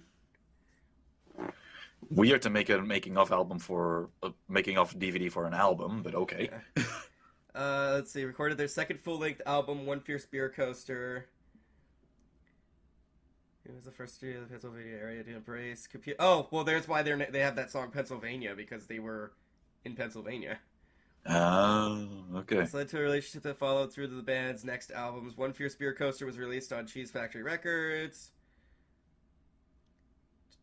Had an actual beer coaster as part of the packaging. Firewater Bird played a major role in the slow build of interest that ultimately led to the band's mainstream breakthrough. Also, that fucking video. Oh, yeah, that fucking video. Oh, God. Let's see. Even to the point where I had to... Oh, wow. So, well, okay. So, the director passed the song on to his... Firewater Bird got passed around and led to, like, a lot of attention. They were overwhelmed with demands for their records that they struggled to meet. Record labels then started to call, according to manager Brett Alperowitz. Use your words. Jewish name. In an interview with... Shalom. Shalom. With the Hit Quarters, Madonna's label Maverick really wanted to sign the band in the worst possible way. Even the point where I had to tell Madonna that I couldn't put her on the phone with Jimmy Pop. Eventually, the Bloodhound gang signed with Geffen Records, which re-released One Fierce Beer Coaster. He also embarked on their first real tour of the United States and Europe, including presentation on Loveline, The Howard Stern Show, Ricky Lake, The Jenny McCarthy Show. And doing shows, taking advantage of the internet, spreading the word through retail and radio in every way the band and management could on an independent level, began to experience major success. And then you get to Hooray for Boobies, which, yeah, this was their hit single, The Bad Touch, was on that one. Mm-hmm. Yeah, and that's the one that pretty much everyone has probably listened to once in their life, at least if they lived through 2001. Okay, so in 2003, the band released a DVD entitled One Fierce Beer Run, which chronicled their One Fierce Beer Coaster tour of 97. So it chronicles the tour of that album. Ah, okay. Then you get to Hefty Find. Hefty Find. The title came about after Evil Jared Hasselhoff was fined during work on MTV's Viva La Bam, the scavenger hunt episode. MTV. Jared was fined $10,000, which Jimmy Pop allegedly had to pay, as discussed in the uncommentary of the Viva La Bam DVD release. Jimmy has stated that Jared was arrested after attempting to urinate into a Dixie cup that he, Jim, was holding from the top of a parking lot. The CD's original title, Heavy Flow, was scrapped when it was noticed that fellow musician Moby had a song with the same name. The first single, Foxtrot Uniform Charlie Kilo, gained heavy rotation on music video channels. Although the track No Hard Feelings had recently broken in the modern rock top 50, their second single, Untis, which is featured in Floppunked a BGL Grand Wizard ad, has started radio circulation with a music video airing limitedly on a few music channels. Other songs from the albums are part of campaigns. Why that music video would not be widespread on all the channels. Yeah.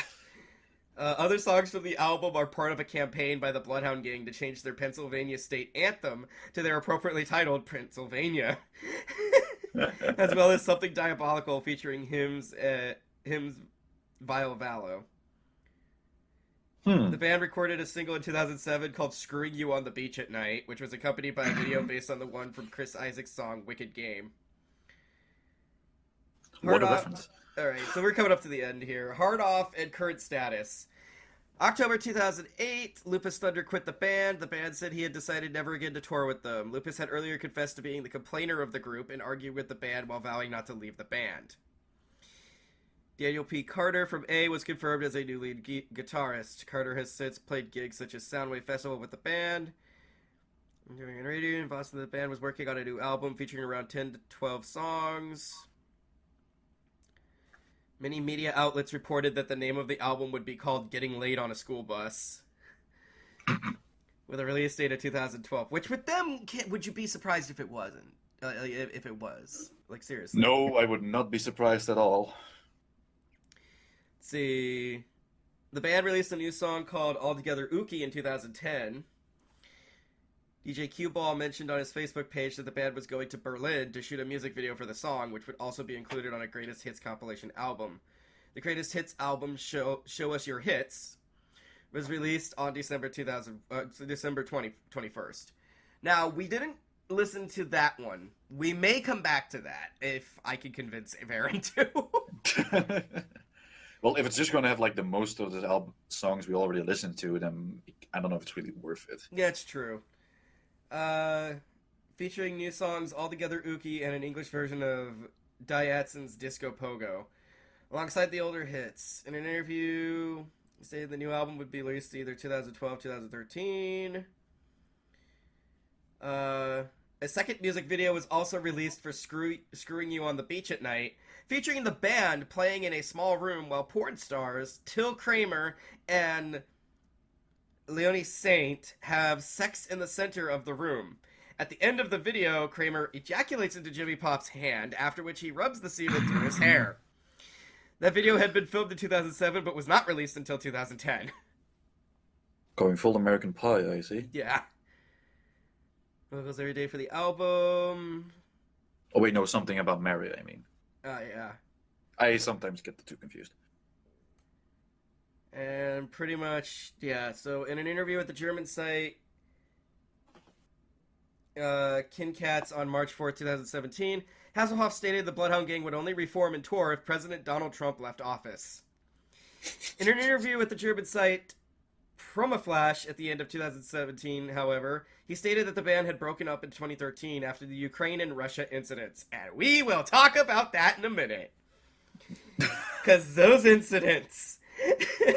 And the rest of the group were upset with him for doing that, also saying that he regretted doing it. He also stated, if the Bloodhound Gang still exists, yes, I'm still a member.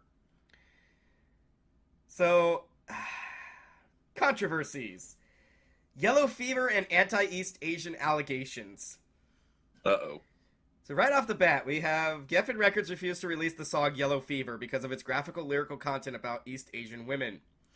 Examples of the lyrics from the Yellow Fever include, like an oriental rug, 'cause I lay her where I please, then I blindfold her with dental floss and get on my knees. Oh my god. And, okay. This is mature, people. Don't give me shit over this. Immature, mature in quotation marks. Yeah, on my immature thing. Okay, here we go. Oh my chinky, she's so kinky, got me hot like Nagasaki, burning up like napalm, bursting like an A-bomb. Oh. Yeah, in response, Jimmy Pop told Yahoo Launch that the gang's lyrical matter of the song was not intended to be taken seriously. No shit. No fucking shit. Jesus Christ. I think on the first record, there's stuff that offended people.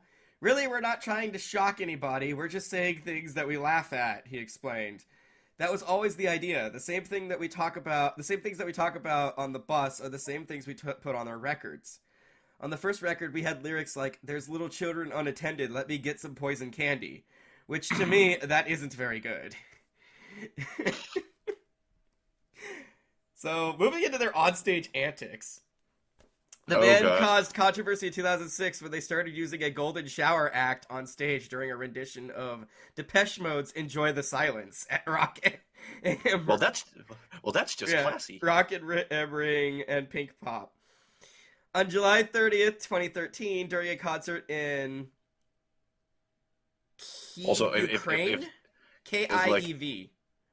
like if that golden shower is a controversy, oof, then people have never experienced the comedian over here who once, like at one of his shows, had a giant robot piss all over the audience. Oh, wow. I was at that show. It was hilarious. Oh, wow. So let's see. At Kiev or I don't know. Kiev, Ukraine. Oh, Kiev. Kiev, Ukraine. Band member Jared Hasselhoff was seen urinating on the flag of Ukraine while on stage. Uh-oh. The incident drew outrage from local politicians, and the band faced criminal charges of hooliganism. I love that word. Days later, after an on-stage stunt involving the flag of Russia in Odessa, where Hasselhoff stuffed the flag down the front of his pants and pulled it out of the back, the band's show in Anapa, Russia was canceled, and the band members were assaulted at the airport, including being pelted with eggs and rotten tomatoes. Oh my god. A flag of the United States was also trampled and spat on. Because as we all know, flags are the ultimate symbol. Vladimir Markin of the Investigative Committee of Russia said that his department was prepared to file criminal charges if prosecutors thought they had a case. Although Jared Hasselhoff apologized in public for the profanation of a state symbol of Russia, the band was forced to cancel their Russia stay immediately, and their visas were summarily canceled. On August... No shit. Yeah, August 3rd, 2013, they left Russia via Sheremetyevo International Airport, failing to return the advance money they received for the Anapa show they had never played. Oh well, better cut your losses then at that point. Yeah, really. So, yeah. Yeah, quite interesting band. Yeah. I think that's good on the history. Let's talk their greatest hits. Mm-hmm. My god, what hits they are. Oh my god, yeah. So, I guess we'll just work our way through it, give our thoughts on, like, each track. It won't take us long. Nah. There's some of them that I know we're going to just go, it was fine. So, you've got your stinger at the stinger opening, strictly for the Tardcore. And I love, it was a parody of an Eminem song. Of a lyric from an Eminem song. If anyone recalls the point when Eminem did, and it was early in his career, one of his lyrics was, Will Smith doesn't have to cuss in his raps to sell records. Well, I do, so fuck him and fuck you too. So, this is a parody of that. Okay, that makes sense now. Yeah. Eminem's got a cuss in his raps to sell records. Well, me too. So fuck Will Smith. That don't rhyme. Drats. Yeah, that was great. Just as this little stinger, I just loved it. Mm-hmm. Moving on. Foxtrot Uniform Charlie Kilo. All the dick puns. All of the dick puns. Like even the whole video is a giant dick pun. Oh yeah, banana car. Banana car going through a tunnel. Yeah. And then giving a banana to a dude at the end. To a gay man Very at the sloppy. end, and he's Who very sloppily eats it. yeah, he's very sloppily eats it. Nom, nom, nom, nom, nom. That's a classic. It is definitely probably that and Bad Touch are probably the first things I show anybody when I want to show them Bloodhound Gang. They will give you like pretty much the taste of what you're going to expect from this band. Oh yeah. The Ballad of Chasey Lane. Gotta give love to those porn stars. Yes. I'm your biggest fan. Here to ask, why won't you let me eat your ass? Just so very focused on salad tossing. JC, this is my mom and dad. Mom and dad, this is JC. No, yeah, this is my mom and dad. Mom and dad, this is JC. Now, show them them titties. I show them titties. Moving on down. Fire, Water, Burn. That was probably like my favorite music video they did. Oh, it was great. At the fucking old folks' home. The old folks home with the fucking For the when they're deaf. trying to eat the tapioca pudding. They're trying to eat the tapioca pudding. Yeah, that was... Oh. It's a good... That is actually probably even one of the best introductions, because you just get to see him just basically go, "Hi, I'm Jimmy. This is what I do." Basically. Then you got the Bad Touch. That's a classic. Of course. Love that one. All about how... Look, weird animals just like on the Discovery Channel, so let's just fuck. Yeah. Just like the catacombs of Egypt. Only God knows where we stuck it. Yeah. Small craft advisory. I absolutely love just the jokes he pokes at himself for having a small dick. I don't even know if they're true, but it's just stuff I find it funny. Yeah. Lift your head up high and blow your brains out. That We are was gonna talk. fucking... Yeah. We are going to talk about this one again on in more thorough detail on another podcast. Just... That was a whole lot of ways to suicide. Yeah. Oh, man. And that also got into, like, the most immature shit that they usually say. Like, it to the point where you're like, ew, gross. Yeah. Also, wasn't it this one that it had the... like the thing that supposedly would play something if you play it backwards, or was that Hell Yeah? I think this was the one. This is the one that has something if you play it backwards. I haven't tried it yet. No, neither have I, but it just suddenly just goes... Yeah. It's like, backwards playing. Yeah. Also just one of the gross... yeah, he said some other gross shit throughout, but I think the grossest one to me was here. Which yeah, does your girl stick to the linoleum when she squats? Oh, God. Oh, so gross. Yeah. Mope. That is a fun one. Mm. That's the one where they literally just start listing shit off from, I think it had to have been the 90s. Like the 90s and earlier. It's just random shit. And it also has random excerpts from Frankie Goes to Hollywood. Frankie Goes to Hollywood, Falco. Yeah, fuck it, Falco. And Pac-Man. And Pac-Man randomly shows up. And then it ends with like a quote of Homer constantly saying, "Holy macaroni." Holy macaroni. Yeah. I'm mighty tighty whitey and I'm smuggling plums.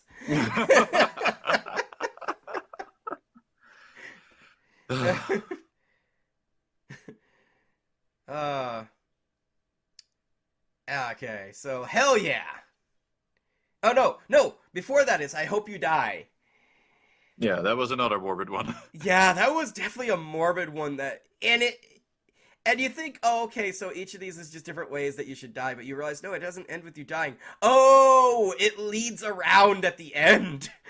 This is all one big story. Mm-hmm. Yeah, I don't have too much to say about that one, but it's fun. Hell Yeah. Hell Yeah was great. That was a great one as well. just all the things like if I ever got. Heavens no. Hell yeah. But it does beg the question, is it blasphemy to be a god with low self-esteem? That is a question for the ages. Philosophers will be thinking about that till the end of days. I wish I was queer so I could get chicks.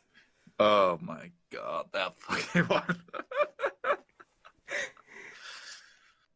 Oh boy. I mean, what do you say? I could try to describe it, but I think you probably just have to listen to yourself just to know. Gah. Yeah. No, you definitely gotta listen to this for yourself. Okay, classic immature. Just this is them at their most obnoxious, and it's definitely at their early stage. Oh Kiss yeah. me where it smells funny. Oh my god, the fucking screech at the end. Oh god, yeah, that hurt. It's like almost like for 30 seconds, I think, that goes on. It's like, Jesus Christ. Yeah, it's about 30 seconds, almost a minute. Yeah. Yeah. But yeah, it's all about how to kiss that parts down there of your lady friend. Yeah. Just all the ways to describe it. Yeah. Although I will say, if it smells funny, you might want to see a doctor. Yeah, yeah. Pennsylvania. That was weird at first. It was. Yeah, as it gets going, you realize they're just describing their life in Pennsylvania. Yeah. Just like at first, it's like, why is this called Pennsylvania? And why are they describing all of these things? And then we looked up, it's like, oh, this is all just stuff from Pennsylvania itself. Okay, now it makes sense. It literally ends with like asking the question, do you even know what a Wawa is? Yeah. Which apparently is a very Pennsylvania thing. Yeah. Along Comes Mary. That was a fun one, too. That really was. That video was fun, too. Mm-hmm. Like, that was classic 90s. That was a classic late 90s music video. Mm-hmm. Obnoxious in all the right ways. I'm the least you could do. What a way to put yourself down. Yeah. A lot of these I'm gonna let just the titles speak for themselves here, honestly. Yeah, I mean... Although, let's talk a little in detail about Ntis. Which is apparently a song I had heard before, but I didn't recognize the title. But I think I've probably heard this like at a party here and there, like without realizing it. It's the same for me, honestly. Like when I grabbed the CD and I was like, oh yeah, and I'm like starting to remember all of these. I'm like, wait, I don't even know this song. And then it starts playing. I'm like, I know this song. Why do I know this song? So it's just random shit happening in a bathroom. In a bathroom, in the bathroom in a club. And I do love the very first thing you see is they open up one of the stalls and there's just a guy standing in front of it playing a guitar, and then you read on the back of his jacket it says regret. Which would all come back around. Let's not forget the two fat guys wrestling in masks. Yeah, just these two random guys wrestling in masks. You got what you think is Scarface. It turns out it is Scarface, but he's not in a pile of cocaine. Coke. He's just downing the powdered donuts like they're cocaine. Exactly. Superman lost his S. that one was just out of nowhere, but Yeah. I quite liked it. And I love it's not even like this full on panic. It's just this like, wait, what? Yeah, like checking his What pocket. happened? What happened? And he checks his pocket. He's like, and then it just ends with him contemplating. Like, where did you go? Do I really need the S anymore? Do I need it? Can I just draw it? Yeah. And then plenty of other things. And well, you know what? I'll leave it up to you guys to check out this video. I believe at the end of the video, in the description will be links to all of their music videos. I will at least link to those. Just a little hint for the end of that video. Arf, arf. Arf, arf, yeah. Farting with the Walkman on. Which apparently gave some memories for you. Yeah, this was just a message towards like the people that they know puts their shit on in the background. Mm-hmm. I know you're gonna play me when you have wind. I heard you're full of shit, so I've been duped again. Again, what a way to try and disguise a curse. Yeah. Yeah, this Which these guys are also pretty damn good at in their songs. Just yeah. like hiding a curse into like a very mundane word. Yeah. Yeah, that's a fun little song. Like, it's repetitive as all hell, but it's harmless. Mm-hmm. So this was an interesting one. Why is everybody always picking on me? I did very much like that video as well. Oh, that video was great and brutal. and then like all the ways they come up with like the reasons of why people were picking on him. Yeah. You got the grooming habits of a chimpanzee.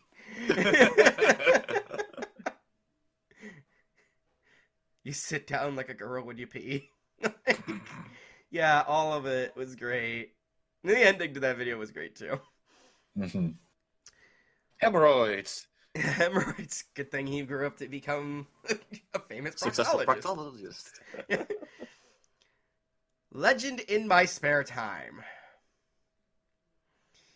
That was pretty okay. Yeah. I'll admit, some of these I think didn't leave too much of an impression. So I may have forgotten what some of these were about, but Asleep at the Wheel. That was fun. That was very fun, yeah. Because like the whole song going, I'm just imagining like, okay, this guy's just having like a fever dream in his head, and then people are just constantly yelling at him, "Hey, you're asleep at the wheel! Wake up! You're asleep at the wheel!" No hard feelings. That's okay. Yeah, I don't have too much to say about that one. Then there's that last one and I know, we've already gone through 21 tracks now. That's CD 1. Greatest Hits is made up of 2 CDs. Mm-hmm. So, Something Diabolical. Which I think may be a secret tribute song to Christine. It kind of comes off that way. Because, like, when it comes down to the lyrics, it sounds like it's talking about a haunted car, or at least something related to that. Mm-hmm. And it also has, like, a very 80s synth vibe going on, music style. So I could definitely see this being maybe a tribute song to Christine the movie. Mm-hmm. And the whole dark tone to it's relaxing. It's actually a very soothing song. I like it. Yeah, it's like if you don't pay too much attention to the lyrics, I think you could probably put this like in a relaxed synth vibe playlist. Oh yeah. So moving on to the next disc, The Inevitable Return of the Great White Dope. Oh my god! None of this we did not expect this. We didn't expect this of the video. We didn't expect the ending to that video. No. Because one of the quote-unquote icons of early 2000s teen cinema is in that in that music video, fucking Carmen Electra. Yeah, fucking Carmen Electra is there. And then, yeah, the band members are mysteriously dying, and we're trying to figure out what the hell that's about. And then we're very brutally reminded at the end, oh yeah, she was in Scary Movie.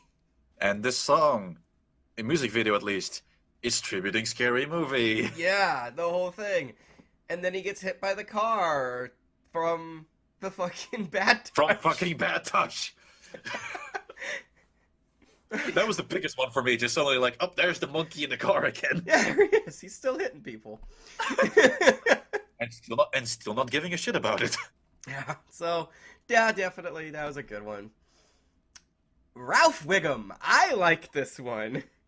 Yeah, I didn't get too much of this, but I can definitely say, like, if you're a big Simpsons fan and you know, like, a lot of the quotes of Ralph Wiggum, you will love this song. I bit my tongue. Get off the stage. Yeah, that was. Oh, and then it all connects to. It also is a reference to the NSYNC, the infamous NSYNC episode of The Simpsons. Yeah, Which you showed me that. Yeah, where Bart and everybody else becomes members of a boy band. And yeah, the secret Ivan Etniage is constantly Ivan said. Etniage. Is constantly said. AKA join the Navy. I don't know, I just have this sudden urge to join the Navy. Ivan Etniage. Otto, you're being brainwashed. Yeah, probably. Ivan Etniage. Balls out. Which is something we all should do now and then. Yeah. It was okay. Yeah, don't have too much to say about that one. We skipped Firewater Burn Donkey version because I think we got that while watching the video. Yeah, that was pretty much the censored version. Magna Cum Nada. What a title. Yeah. Yeah, that's okay. A lot of these next ones are just gonna be okay. Yeah, like a lot of the CD2 doesn't stick out too much in my head. It's mostly like those first two that really stum up. And oh wait, we'll get to some others. Well, now that I'm looking at it again. Oh yeah, we'll get to some others. Yeah. So, Going Nowhere Slow. Yeah. Don't remember too much about this one. Yummy down on this. Yeah, that's just, well, it starts off with trying to suck yourself off. Yeah, it does. Yeah. and then just very aggressive instructions to someone else trying to suck you off. Yeah. 3.14. All about that pie. Yes. That was a fun one. That was a fun one. Boom. That was definitely a song of two halves. It was. It's like, in the beginning, it sounds like very serious rap. And then Jimmy Pop comes in and then it's like, yeah, no, this is classic Bloodhound gang stuff again. Yeah. Yeah, like the second half is like, yo, it's me, Jimmy, fuck you, whoa! It just starts going crazy. Shut up. That was pretty good, too. That one was pretty good. Not too much to say about it, though, but it was good. Yeah. Your only friends are make-believe. Oh my god, this fucking song. So, a tribute to Mr. Rogers. In the most depressing way possible. Why are you in my house? You're my fucking mailman. Yeah. God. And 7 minutes long. 7 fucking minutes. Yeah. Rang Dang. Yeah, I think at this point we're getting into the sample rap. Yeah. Rang dang a lang a dang. Yeah. We Are the Knuckleheads. That was a fun one. That was fun. That was a fun one. It was definitely the anthem of like just the fans. Yeah, I would not be surprised if like fervent Bloodhound gang fans call themselves the Knuckleheads. Yeah. Who are the Knuckleheads? We are the Knuckleheads. Mama Say. Pretty good. Yeah, not too much to say on that one. One Way. This A secret cover of One Way or Another. This caught us off guard. This very much caught us off guard. Yeah, because like it just starts like, okay, this is normal rap stuff, and then suddenly it just becomes a fucking extremely bad karaoke version of One Way or Another. One way. No, Or another. stop. I'm gonna get you. It's like, well, this is definitely the anthem of a band of guys just completely drunk off their asses going to karaoke at 3 a.m. Indeed. Oh my god. So, Go Down. I don't remember that one very much. And neither do I, actually. No Rest for the Wicked. Pretty good. Yeah. Also, just like, that was one that was pretty classic, like, sample rap, really. It was, yeah. Cuckoo Cachoo. A little bit in the same vein. I would say, as No Rest for the Wicked. Now we're gonna get to something interesting. Oh God! It's tricky. Which is literally a metal cover of Run DMC's song "It's Tricky." Yeah, that was like what? What? Now I appreciate this song in most of its incarnations, and I kind of like what they did here. But overall, I prefer the regular versions of this song. They did a cover of "Kids in America." Yeah, that was also just like, what? Yeah. Then you get to Kids Incorporated. Okay, that one was the biggest mindfuck. This because like they're doing this, and I'm like, wait a minute, this sounds like something completely different. And then I googled Kids Incorporated, and then find out they did a cover of a fucking theme song of a 1984's children TV series. Yes! Called Kids Incorporated, about Kids Incorporated. Yeah, about 5 kids making a band. Like, what the fuck? Finally, Oh, she ain't got no Okay. legs. their love song, "She Ain't Got No Legs." Oh, wow, just... Oh my god. I mean, I will say this. People in wheelchairs need love. But goddamn. Yeah, yeah. This is, yeah. What do you even fucking say? If you want to know, like, a way to try and describe sex with a quadriplegic, listen to this song. Yeah. Yeah, the smell of the oil from your wheels. Oh yeah. Hear the squeaking of your chair. The squeaking of your chair. Like, what the fuck? But yeah, one hell of a way to end the greatest hits album. Oh yeah, that ends it too. Yeah. So yeah, 43 tracks altogether. Yeah, and they will give you a pretty good taste of everything Bloodhound Gang related. Oh yeah. So, not much else to say about this. Nah, if you're in the mood for some rock/rap that's quite immature, but actually it has still a lot of effort put into the lyrics, Bloodhound Gang is definitely a very good choice. Pretty much, I think the best way to describe them, they definitely are what inspired the mid-YouTube generation. Like, I can definitely see that. That, Yeah. that is definitely where they fit in. They're definitely what inspired shit like, well, just the talking, like just the constant, the swearing, the shit like that. It would definitely be something that although I doubt James got it from that, but I would say the way the AVGN talks. I would definitely say, Ninja Sex Party is like an extension of them. I can definitely see that. Definitely Yeah. a spiritual maybe successor. Maybe even a bit of Ego Raptor. Oh, Ego Raptor is definitely of that generation. I would not be shocked at all to find out he listened to them religiously. Mm-hmm. Like, yeah. This is great, especially if you're able to just put aside any of your prejudices, or not so much prejudices, but your sensitivities. I mean, most of this is just dick and pussy jokes. So... It is, but there's occasionally some jokes that had us going like, whoa! Oh, yeah, definitely. Like, I don't think you could get away with saying that today. Probably not. So, yeah, this is a band to check out.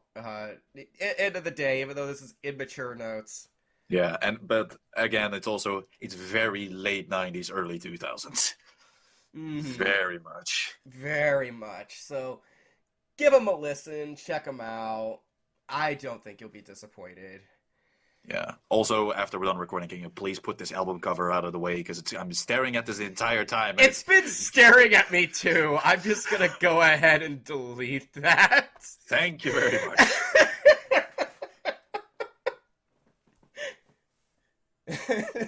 Keep talking, boy.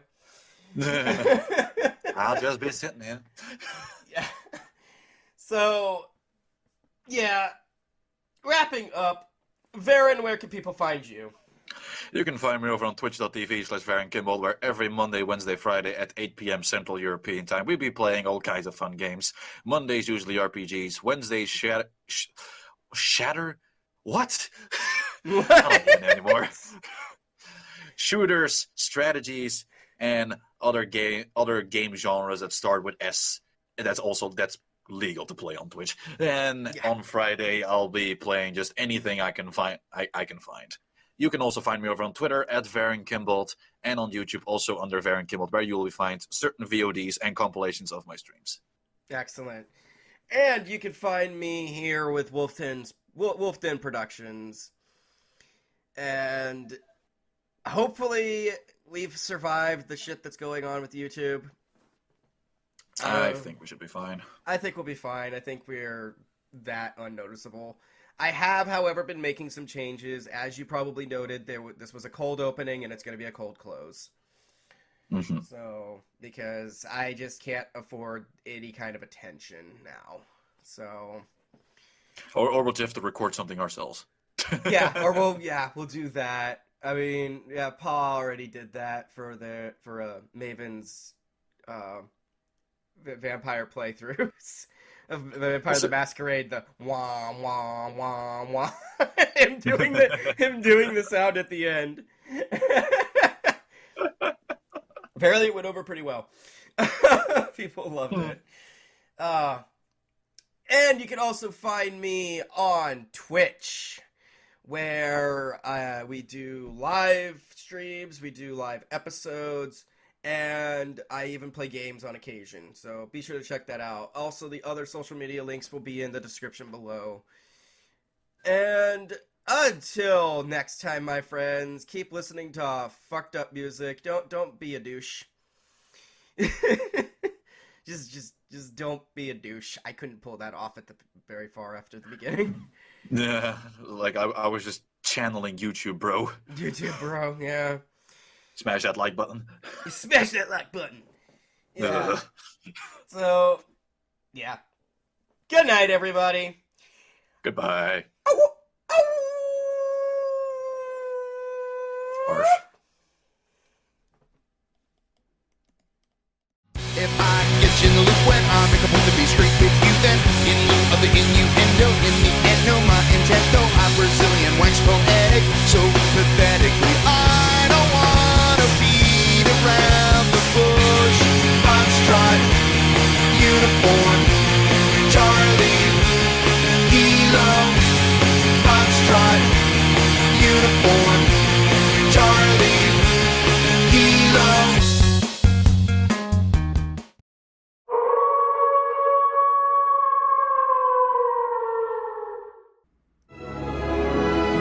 There's a bunch of birds in the sky, and some deers just went running by.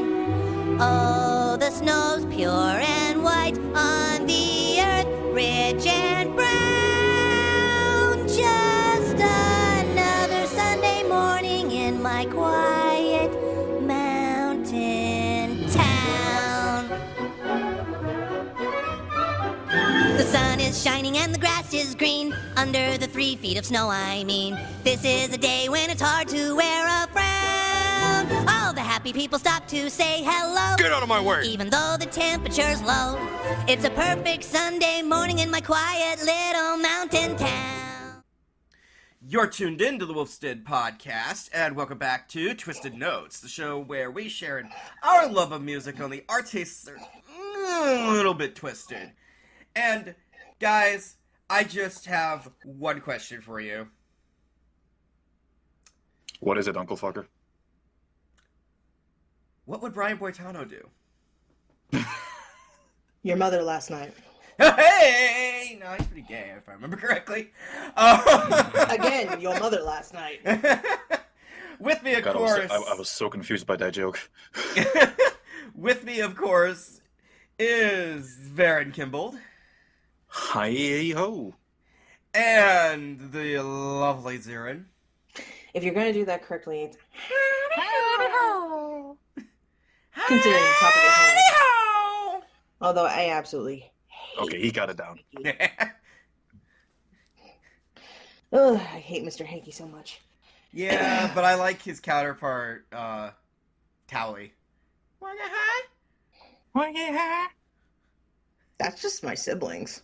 Down to Funky Town. I get up in the get up in the morning.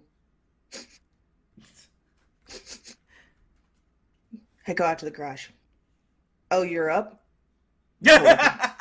They hold up a pipe. Want to get high? Sure, I haven't eaten breakfast yet. That's for the next recording topic. I'm so hard. I don't know what's going on. All right. Well, if you people haven't figured it out yet, we're talking South Park today. Particular, we are covering bigger, longer, and uncut. For about 80 minutes. It's uncut. That is bigger, longer, and uncut. For a show that's like 20 minutes, so... Yeah, and they were able to squeeze out an 80 out of it.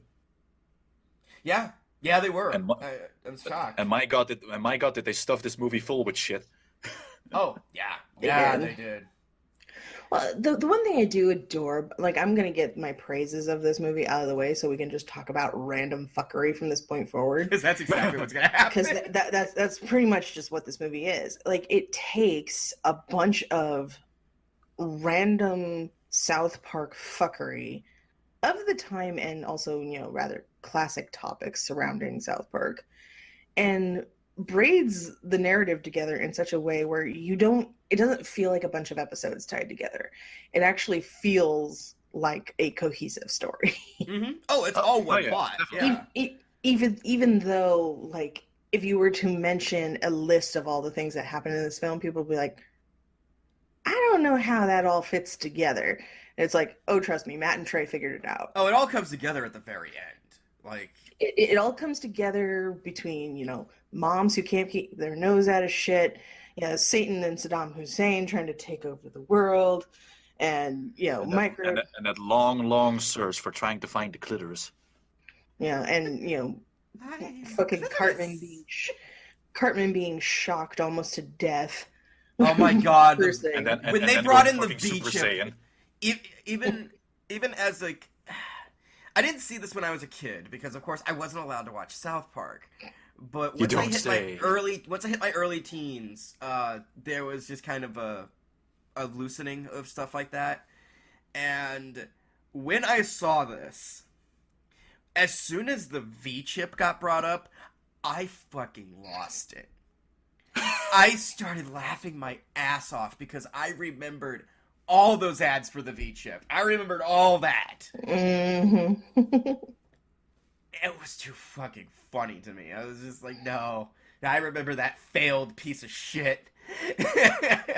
I mean... Presented to you by Eric Idle. Well, and the hilarious thing about the whole V-chip plot is that that was one of those things where when they brought it in, I'm like, this is not going to make it through to the end of the story. This cannot be a Chekhov's gun, and it was definitely a Chekhov's gun. Oh, yes, it was. by the end of the story, and it worked out beautifully. To this day, I will still randomly, stub my toe and shout out Barbra Streisand. Yes, me too. Me too. Barbra Streisand! Which is funny because I have nothing against Barbra Streisand. I think she's a goddamn queen. But fuck you, Cartman. You burned it into my memory banks for the rest of my life. I'm going to be that old person in the old folks' home with fucking Alzheimer's. And every time I stub my toe, I'm going to scream out Barbra Streisand. And the nurses are going to have no idea who the fuck I'm talking about. Or why I shout her name every time I get myself hurt. Oh, God. Yeah, this movie, there's so many great things. First of all, I gotta make some comparisons to, like, later down the road.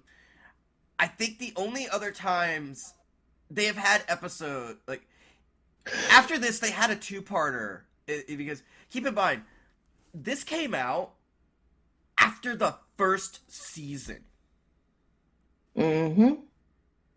I can tell. This was about midway through the second season that this came out. So they were in between. They're in between the second and the third season. There is an episode in the third season that's a callback to this,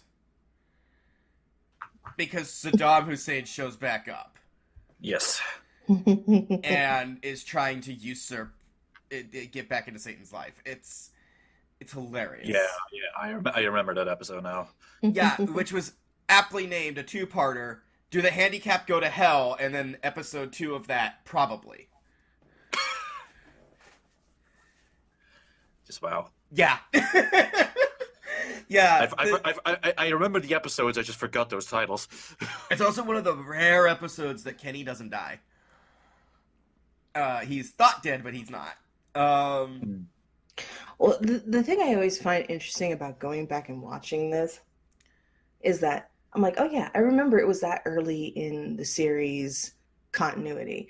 And oh yeah, like I remember that being a solid part of like my junior high school experience. And then it gets to all the Saddam Hussein shit. And I'm like, oh yeah, all this happened pre 9/11. It did. It all happened pre 9/11. Because honestly, I feel like 9/11 was what changed a lot of South Park into what it is now, which is honestly why the movie and the series before that point like has a completely different feel to it sometimes. But can I just say they were still right on point with Saddam the whole time? Oh yeah. Well, yeah. A lot of people forget. It's been 6 months since the death of Saddam Hussein, and still everybody's very happy about it. Yeah. South Park came out in 97. Yep. So you got up to like season 5 before 9/11 even happened. Mm-hmm. This, which is why it's always hard explaining to people now, like why the portrayal of Saddam Hussein is the way it is in the movie. And I'm just like, yeah, this was long before the manhunt. It was. It really was. When he was just an annoying little shit we occasionally got into war scuffles with over oil. Yeah. But like what I was bringing up was you didn't see even then that two-parter felt like a two-part episode. It's all it was. You didn't see stuff like this or plots that like went across multiple episodes that felt like an entire film until you got to Imagination Land. Where the entirety of all 3 episodes, they did splice them together. They actually released that as a DVD that was just the Imagination Land movie. And it works. And honestly... I can see that. And honestly, I think back in the day, that's what I expected Bigger, Longer, and Uncut to be, because they're not the first series to do that. Hell, I grew up in the freaking 80s and early 90s, where a lot of times, cartoon movies were just a bunch of episodes of the show spliced together from one particular story arc that they decided to release as a movie to make money. And I think that's what a lot of people were expecting from Bigger, Longer, and Uncut. But no, it is its own standalone movie. It gets referenced later, but you do not have to know South Park in the previous episodes at all to watch this film. And that's the thing.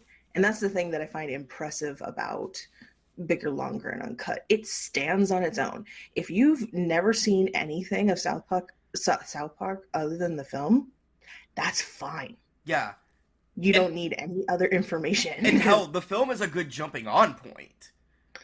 It introduces you to everything you need to know about these characters, and then it's like, now go watch the show.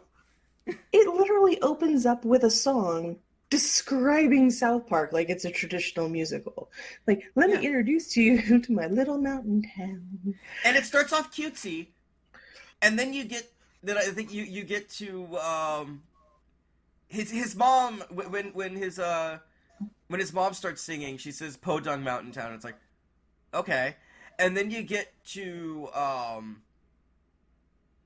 Kenny, I think, and then No, it's once you get to Kyle, where it's just like, okay, this is where we start to get more. This is not a kids' film, and then you get to Cartman, and it's like right away you're like, okay, yeah, no, this is not for kids.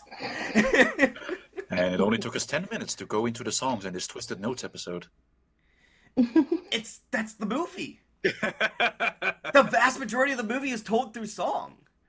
Yeah, I know, but I just meant like it's been 10 minutes in this Twisted Notes episode that we're finally talking about songs. And well, when we talk To be movies, fair, it does take a little bit. To be fair, whenever I get him talking about any movie with any music in it, it's really hard to jump into the songs because he wants to talk about the movie first. It's like he's movie fixated. Oh, gee. That's not like I consider myself a film aficionado at certain points, or a film lover. Yeah.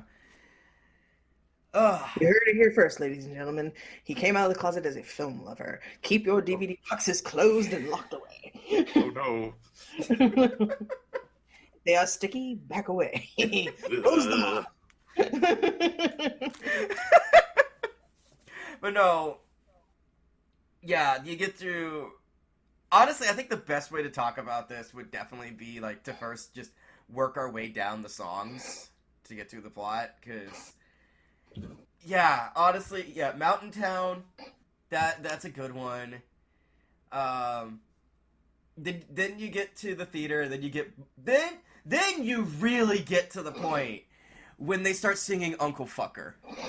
Shut your fucking face, Uncle Uncle Fucker. You're a boner biter bastard. Bastard Uncle Fucker. You're an Uncle Fucker, yes, true. Nobody fucks Uncle quite like you. Which, honestly, it's like, I'm always torn when it comes to that song, because, like, I obviously have the memory of Terrence and Phillip singing it in the South Park movie, but for my Yaoi fangirls out there, remember Papa to Kiss in the Dark? There's an AMV for that with this song.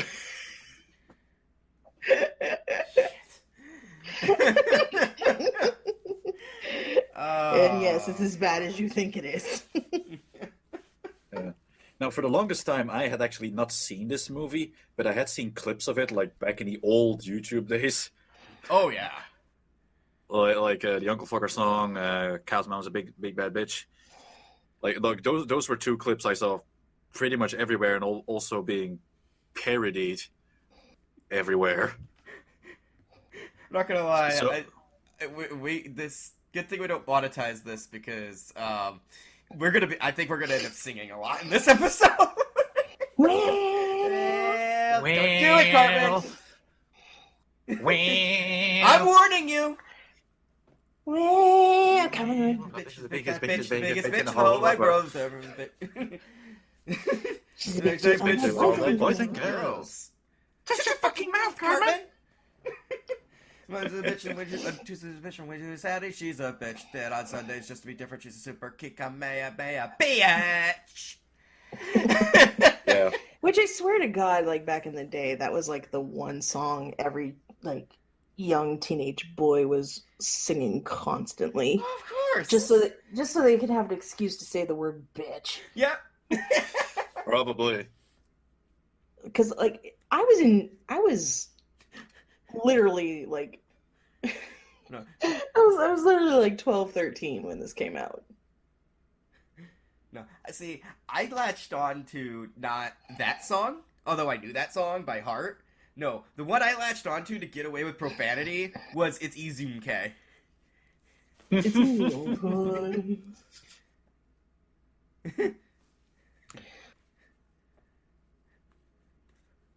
With bitch drops the tea, cause Vic is threatened for generosity. Fuck is the worst word that you can say. Fuck is the worst word that you can say. No, you shouldn't say fuck. No, you shouldn't say fuck. Fuck no! Although I think out of all the songs, like the weirdest ones that get stuck in my head all the time is "What Would Brian Boitano Do?" Mm-hmm. Because Okay.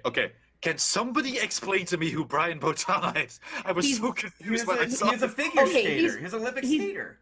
he's the most badass male Olympic skater of like my generation. Yeah. This guy is capable of doing feats on skates for figure skating that at the time people just were like completely unaware that you could do. Like he was going around doing shows where he was like doing backflips onto one foot. Now, granted, he wasn't the only skater at the time that could do this, but he was the one basically going around being the most major mega show off and all of his physical feats. I think he's actually made a few Guinness World Records for the Yes. sport. I believe so. And he's won countless medals. Not to mention, he was very classically handsome, so everybody's mom wanted to fuck him. Which, by the way, this is, for little known fact for Varren, as well as other people, the movie is not the first time that Brian Boitano has ever been referenced in South Park.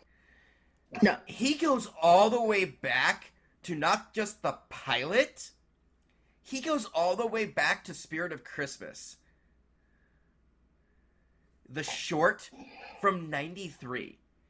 Well, and you have to remember, like, these guys grew up in, these, small mountain towns where figure skating is a big deal. Oh, It's a huge, like, winter sports are taken very seriously in these areas of the U.S. because they're basically in winter for 2/3 of the year. Oh, yeah. And so, guys like Brian Boitano, they were big celebrities and would actually come through areas like that to do shows and whatnot. Mm-hmm.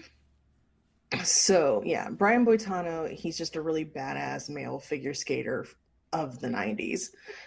Because this was a joke that like flew over my head every time they brought it up. It's like, who, what? Which, by the way, yeah. I bet he kick an ass or two. That's what Brian Brian Boitano do. Boitano do. Yeah, Good song, but I just didn't understand it. And I always, I gotta quote Spirit of Christmas, because that was just one of the greatest fucking jokes ever. It made me realize, I'm gonna love South Park. Was, after Jesus and Santa beat the shit out of each other, and then Brian Boitano comes by and explains how like, the actual idea of what Christmas is about, and that you shouldn't care about who wins between the two. After everything is done, it's like, you gotta, Kyle, I think it was Kyle who said it. Something today happened today that just beats everything. We actually met. No, we actually spoke to the Brian Boitano. Ignoring the fact that they talked to Jesus and Santa. Also, in this movie, apparently Jesus gets conscripted to the American Army. Was Jesus in it? I didn't even notice. For a fraction of a second, you see a frame of him being in the army. Huh, I never caught that. You never knew about that Easter egg? No, because I never looked for it. But yeah, getting back to the soundtrack of the film. Well, I gotta say, and that is a good version of Brian Boitano. What would Brian Boitano do? But I have to go to the credits version. Because there's just something about them stopping and going, wait, Varren, don't touch those hot wings. They're really, really spicy. I never seen a man eat so many chicken wings. God damn it, Trey, man. that song, the theme for La Resistance, and I Can Change, are songs that oddly get stuck in my head all the time, but only during one specific activity, which makes me think I need to be like psychologically checked out. I only ever think of them while doing the dishes, of all things. You have a lot of songs that pop up in your head while you're doing dishes. I think it's because it's a very arduous and pain in the ass sort of task. It makes sense. No, one song that stood out for me, and it was just because like a little whip slash, like, they got these guys to do a song for this movie, was the fucking You Going to Hell song done by Metallica. Yes. Yeah. boy, you going to Hell. You said bad words to rocks with the birds. You thought you were in bed, instead you're in hell. I was like, at first I was already like, wait, that's James Hetfield. That's James fucking Hetfield. It's Yep. fucking Metallica. Yep. And then a few years later, they would do the whole Napster jokes. Yeah. Well, it's one of those things of like, this was what I think really cemented the fact that South Park was not going away, and they were going to be as cutting in every attempt of them like commenting on society. And the weird thing is that South Park as an entire entity gives so few fucks about what everyone else thinks. And so it's always going to be edgy. It's always going to be very cutthroat.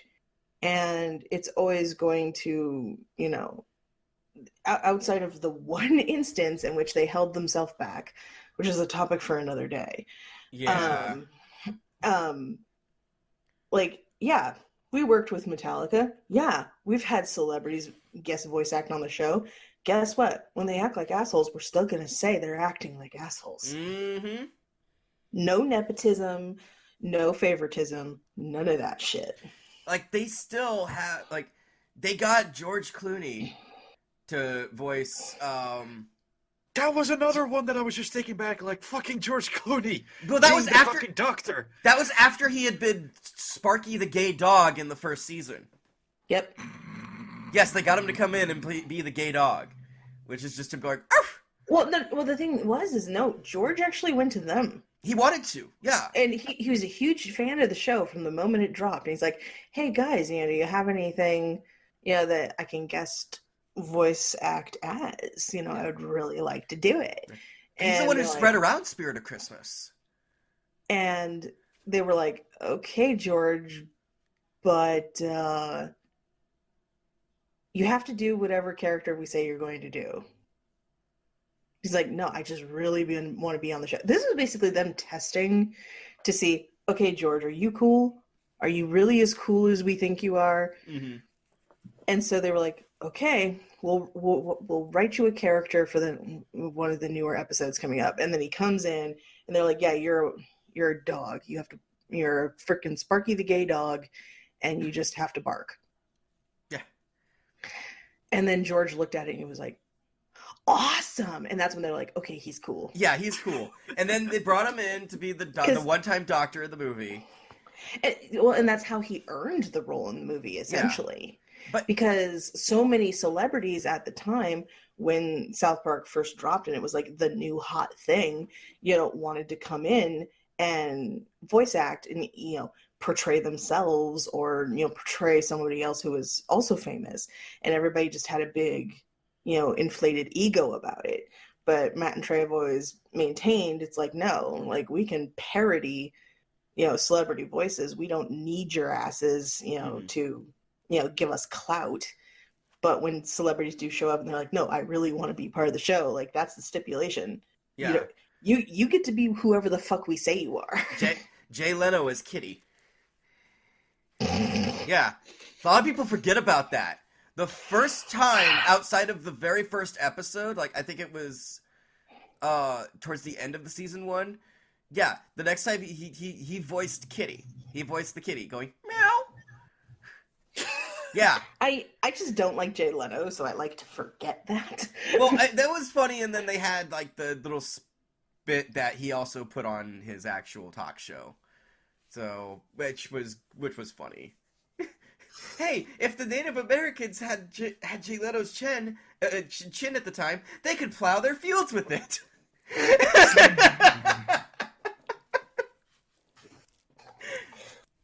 Oh my god, Jay Leno's chin killed Kitty! Ah, shut the fuck up, he dies every episode. Yeah, it was... Yeah, But even then, what I was trying to say about George Clooney, even then, when he gave his Oscars acceptance speech, or whatever, like, acceptance speech it was, they parodied the shit out of that, calling him a douche for it. Even after having this really cool relationship with him, they still went, yeah, no, it was the most, like, douchiest thing I'd ever heard. And so they had a cloud of smug going around. Well, that was them basically looking at George and going, bro. Yeah. And George, even from what I know, even he was like, yeah, no, that was a bit much. Like, he looked back at it and was like, yeah. I might have been drinking a little much that day. But yeah, out of all the songs in this movie, like, what are, like, your guys' top 3 songs that you wouldn't normally think would get stuck in your head, but do? Well, I've only seen the movie once, so I don't think I'm really qualified to really talk about that. Okay, then, up like, there. the top 3, like, up there. I will legitimately start... I haven't done it in a while, but I would legitimately start singing that at work. And I think it was usually when I was in a depressed mood. That I'd start, like, you know, emulating Satan. Flowers bloom. When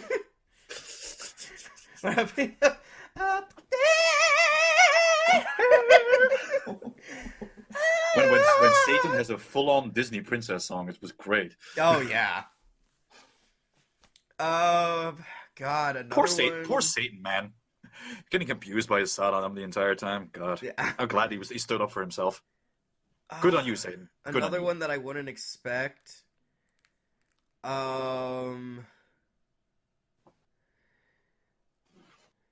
So there's another one from the credits, because there's a lot. They stuffed a lot of them during the credits. Which was Through the Eyes of a Child. Yeah. Because I'll eventually get that. It'll wax your car for like $20. It's like, just this random fucking moment where it's like, everything is innocent through the eyes of a child. The world ain't so shitty. Like, it's that fucking song. Like, I have to go back and listen to it again, but occasionally I'll get it stuck in my head. I mean, like I said, I never once expected Brian Boitano reprise, or as I said, Brian Boitano Part 2 to be stuck in my head, and it's mostly just because of Trey just singing "I never seen a man eat so many chicken wings." Just over and over as it like starts to default, because he just starts going, like, he gets into that like shitty like parody of people do that growling voice, like, I've never seen a man eat so many chicken wings. It's like, what the fuck? Although I know one thing that's going to be hilarious if I ever catch Varren doing it. I'm super. Thank Yes! you for asking. Oh my god! Yes! That one I will break out into just to make people question me. That's one that I actually, like, even before I saw the movie, I knew of the song. It's like, and so now and then I would have it just like, I'm super thankful. I'm still flying. People are People dying. are dying. Texaca's lying. Texas lying. Politicians are lying too. Oh no! What was no? It was something. I forget the first part of the line, but oh yeah, cancer is killing. Texaco's spilling. The whole world's gone to hell. But how are you? I'm super. Thanks for asking. All things considered, I must say. Yeah, no, that one is super fucking catchy. Oh my god, yeah, and apparently, yeah, they had a fight on whether or not you would see Big Gay Al's big gay dick. Yeah, I was also a little bit taken back, like, that's a dick. Yeah. It's like, everything is I'll super never when you expect don't that. you think I look cute in this hat?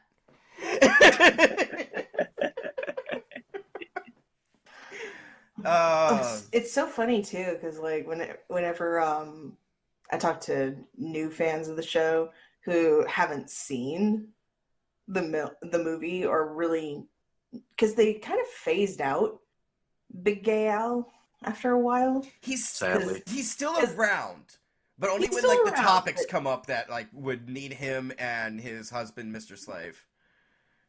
And that's the thing though, but they had Mr. Slave in a lot more episodes and more recent episodes.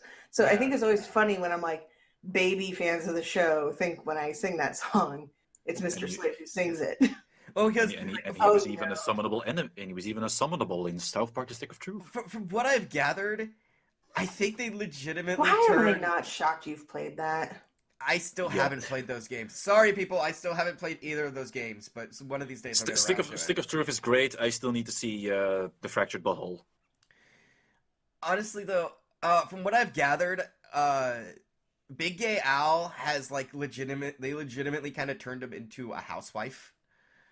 Yeah. He's a stay-at-home white housewife.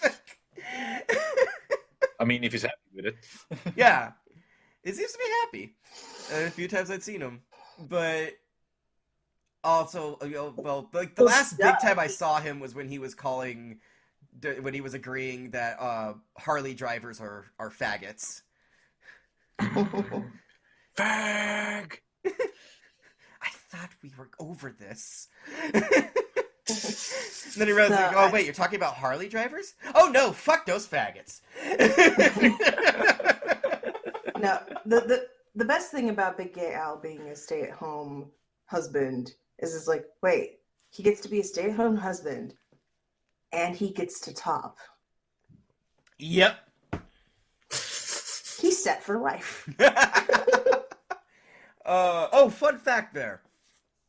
Hmm? Are you aware of what Trey Parker and Matt Stone's band is named? No. DVDA. Do you know what that stands for?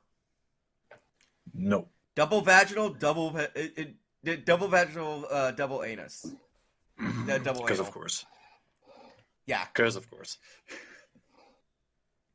I don't expect anything less from these guys. Yeah, double vaginal, double anal. That's what it was. Yeah. Dum dum dum dum dum. Yeah. So a whole lot to film. Just felt like sharing that and, just making sure I get in trouble for any kids that are listening to this. We don't have to worry about kids anymore. We're not on YouTube anymore. Hey, yeah, it's true.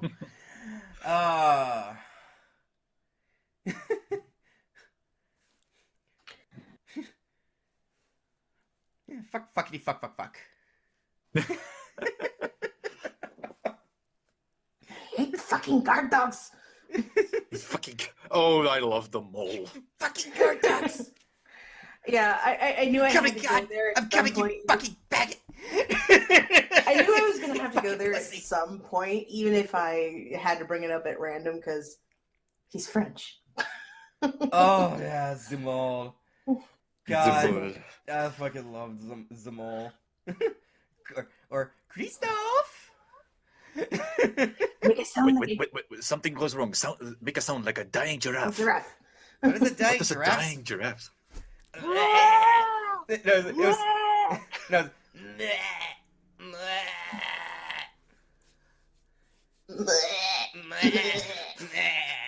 Oh my god, it sounds like a giraffe is dying over there.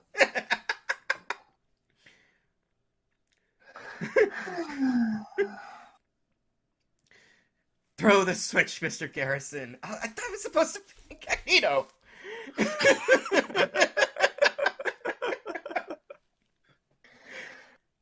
So yeah, I mean, this is going to be one of the most unstructured episodes we ever fucking do, because let's face it, we are not as talented as they, and we are not going to be able to talk about this in a coherent manner the way the movie does. But No. yeah, go watch it. I know it's been out for a long time, and you might think like, oh, the stuff in it isn't relevant anymore. Blah, blah, No, blah. it's still fucking relevant. It's still Hell, fucking relevant. hell, It's still what- fucking awesome. One really stupid thing in particular that still gets a huge laugh out of me can be applied to today. All you have to do is change 98 to Windows 10. Fuck fucking Windows 98! Get Bill Gates in here! I thought you said that... faster. It is faster, over 100 times. By the way, continuity in the show. Anytime you would see Bill Gates, like, for a long time after, he had a bullet. He had a bandage on his head where his brain got blown out.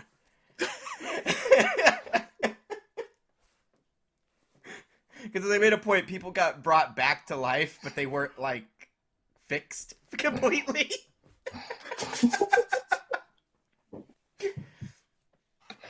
But yeah, I mean, check it out, guys. I mean, even if you're not a South Park fan, even if you've never seen an episode of South Park, which if you haven't, you're living under a rock. Check out the movie. It is a good, like Ookami said, it's a really good jumping off point. On point, honestly, yeah, jumping on point. Just, if you want to get onto the South Park bandwagon, start with the movie and then go for the rest. Yeah, and this movie's great. It's a staple of my childhood. And while I did think this was a bit of it's a little too obvious to do an episode on sort of thing, I'm still glad we did it. It's not even, yeah, it's kind of too obvious, but at the same time, you wouldn't let it go. That's why we're here. We had to. No, you had to. And it also kind of served something for me to finally watch it. So I guess we can also dub this late to the Twisted Performance. Well, I mean, people die left and right, so it could be a murder party. I think I killed her with that. Killed her with that one. Damn. I thought of this joke like five minutes ago, but okay. No. I'm just thinking to myself, like, what would it be if we did like a top 10 list of late to the Twisted Performance Varren edition? Because there's so much stuff in like Twisted Notes that he was just like, I don't know that. Yeah, we gotta fix that at some point. But honestly, people, yeah, check this out. If you haven't already, fucking do it. As soon as you're done listening to this, go check it out. And always remember to blame Canada! Blame Canada! With the beady little eyes. Canada. They're not even a real country anyway. And on that particular note, we should sign off. Varren, where can people find you?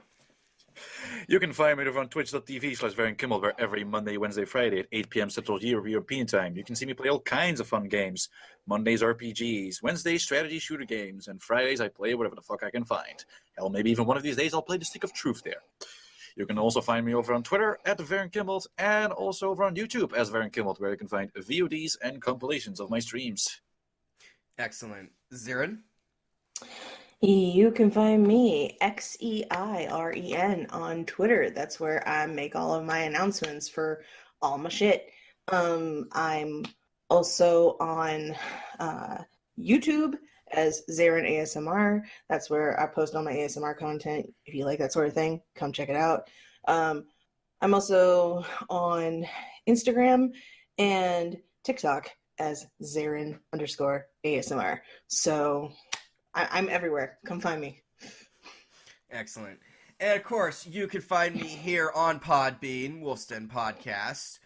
You can also find me over on Twitter, where Xeiren actually runs it a little more than I do. The Wolfsden Podcast at Twitter. A little more? Okay, a lot more. You run it, it's yours. But you can find me there sometimes, where we will announce when any of the brand new episodes are dropping. So stay tuned to that. Thanks for revealing the man behind the curtain. I've been ruining the illusion of this show for a while now. Your show, motherfucker. Yeah, exactly. You can also find me on my own personal Twitter, Tentailed Ookami. That's TENTAILED That's my name. Don't wear it out. Also, you know, the more and more you go on saying it like that, you're going to start sounding like a CNC. I like to think of it more as Tigger. Are you also going to be bouncing up and down then Well, I do. on your tail? I do. You can also, if you are feeling extra generous, head on over to our Patreon, Wolfston Patreon, and just toss us $1 a month, and you'll get access to all brand new episodes at least a week in advance to when they drop. Are you okay?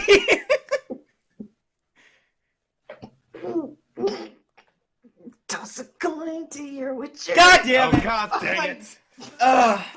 You can also get you'll also get access to exclusives such as commentary tracks on mostly Starlight with Roy and Doc, but I do plan to do commentary tracks on some other stuff too, riffing and plenty of other things, as well as being able to leave us comments and suggestions saying, "Hey, check this anime out, check this music out," and we will take it all into consideration. And until next time, folks, keep watching fucked up musical movies, listening to fucked up music, and just keep it fucked up. Good night, everybody.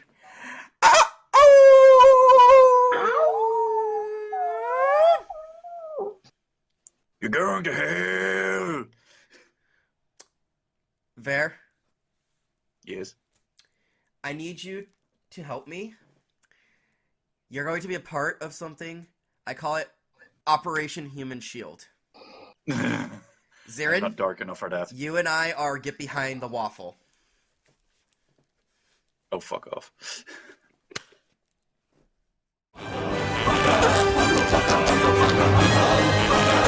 Take a fucking face, Uncle Fucker. You're a boner body bastard, Uncle Fucker. You're an Uncle Fucker, I must say. You fucked your uncle yesterday. Uncle Fucker, that's U-N-C-L-E. Fuck you, Uncle Fucker! Suck my butt. The longest fucking time ago in a town called Kickapoo, there lived a humble family, religious through and through. But Yada was a black sheep, and he knew just what to do. His name was Young JP, and he refused to step in line. A vision he did see all fucking rocking all the time. He wrote a tasty jam, and all the planets did align. Oh, the dragon's balls were blazing as I stepped into his cave. Then I sliced his fucking cockles with a long and shiny blade. 'Twas I who fucked the dragon, fuck-a-lie, sing fuck-a-loo. And if you try to fuck with me, then I shall fuck you too. Gotta get it on at the party zone. Gotta lick a toe to the party zone. Gotta shit to the load to the party zone. Gotta suck a show to the party zone. Ah! Don't. And no, everyone, that is not just a random TikTok sound that they use to describe bards in D&D. Hey. Hey! Today we're talking about the Tenacious D. Yes. All Roll the roll the time. intro.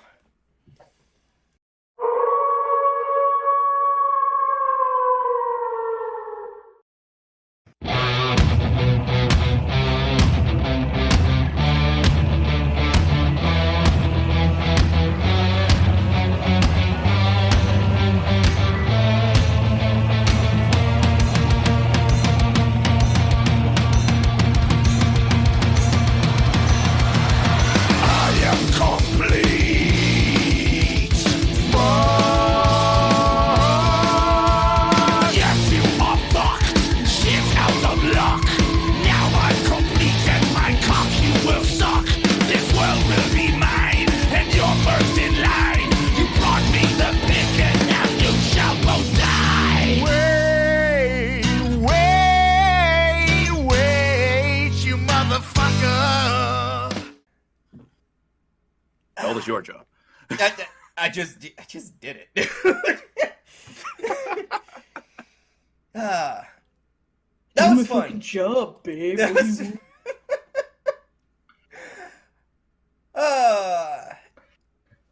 You're tuned into the Wolf's Den podcast, and welcome back to Twisted Notes, the show where we share our love of music, only our tastes are a little bit twisted, and oh fucking god, is it twisted today.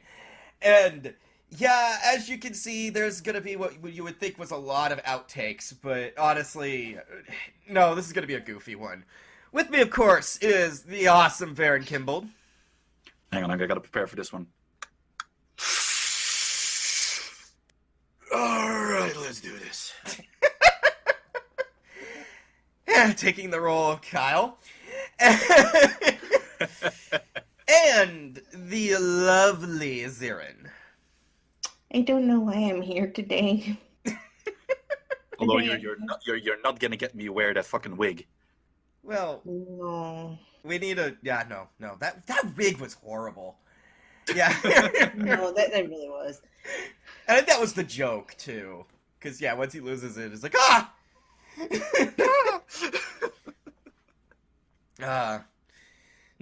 Well, like all good bands, we need to have a woman there to keep us in line somehow. So, Yeah, you can be part of the roadie crew. Scare the groupies away. Got it. yes. Excellent. Yes, today we are talking Tenacious D.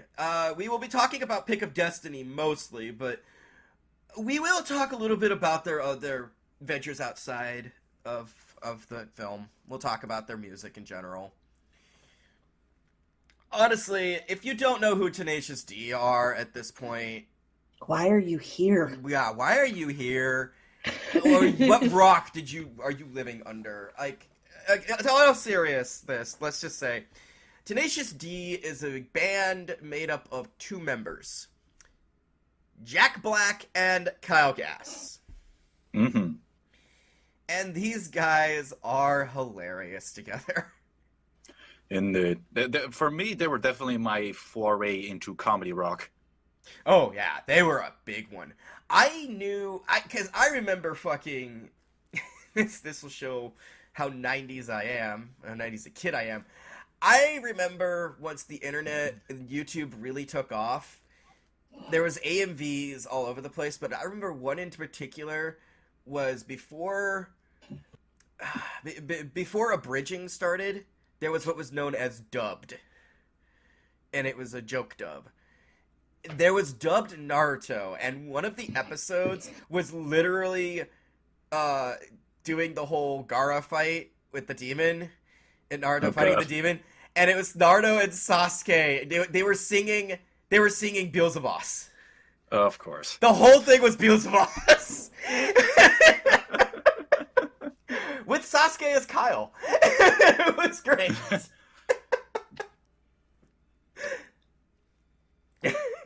Come on, Cage. Bring the thunder. There's just no way that we can win. That was a masterpiece. Listen to me. He rocks too hard because he's not a mortal man. God damn it, Cage. He's gonna make you his sex slave. You're gonna gargle mayonnaise. No. Unless we bust a massive monster mamma jam. Dude, we've been through so much shit. Deactivated lasers with my dick. Now it's time to It's blow time to this blow fucker this down. fucker down. Yeah, expect a lot of this throughout this video or review, guys. I gotta keep reminding myself, not on YouTube. We apologize and not apologize at the same time. Yeah, no, it's so hard not to. It is so hard not to sing this stuff. Oh yeah, no. When I first discovered this band and their songs, like I was just humming to them to myself all fucking day, every time I heard them. Dude, I even have Classico stuck in my head. Can't you see he's a man? Let me hear you applaud. He is more than a man. He's a shining golden god. If you think it's time to fucking rock and fucking roll, out of control. Fuck and fucking suck my fucking cock. Also, that music video done by the same people who did Ren and Stimpy. Yes, a couple of them. Even some of their other songs, like "Fuck Her Gently." Yep. That was Indeed. full on done by yeah. Or it was yeah, fuck her gently. Because the previous one was Yeah. hard fucking, which was a skit. Yeah. Oh my god.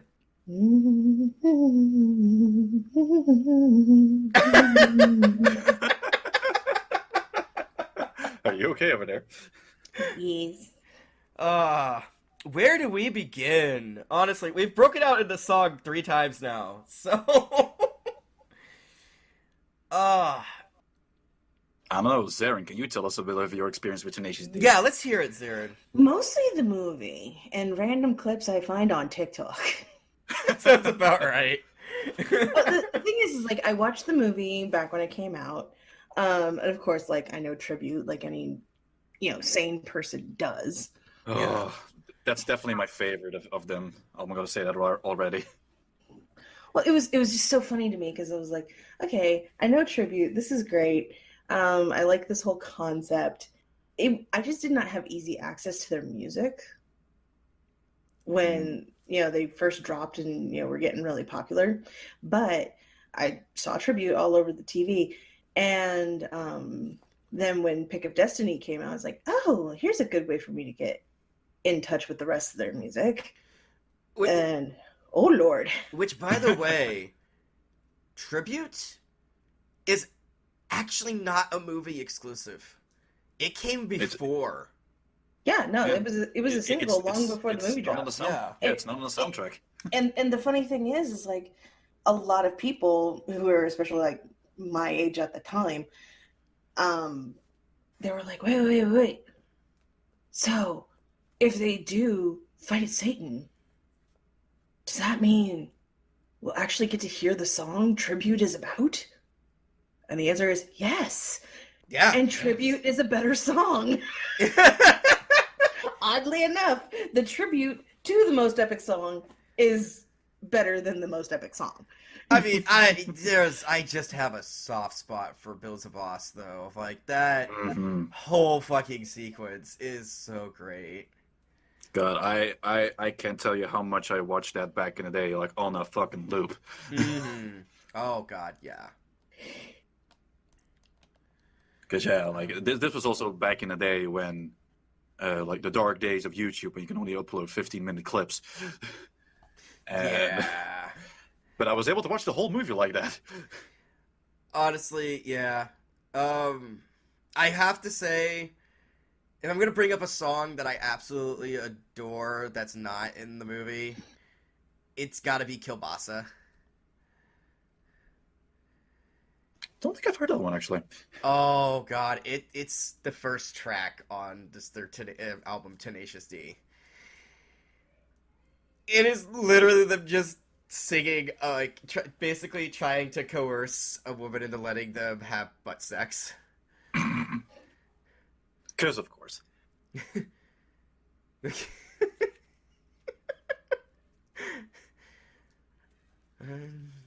All I can think about is kielbasa sausage, your butt cheeks is warm. I check my dipstick, you need lubrication, honey. My kielbasa sausage just has got to perform. Yeah, oh my God, it just sums them up. It really does. Mm-hmm. It's, oh. And yeah, there's going to be a lot of chuckling and laughter throughout this. Yeah, I mean, you just can't at some of these things. Mm-hmm. Oh God. Yeah. Dealing with you two being chuckle fucks during an episode is not really that uncommon, guys. True, but I think it's gonna be more in this episode than usual. I mean, hell, you should have been here with the fucking Bloodhound gang episode. Oh my God, we couldn't stop laughing. Kinda glad I skipped that one then. Oh, don't worry, Zune. You'll be able to hear it on April 1st. Which, at the time of this recording, it is March, so, yeah. Uh, yeah, Tenacious D. They get a lot of talent in there too. Like you've got Meatloaf, and for the movie, like you've got Meatloaf playing his father. You've got One of the last great performances of Ronnie James Dio. of Dio, yeah. May he rest in peace. And I know there was more there too. I can't recall. There's just so much. Hell, they even have one of their roadies in a prominent role in the movie. They do. They really do. And the same dude that performances will dress up like the embodiment of metal or the devil, and it's just great. The things this guy will do on their performances, it's quite the thing. Yeah. No, this... Where else do I go, honestly? There's like... First of all, if you haven't seen Tenacious D and the Pick of Destiny, check that shit out. Mm-hmm. It was, for me, I think it was probably my first stoner comedy, I guess we can call it. It was also, like, very negatively received by critics. Oh, yeah. No. Like, I hilariously remember reading about so. that. To the point where, actually, in their second album, Rise of the Phoenix, which technically third album because Tenacious D's soundtrack is considered the second album. They started off by calling out their critics. I thought I was like, it's like, yeah, like Tenacious D, they went to the films, but it was considered a bomb. But now we rise like the phoenix. It's like, that's fucking great.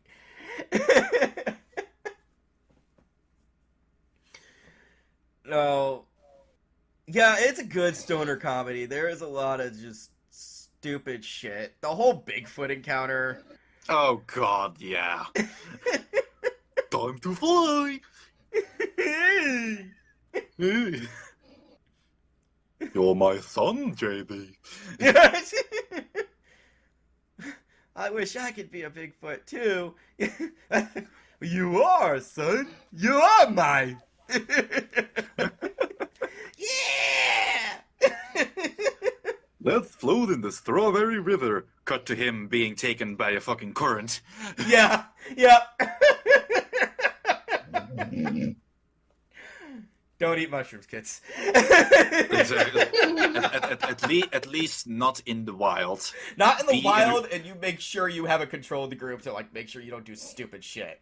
One of the first things I was told by friends, because I little known fact about me. Okay, well, no, known fact. I don't do drugs. I don't. They don't interest me. The one drug I have said that I would actually interest me, though, is trying mushrooms. However, even my sister flat out said, no, if you do that, you make damn sure you have friends that'll make sure you don't drive. Make sure they keep the keys away from you. I'm like, are you speaking from experience? Oh yeah, no. Every time you get a group together to take shrooms, you hire a babysitter. Mm-hmm. Like, literally, I've been hired as a babysitter for grown adults taking shrooms. Watching that shit from the outside is hilarious. Oh, I'm sure. Because that shit will fuck you up. Especially out in Arizona where everyone's locked in a backyard and there's a swimming pool. Oh, no. Oh, no. At one point I had to hide the ladder because they tried to put the geese on the roof.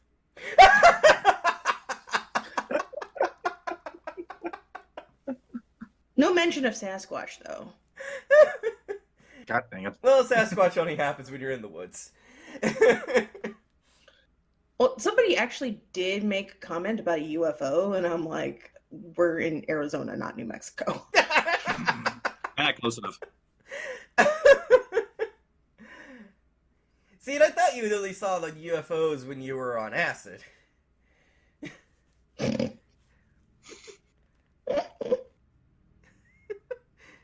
You're splitting it between you and an alien.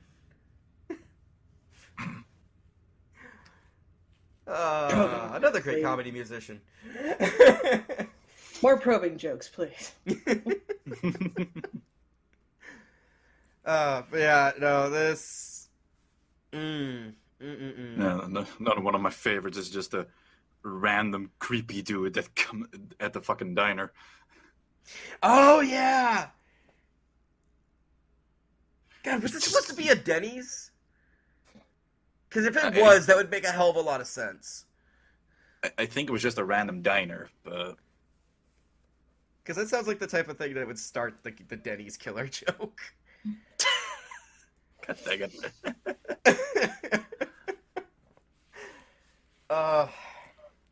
And then like when they come out of the Rock and Roll Hall of Fame, it's like, come over here so I can stab you. No. No. All right, I'll come over to you. Dude, we can just run past him. Yeah, let's do that. Hey, then he gets fucking arrested. It's like, you'll have to catch me. God dang it. No, but my absolute favorite part of the movie, Ben fucking Stiller, who tells the story of the Pick of Destiny. It's just, yeah. Oh my god. Yeah. Oh god, I forgot about that. It's been a while since I've watched the movie, but there are like parts that just stick with me. Yeah, for me, the Ben Stiller part always stood out for me. Just his look. I mean, the fucking hair, the fucking mutton chops, and all that. I was just like, that's a look you're never gonna forget, really. And then he just fucking sells this whole journey he went through to translate the story of the Pick of Destiny. That's one page, translated for 6 years. Couldn't you just hire a translator? What, let him read it too?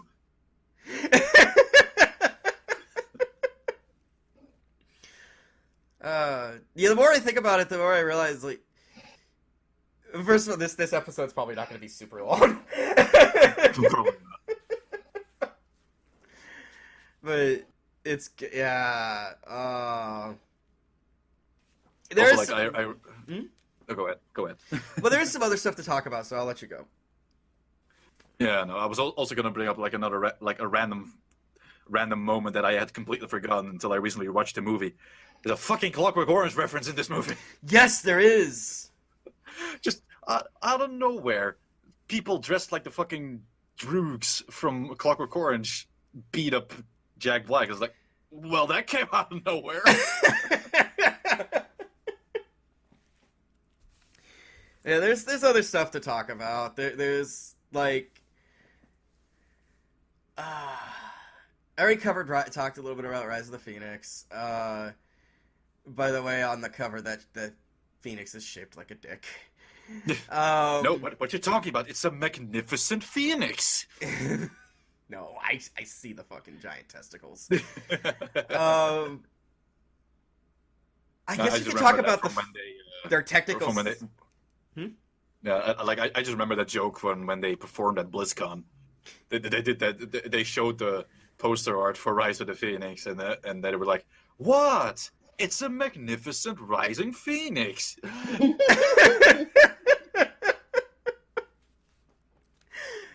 Oh god, you could say it's even erect.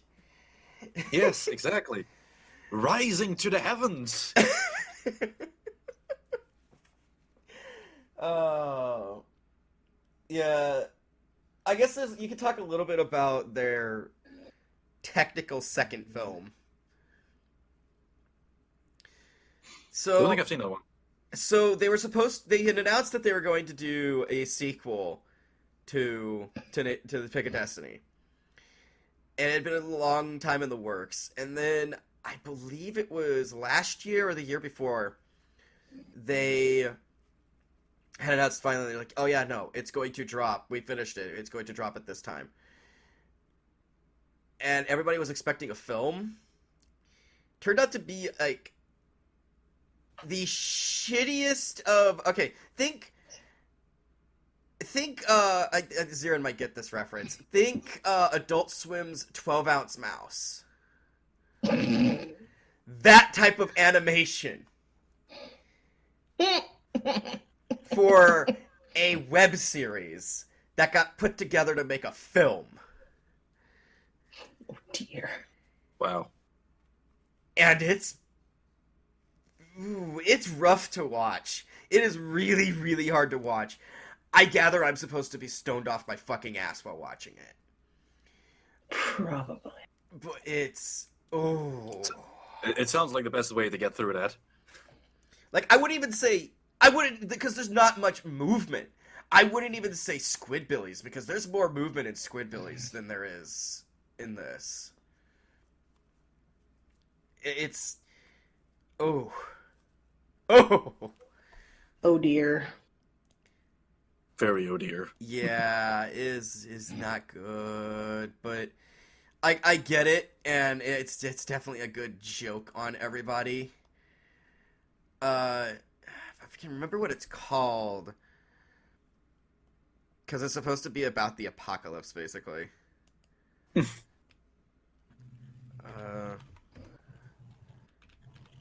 Google time. Tenacious D movie 2. Meanwhile, while he's searching that, Post-Apocalypto. It was also an album.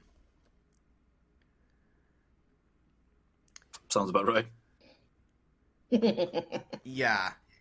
Yeah, they made it into an animated series. It just sounds like a dumpster fire. It is, honestly, you kind of have to see this to believe it. Post-apocalyptic movies, not about post-apocalyptic. It's gonna be lost. We're lost, people. Yeah.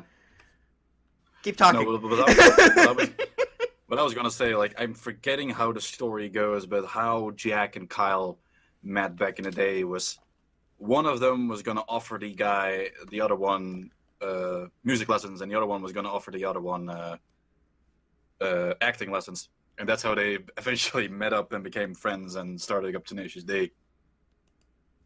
It's funny about that part because, like, the whole part they do in the movie where it's like, oh, he sees Kyle on the beach and he's playing an awesome acoustic thing. And he's like, ooh, yeah, hit that. Yeah, he's like, yeah, he's like going crazy with like all the improvisation. Mm-hmm. I honestly feel like that's the musical representation of me when I meet people I like. Like, that's the groove it has to hit. And yeah, while everybody else can't see it, this is the animation we're dealing with. Oh wow. I think I'm gonna stay away from that. Yeah, it is so rough. It's so. I've been trying to get my shit together to just sit down and watch it, but China Lake looks better than that. Yeah, fucking China, Illinois, like, ugh. Yeah, China, Illinois. Yeah, I know what I'm talking about. China, Illinois is irritating, honestly, at best. Well, I know, right? I would say, honestly, it's as well, if you want to say something that looks better, fucking Super Jail. Super Jill is a masterwork, and you will shut your fucking mouth. Animation-wise, it looks shitty, but it's a lot of fun. I love that show. I will never badmouth it. It is a masterwork, and you will shut your fucking mouth. It's the only badmouthing I do. I like Super Jail, and I'm upset that it never got canceled. Not all shows can last do the 30-minute, the full episode. However, the Tenacious D songs will last forever. Oh yeah, Of course. Because as we all know, you can't kill the metal. the metal will live on. I heard several things tried to kill the metal, but they failed. As they were stricken down to the ground.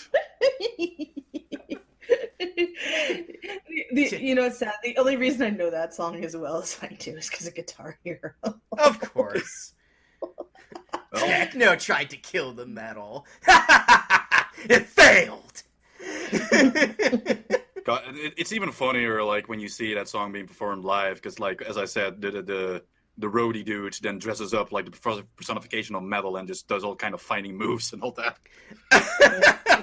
It's funny as hell. I will say one thing to cap this all off, and also to make both of you cringe. I'm sad I saw School of Rock first. School of Rock is not bad. School of Rock is actually really good. No. I'm just sad I saw it first. Why? Well, because when compared to Pick of Destiny, oh my god. Well, yeah, Pick of Destiny is way more a Tenacious D movie, but School of Rock is that's a classic Jack Black movie. So, yeah. It's honestly the way it should go is you watch School of Rock and then you go watch Tenacious D to see, like, his evolution. I guess you could call it. Like, here's Jack Black by himself doing a music-based movie. Okay. Now here he is with Kyle and doing actual Tenacious D. And we get pressing buttons via erect penis. Deactivated lasers with my dick. You must now perform one cock push-up. Every day. Ah! It hurts my dick. Patience, young grasshopper muncher.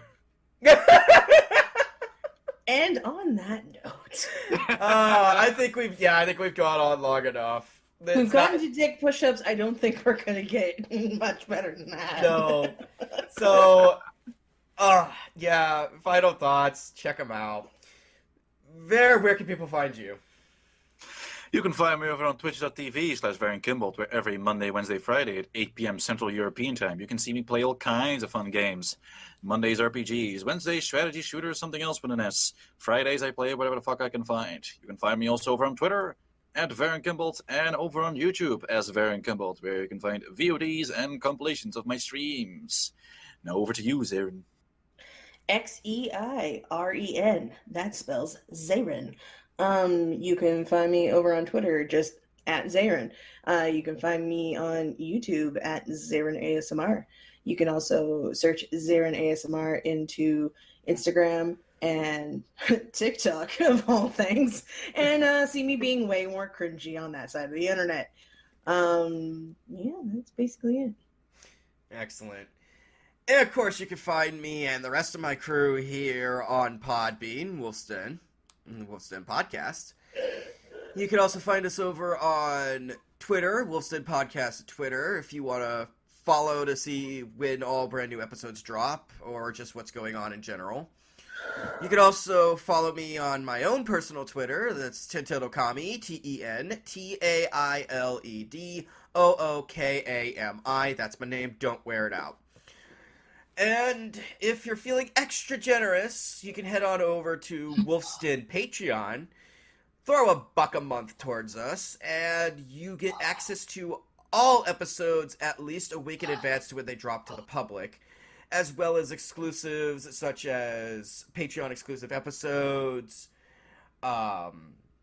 commentaries, and other little side things, as well as the ability to hit us up with messages and let us know, hey, why don't you listen to this music? Why don't you watch this movie? Why don't you review this anime for us? And we'll take your suggestions into consideration. Until next time, folks, keep listening to fucked up music, keep watching fucked up music movies, and just keep it fucked up, people. Good night, everybody.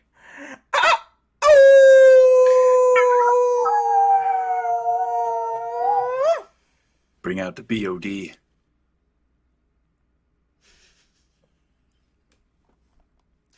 Oh my god, I forgot about that!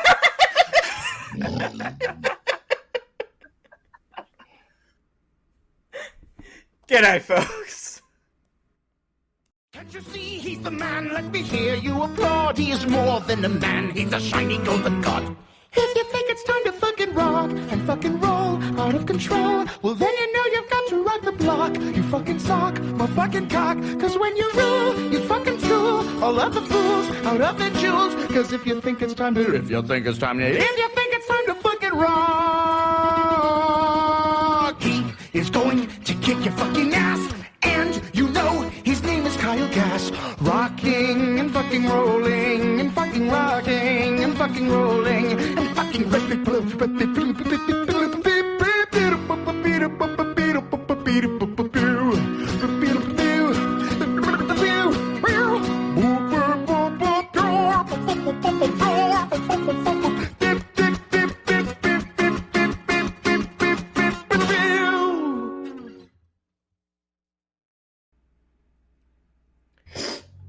You're tuned into the Wolf's Den podcast, and welcome back to... I forgot the title. God damn it! Fuck, I'm tired!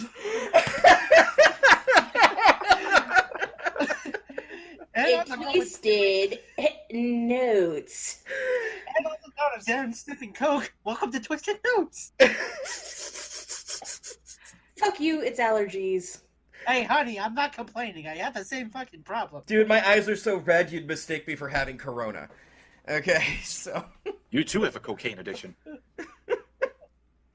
I hang out with Roy. What do you want me to do? Uh... Not get hooked on heroin is what? Okay. Pull that tapeworm out of your ass. Okay, let's try this again. Twisted Notes. Twisted Notes. TWISTED. Shut up! New word. Stop spelling! NOTES. Okay. No, what are you Twisted. to say? Notes. Twisted Notes. Go, Twisted Notes. No, I'm waiting for us to do all this, and he says, welcome to Late to the Murder Party. I almost did!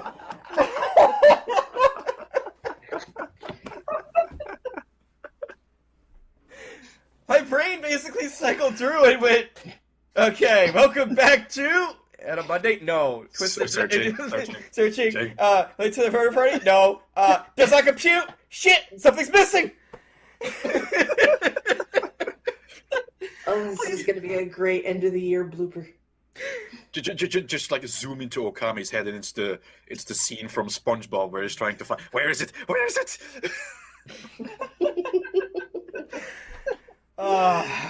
Sees a fire happening in his brain. This is just Homer's brain. Is this the little clapping monkey? No. What will always be my favorite joke? The inner machinations of my mind are an enigma. Bill Carton milk.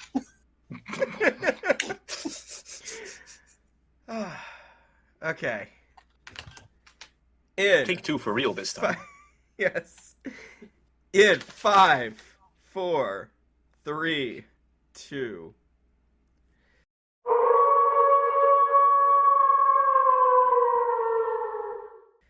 Pepperoni and green peppers, mushrooms, olive chive. Pepperoni and green peppers, mushrooms, olive chive. Me therapy, therapy, advertising causes me therapy, therapy, advertising causes me therapy, therapy, advertising causes therapy, therapy, advertising causes. You're tuned into the Wolf's Den podcast, and welcome back to Twisted Notes, the show where we share our love of music, only our tastes are a little bit twisted. And today, we have with me the lovely Xeiren. Hello. The equally as lovely Graveturtle. Hello.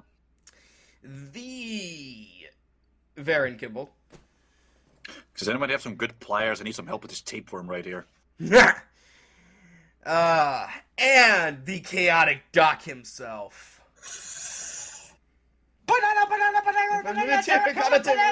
Gotta pie. Yeah. Oh.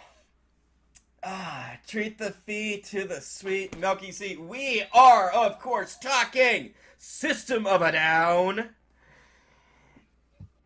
And No, that is System of a Down, not System of the Down. Somebody keeps saying that, and all I've been thinking is a band ran by people who have Down syndrome. So, Flipper? In fact, it was a shower thought, too. I will admit that. That was a fucking shower thought, and I just started laughing, because all I hear just immediately in my head was, "We are the System of the Down! Come count to potato with us!" Now I kind of really want to see that cover band. I do, too. To potato with us! Wait, isn't that basically just Timmy and the Lords of the Underworld? Yeah. Yeah, kinda. Honestly. And 3 minutes in, and we've already offended the rest of the audience. Yes, we have. Well, welcome to Twisted Notes, where we don't give a fuck. Okay. So, System of a Down. Surge Tankian, where do we want to fucking start? The beginning. Good call. So, System of a Down. An Armenian band out of Glendale, California. And if you live in Southern California at all, the fact they come from Glendale, California will not surprise you in the slightest. No, that makes sense. That actually makes perfect sense to me. That's just a very highly populated Armenian area in Southern California. Like, seriously. I used to play bingo with their grandmas.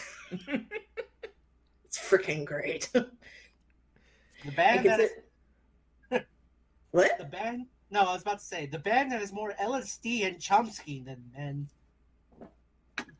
Yeah. Well, it's funny that you mentioned that, because I was actually reading up on so the way some people try to describe System of the Down, and words like oblique and Dadaist, came up, and I'm just sitting here going like, guys, the words you're looking for are random and manic.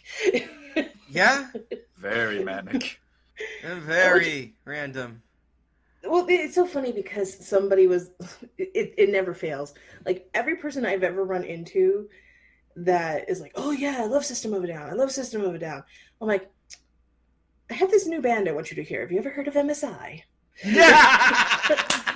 which is honestly why I think I fell in love with Mindless Self-Indulgence as hard as I did, because I was already a big fan of System of a Down. And I think when you introduced me to them, that's why I fell in love with them too. Because yeah. I already knew System of a Down, like, front to back. So... Right. And that's the thing, is like, a lot of people have, tried to categorize them as, thrash metal because of it. But I'm just like, no, if you know anything about thrash metal, it's all about the speed. System of a Down is not about speed. It's about making you feel like you're on speed. Yeah. There's a difference. Yo, huge difference. So yeah, just to give kind of a baseline, one of the reasons why I can tell you Ookami has been as offensive as he has from the beginning. Not only are we the kind of group that doesn't generally give much of a fuck about anything, but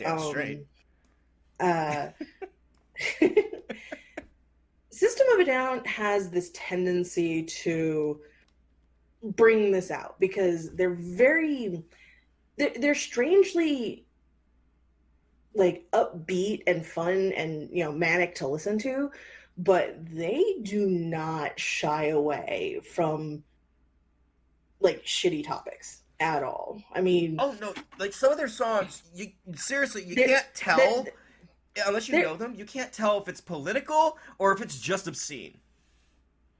And oftentimes it's both. I mean, when you consider that the name of the band is dropped in their song from their self-titled, debut album. Yeah. And it's literally a reference to the Armenian genocide. I mean, they basically named their band Genocide, the band. Yeah. And these are going to be people that are not going to hide their opinions under any sort of metaphor. Oh, no. And they go on to use many metaphors to describe certain stuff. Oh.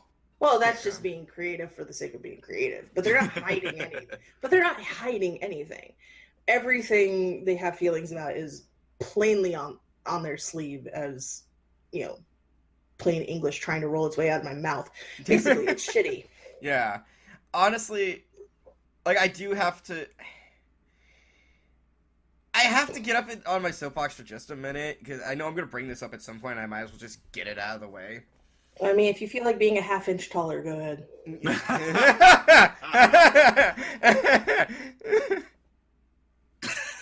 I have expected him to call me a bitch. I resisted! But no. So, knowing what I know of this band, there is something that I gotta get out there that a lot of people didn't point out and drove me nuts over the years. And that was the use of their songs, or misuse of their songs. No, but because it truly kind of disgusted me to hear Bounce in a kid's film. I knew you were gonna bring that up. Yes. Do I even want to know what children's film? Secret Life of Pets. Pets. Illumination, baby. They use a song about an orgy to make a total fucking headbang. To be fair, that's the only reason I love that trailer, though. Yeah, I never saw the film. Yeah, I just thought it was something in the trailer. Apparently, it made it into the It's film. part of the film. It is in That's the film, and yes and no. Like, I do find, like, there is that part of me that, of course, laughs my ass off. But then I started running into, like, little kids singing the song, and their parents just shrugging it off. And I'm like, finally would ask some people, hey, who did that song, right? Why did you ask? Come on. I think he wanted to see the reaction. I Yeah. would have. Yeah, I asked, like, who did that song, right? And they're like, no, like, System of a Down. I'm like, okay, cool. So it's just, what's wrong with it? It's just some happy song about jumping around. I'm like, no! Schadenfreude. It's literally about bouncing as many girls as you can on that D. It's about being the only dick at an orgy. Yeah, it's about being the only fucking guy at an orgy of women. She had so many friends. But just with pogo stick. Yeah, it was so exotic. Everyone gets to play Runaway Expose. It was so exotic. But just with pogo stick. Bounce, pogo. Yeah, like, oh my god, they don't hide it. They don't hide it at all. Nope. And that was that was taken out of context. It's fucking hilarious. That was it is, but at the same time, I'm like, dude, no. Like, I understand kids do get they get exposed to shit like this early on. But think that's funny? You think that's funny? My little sister, who is 6 years younger than me, keep in mind, I was in high school when this shit dropped. She's like maybe in the 4th grade. Mm-hmm. At that point, same shit happened. And she didn't get it. I know, it's just, I mean, and I get that. I kind of get that when, like, if they just stumble across the music, fine, I get that. But when a full fucking studio is exposing this to the kids. Oh, you should seen the look on her face when I played it again for her, like 6 years later. And she just got this look on her face like, ew. Yeah! So, yeah, no, I'm sorry. I'm gonna get on my soapbox and I gotta point my finger at you, at the fucking studio. Either you knew what you're doing and fuck you, or you didn't know what you're doing and double fuck you for being so ignorant. So remember, people, Secret Life of Pets wants your kids to bang hard. And not pots and pans. No! Yeah, so... Secret Life of Pets, about the magic of orgies. It's probably one of the few times... Well, have you seen how some animals act? Well, yes, but... still, like, it's probably one of the few times I will get up on my soapbox for something like that, like to advocate against, basically, think of the children. By the way, I thought the Bloodhound gang thing was last month. Why are we talking about fucking like animals? Hey. Oh, God. But yeah, no, that just upset me. And even Varren was, like, surprised at how upset I was. He's like, wait, you're not the Tyler Durden? I'm like, no, as funny as that shit is, no. No, if anything in that situation, I'm the Tyler Durden. Like I was just like, well, ladies and gentlemen, we just found the first time that Ookami goes on the high road. Okay. It's rare, but it happens. Dude, do you want to know why I don't give a fuck? Why? I grew up as a kid when freaking Madonna was in the midst of her erotica phase, and I couldn't escape that shit. Well, I did grow up as far with as, shit, as far as I'm concerned, Bounce is tame when it comes to hearing shit you shouldn't have heard as a child. Madonna, the woman who sold a book of her banging Vanilla Ice for $40. I mean, literally, one of my relatives had the coffee table book, and I was looking through it, and they were like, ah, shit. Yeah, no, I understand, like, getting exposed to stuff like that. And yeah, we all got exposed to shit. And like, I turned out perfectly fine. And like hell, one of the first songs I remember listening to, like singing along to, like a lot as 5 years old, was fucking Tom Jones's "Sex Bomb." Well, yeah, there are songs that I sung along to as a kid that was like, wow. You're European, though. It doesn't count. I mean, I think as long as, like, the metaphors go over the kids' heads, I don't think it's necessarily, you know, a terrible thing for kids to be exposed to that kind of stuff. Because, I mean, if the kids literally they don't think have the song context. is about a pogo stick, Well, as in the toy, then yes. they're just going to be embarrassed later when they hear it again and realize that it isn't. Oh, yeah. Yeah, like my sister did. And yeah, no, I agree, and that's fine, and it's cute. It's the parents that are driving me nuts who are just like, oh, it's just so cute. And it's like, you're that fucking ignorant, aren't you? I mean, you would respect them more if they were just laughing maniacally, going like, "Oh, wait till you're 14, Yes. you're gonna understand This this." is going with your, like, you know, little kid blackmail photos to embarrass you when you're older. Yeah, yeah, pretty much. No, I would be fine. I'd actually be fine with that. So your problem isn't the song, it isn't the movie, it's ostrich parents. Well, that too. I mean, I didn't care for the movie, but Nobody did. Yet it still got a sequel. it got a sequel. Yeah, It's Illumination, of course it did. yeah, no, like I didn't care for it, but I love the song. It's one of my favorite songs. I used to sing that all the time as a kid, not realizing the context. Until I did, and then I laughed maniacally when I realized, I've been singing shit like that. Okay, and since we can only devote so much time to each song, I'm taking your soapbox away. Yes, that is fine. He falls flat on his face. Yeah, it was like an inch drop. Fuck you. Yeah. I swear to God. Anyways.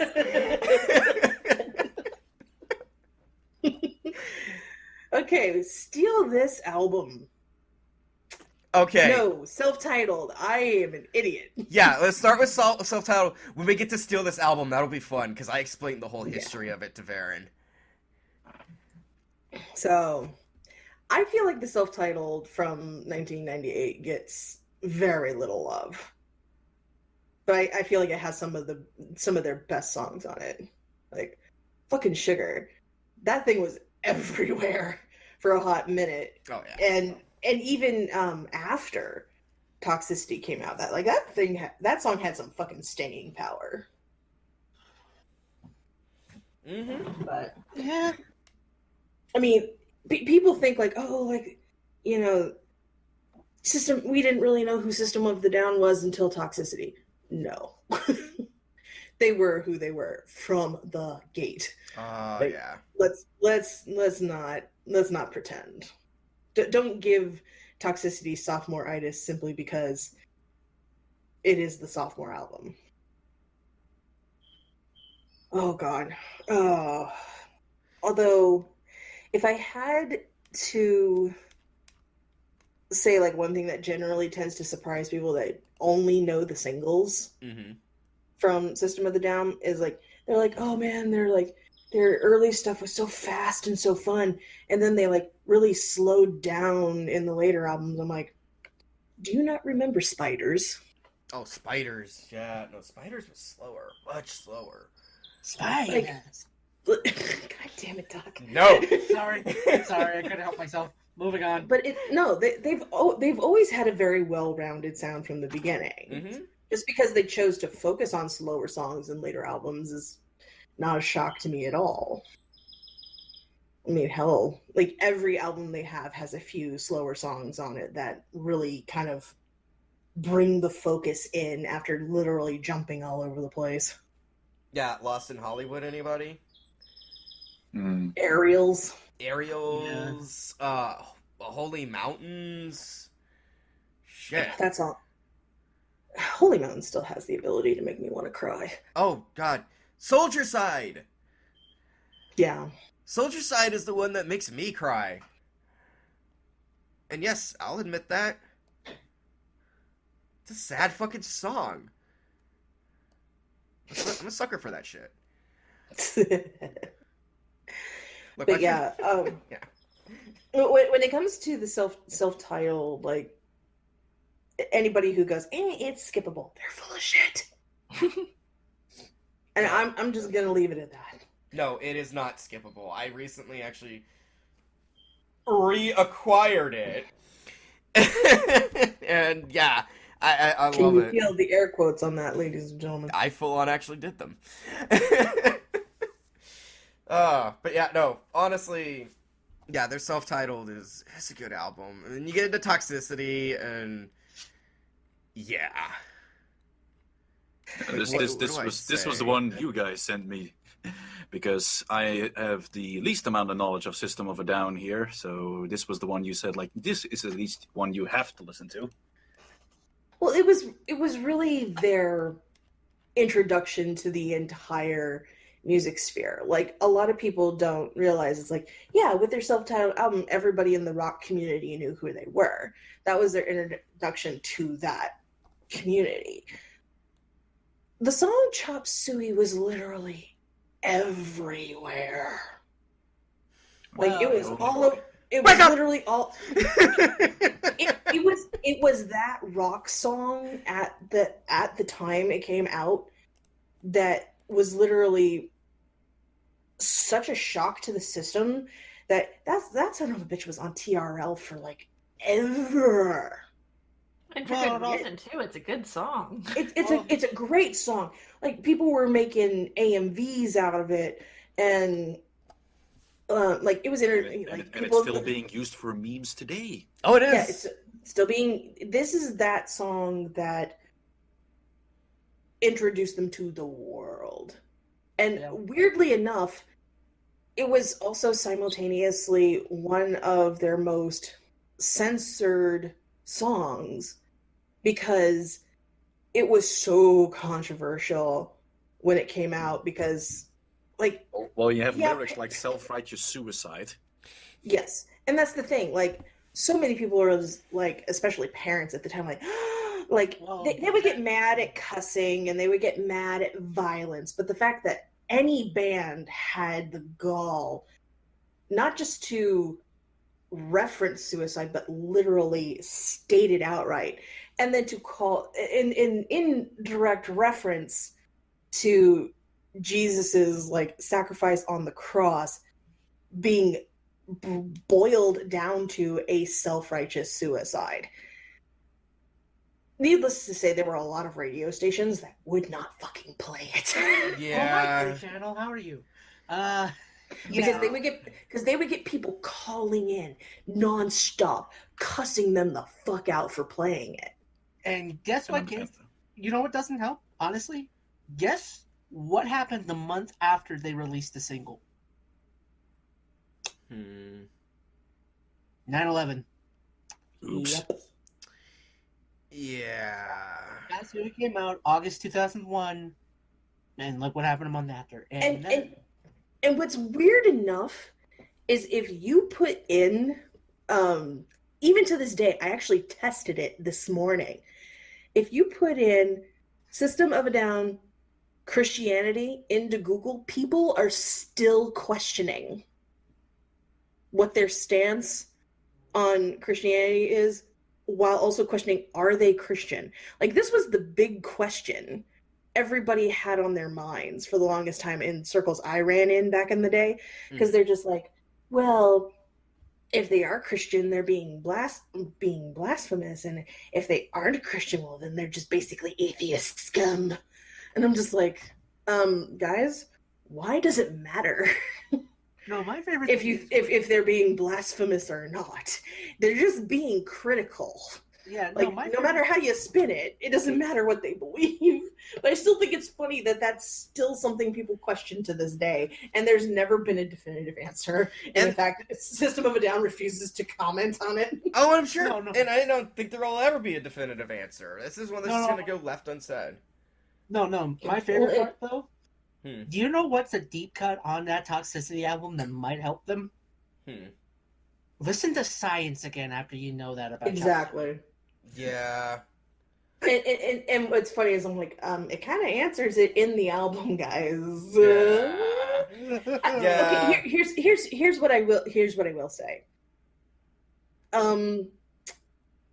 Like I said, I've played bingo with a lot of these people's grandmas.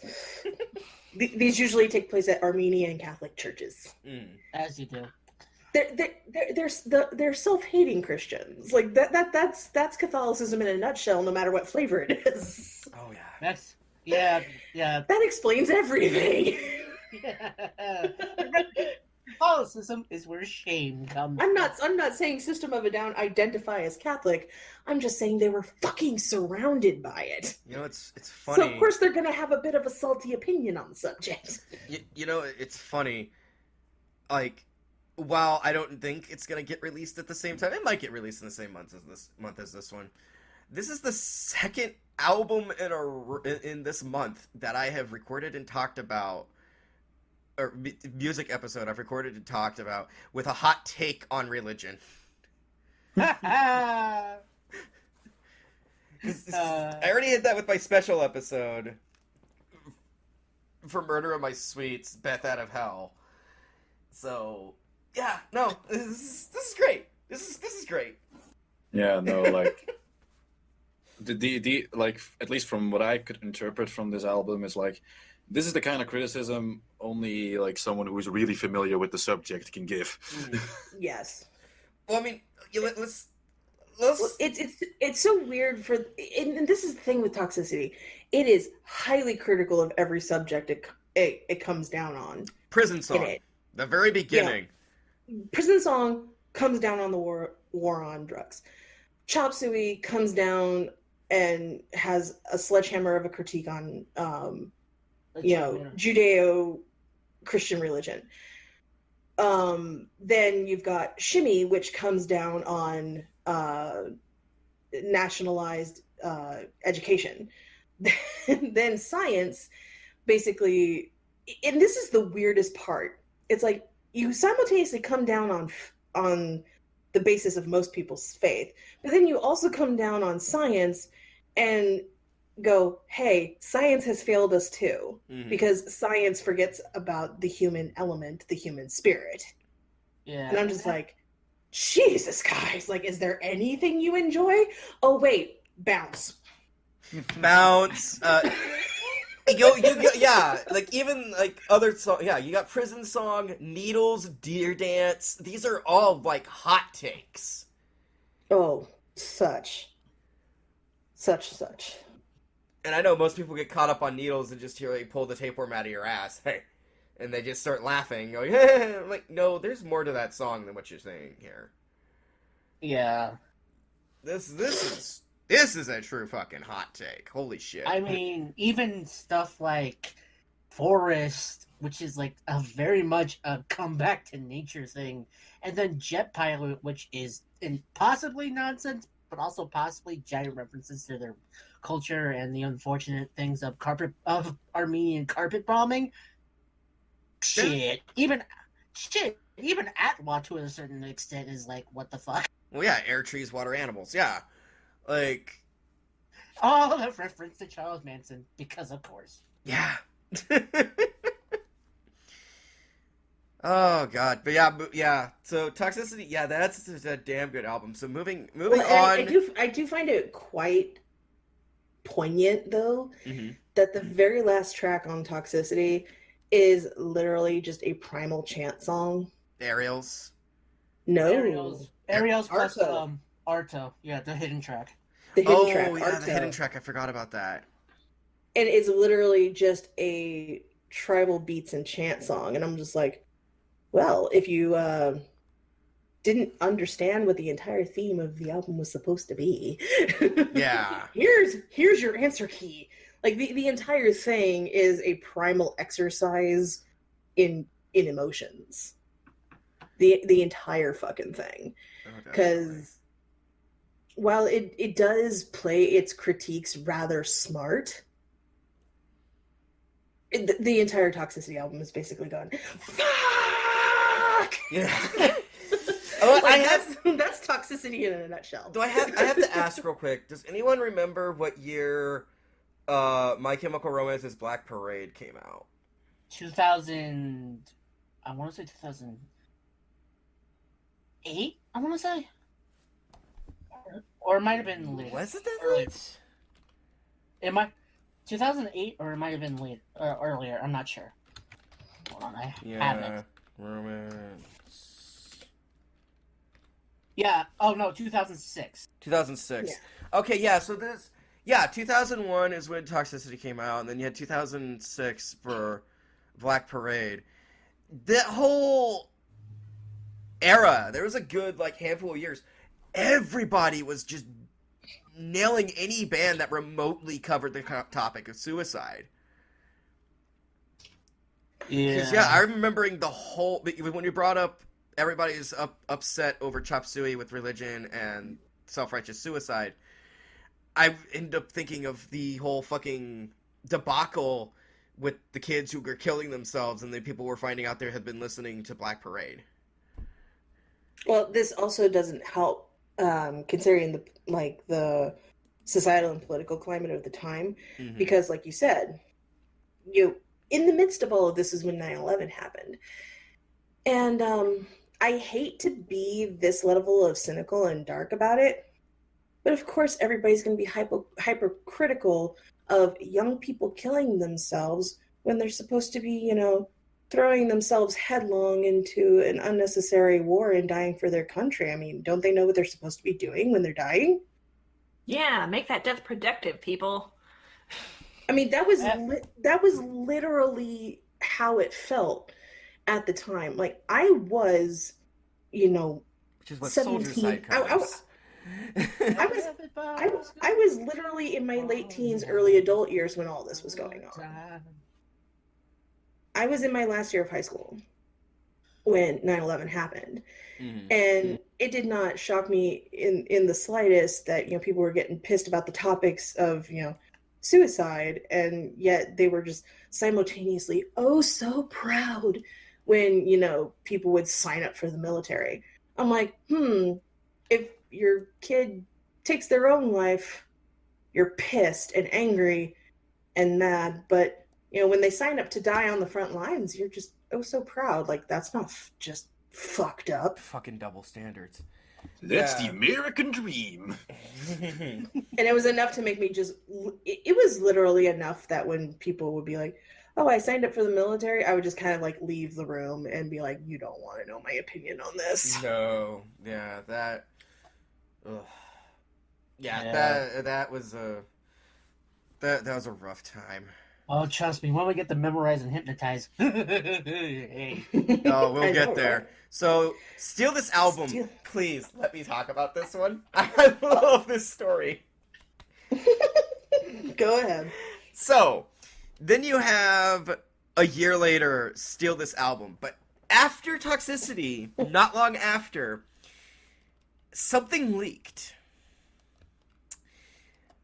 What ended up happening was that medium quality, as they say here, medium quality MP3s of an album called labeled Toxicity 2 released on, I can't even remember what fucking site it was, but it was across the net. Like, this was also when Napster was like at its peak. Yeah, it was Napster. Napster, LimeWire, peer-to-peer, all that shit. So when the band got wind of this, everybody expected them to be upset over the leak, and they were. But they were upset that everybody was listening to unfinished material. Yes. Like, no, you deserve far better than that. Yeah. That was the best fucking part. So then, they worked meticulously for about a year, and in 2002, drops Steal This Album, which is the most amazing, covers and all sorts of shit over it. Well, what's funny is, like, I see the album art online everywhere, but unless you were there, it's really, I sound like Roy. Unless you were there and saw exactly what this was, it's hard to understand the joke to its fullest extent. So if you look up the picture for the album art for System of the Down, Steal This Album, it's literally System of the Down written in Sharpie. Yep. Steal This Album on a CD-36 writable disc. Yeah. Now, here's the funnier part. There's more than that. When this came out, it was in a jewel case with no sleeve or booklet. So it on shelves, it literally looked like I was so confused when it came out because I didn't have peer-to-peer back then.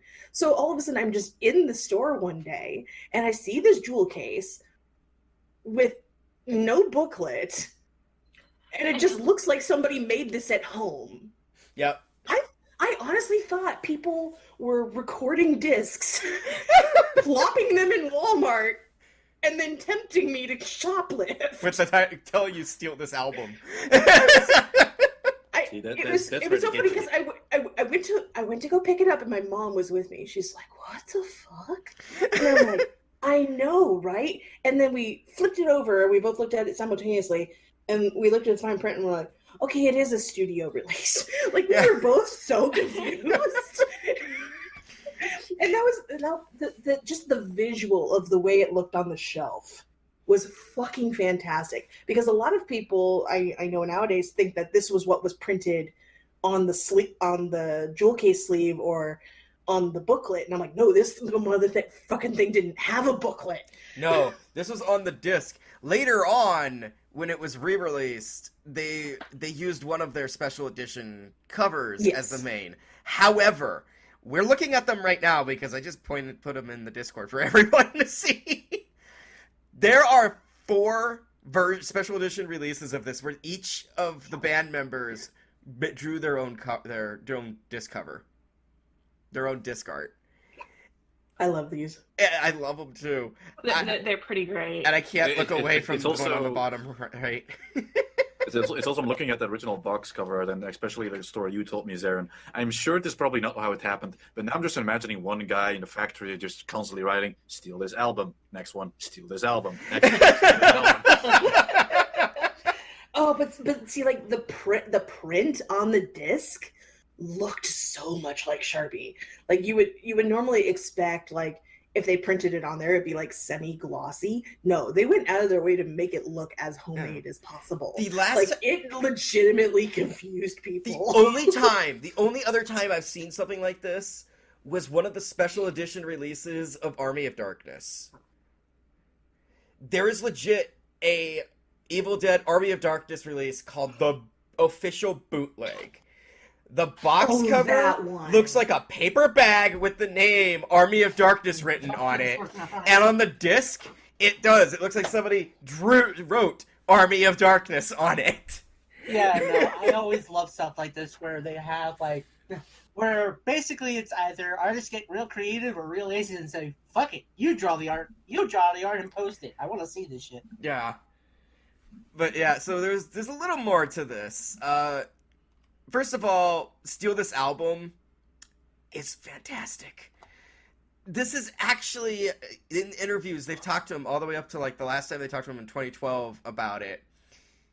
They have, all of them have said, all the band members have said, this was their favorite album. Now, initially when it was released, some people had issue with it. There were some critics saying, oh, this sounds like it was just B-sides that came off of Toxicity. You didn't really try. But they explained, no, this isn't B-sides. Yes, some of these songs were written at the same time that we did Toxicity. However, that didn't fit Toxicity, so we made it its own album. And it works. Still, this album fucking works. It's, I mean, you start off with Chicken Stew. Like, what the fuck?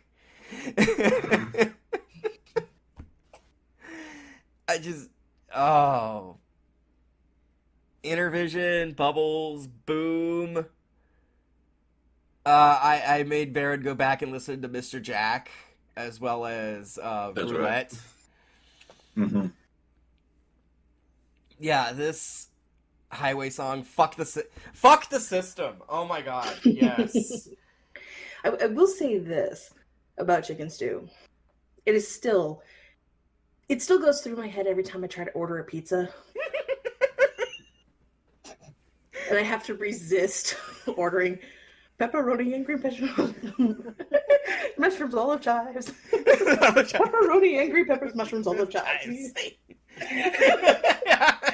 And the worst part about it is, like, I know they're gonna look at me like I'm crazy because no self-respecting pizzeria keeps chives. Which sucks because chives are so good on pizza. I'd keep that for ramen. That's good. Chives go good with a lot of things, dude. Okay, before we completely derail on food. Yeah, honestly, yeah. Intervision, Bubbles, Boom, shit like that. Oh. Here's a visual for you. I used to throw off my belly dance troop mates. They're going, okay, shimmy exercises time, and I put on Bubbles. I'm like, if you can't keep it up for the entire 2 minutes, you're weak. And they'd just be looking at me like, you insane metalhead. Like, what the fuck is wrong with you? I'm like, hey, if my fat ass can do it, your skinny ass can do it. There you go. ADD, American Dream Denial. All of these are just, they're great fucking tracks. And Mr. Jack is a slow track. Like, it's only 4 minutes long, but which is honestly an eternity in System of a Down. Because they're usually like under 2 minutes. But this is one of the things we've like yet to cover. Like, the thing with System of the Down songs is, like, yes, they are manic. Yes, they are fast. Yes, they are chock full of scathing content and very thought-provoking stuff. Not a single song overstays its welcome. Mm-mm. A lot of these songs, a lot of System of the Down songs are under 2 minutes, and most of them average about 2 minutes 30 seconds. Yeah, I mean, there's more here that are like a little over 3 minutes, but even then, that's like a normal song length. Yeah, when you like take all their super short songs and then blend it with the normal length song, I would say about 2 minutes 30 seconds to 2 minutes 45 seconds is about an average. Oh yeah.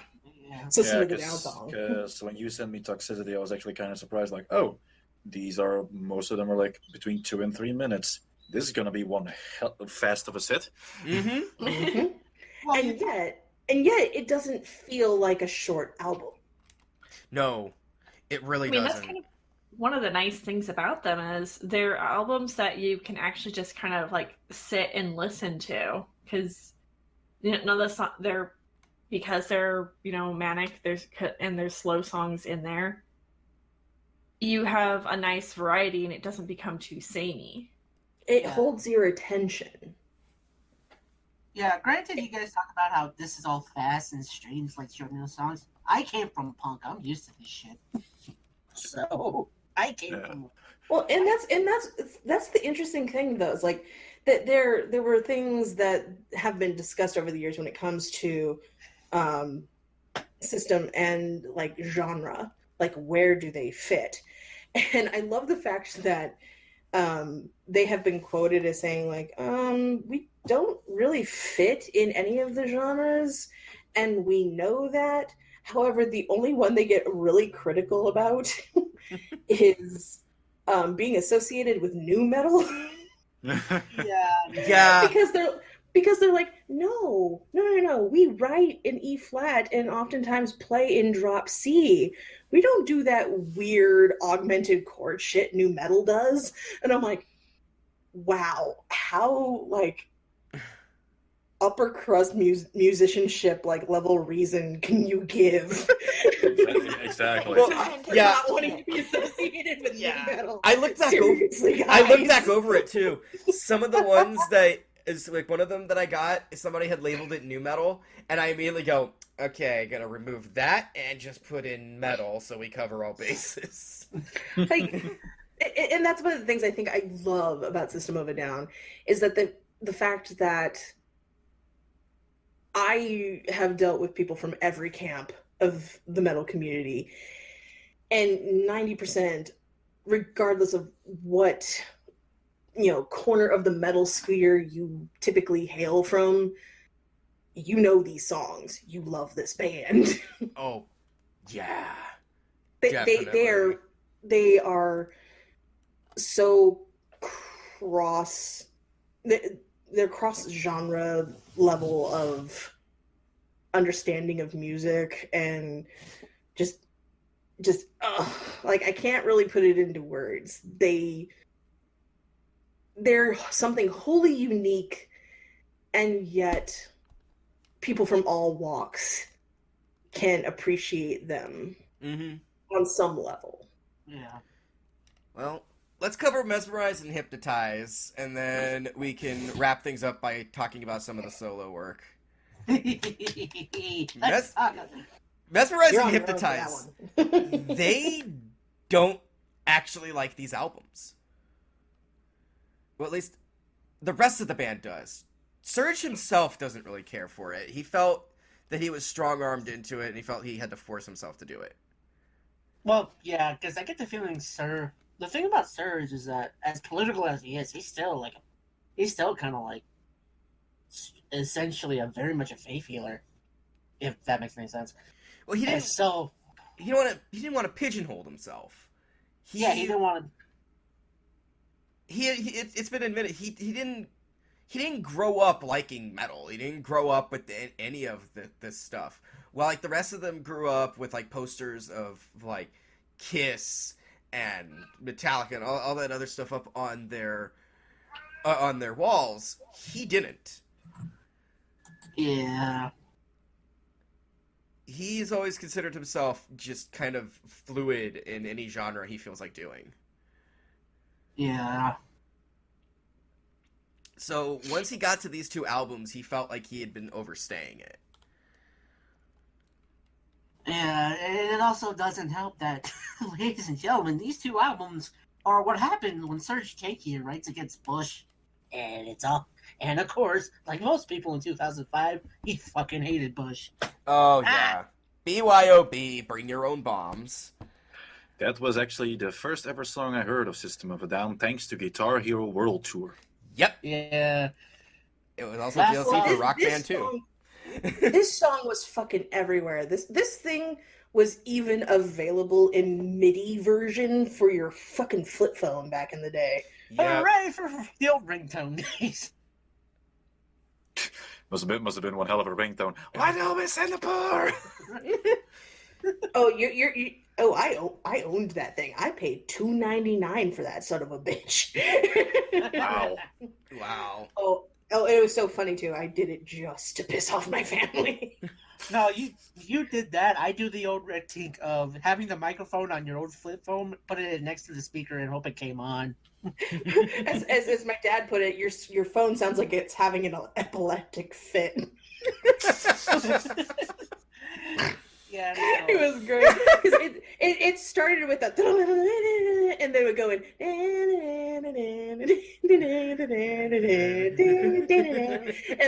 and he's like, that. And it's so funny because it's like you think my dad would have realized at that point I'm bipolar. Yeah. This was perfect. Also with that fucking chaotic intro, you can only imagine how hard that is in Guitar Hero. Oh, I'm Oh sure. yeah. Honestly, I forget Soldier Side intro as a part of this album. I always forget there was a Soldier Side intro. Yeah, it's because you gotta remember, Memorize and Hypnotize are meant to be listened together. This is a double album. It's just they were released separately about a couple of months between each other. It was all the Yeah, same. It was both in the same year, definitely, though. Yeah, both Yeah, it was something that kind of blew my mind at the time, actually. I was like, wait, didn't you guys just release a record? Yeah. What the fuck? It's like you wanted more, and here it is. Here's the other half. Revenga, Siguro. Varren loved that one. My cock can walk right Through the door. My cock's much bigger than yours. My Yeah. cock can walk right through the door. With the feeling so pure. Yeah. That you will buy more. The way they were talking about how big their cock was, like, well, at this point I'm thinking your cock is that one from Bad Biology. I won't lie, like out of all the albums, the last two are, outside of a few songs, are honestly my least favorite because while like things like Chicken Stew and other songs from their earlier bits, like they had this precedent for being ridiculous. Mm-hmm. Some of these were just a little too ridiculous. Well- And then to top it all off, when it came to songs like Violent Pornography, they often got ascribed with way more meaning than they actually had. Yeah, I mean, I saw Which some kind of shit pissed there. me off. I'm like, people, you're thinking about it way too much. I always got caught on the ending, which was like, the same shit you see on your TV, or the kind of shit you see on your TV, was that constant line, especially at the end. It's on your TV. Fuck, turn off your TV. It's like, okay, yeah, I kind of get what's going on there, Well, but you're funny you're thing just is, talking like- about like, yeah, violent pornography. Well, here's the funny thing. By the time these albums came around, I was in college, and I actually heard people in my classes talking about the song Violent Pornography and being like, "Oh, well, it's a scathing, reprimand on the state of television, and the abuse of women in the pornography industry." I'm like, no, they never actually critique that. They only use it as a reference. Yeah, no, And so people were ascribing meaning to System of the Down songs that wasn't there. no. I get like the Because knock they're, at like- television, but like the other thing, no. But I'm just sitting here going like, guys, just because they're being very, very clear about the state of politics and everything doesn't mean every song they do is that deep. No. Come on. Yeah. Radio, video. This cocaine makes me feel like I'm on this song. Shit like that. Old school Hollywood was a weird song, Yeah. Well, but I like it. I really do. I think those two. The thing is, you have to kind of listen to the last two songs as kind of one giant thing. I think. Old Does school you have- Hollywood and Lost in Hollywood go hand in hand. They are one giant Yeah. song. Because Old School Hollywood is about the glitz and glam of Hollywood that you're promised, and Lost in Hollywood is the reality of it. Yeah. So you have this promise of stardom and, like hanging out with Frank, doing coke with Frankie Avalon, and then Lost in Hollywood happens, and you're like, holy fuck, why did I come here? I knew I forgot to show Vera one song. It was Kill Rock and Roll from Hypnotize. I forgot. Yeah. Yeah. So moving on. Yeah, moving into Hypnotize. Yeah, you get Attack, Dreaming, Kill Rock and Roll, Stealing Society, Tentative, Holy Mountains. Oh. Which is rough. Vicinity of Obscenity is another one that I actually really like, as fucking absurd as it is. Yeah, that's kind of where, like, a lot of people who look into the system now way too much probably call it Dada. even though there's an entire chance that's not true. It's just Surge and Darren fucking with you. Because, They're talking about footing and coming on feet. That's all it is. Well, banana terracotta pie. Just to clarify for some people who are listening to this and have no idea what we mean when we're talking about Dada, it was an art movement that happened after World War I that was completely nonsensical and beyond surrealist, out of a pure feeling of nihilism after so much widespread death. Yeah. And so when people say that,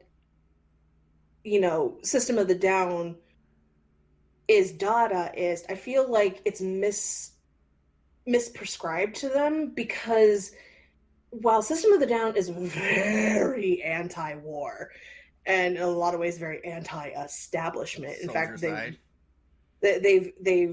very anti-war and they're very anti-globalist.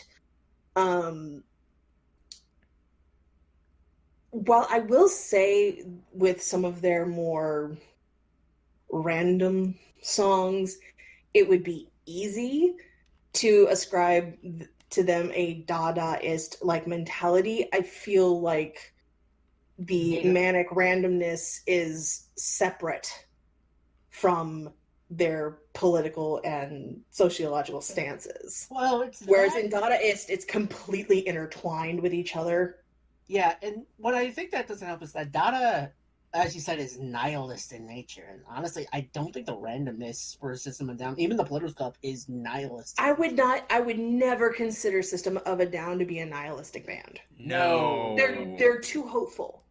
They're too hopeful. And they have too much joy surrounding other topics in their songs, even if it is bragging about the size of their dick.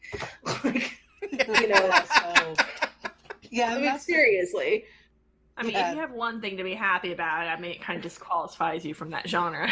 Which is so funny, because every time I hear that song, all I can think about is like, guys, you might as well have written, I take a look at my enormous penis, and my troubles start melting away. But that's why I can't take that song seriously, because I'm thinking about another song the entire fucking time. Yeah. Yeah, no, that's kind of the big thing about it, where it's like, yeah, it's nonsense, but it's not nonsense. It's nonsense that has a point, but it's not the point where everything is nonsense, so why the fuck should we care? Yeah. And that's Like very nice Dada. chaos, if you will. Yes. So, yeah. And then that's why I would not consider System of a Down Dada. Like, people want to ascribe Dada to so much shit. I think just because they want to give Dada more power and more meaning, but it was such a niche genre at a very specific point in history that I'm just like, guys, stop trying to make fetch happen. It's never going to happen. I mean, except in this case, it's like Dada already happened. Dada's already over. It's like disco. The thing is, Shut up. Disco's amazing. Disco will never die. The thing is, Dada is so specific to a region as well. It's like, what the fuck are you doing here? Mm-hmm. Get the fuck out of Germany. We don't need your European shit. Fuck you. We already had enough as it is. We have Rammstein. We don't need this shit again. Yeah. But yeah, no, wrapping up System real quick. Yeah, She's Like Heroin, Lonely Day, and Soldier Side. Goddamn. What a way to fucking end your album. And what a way to end System.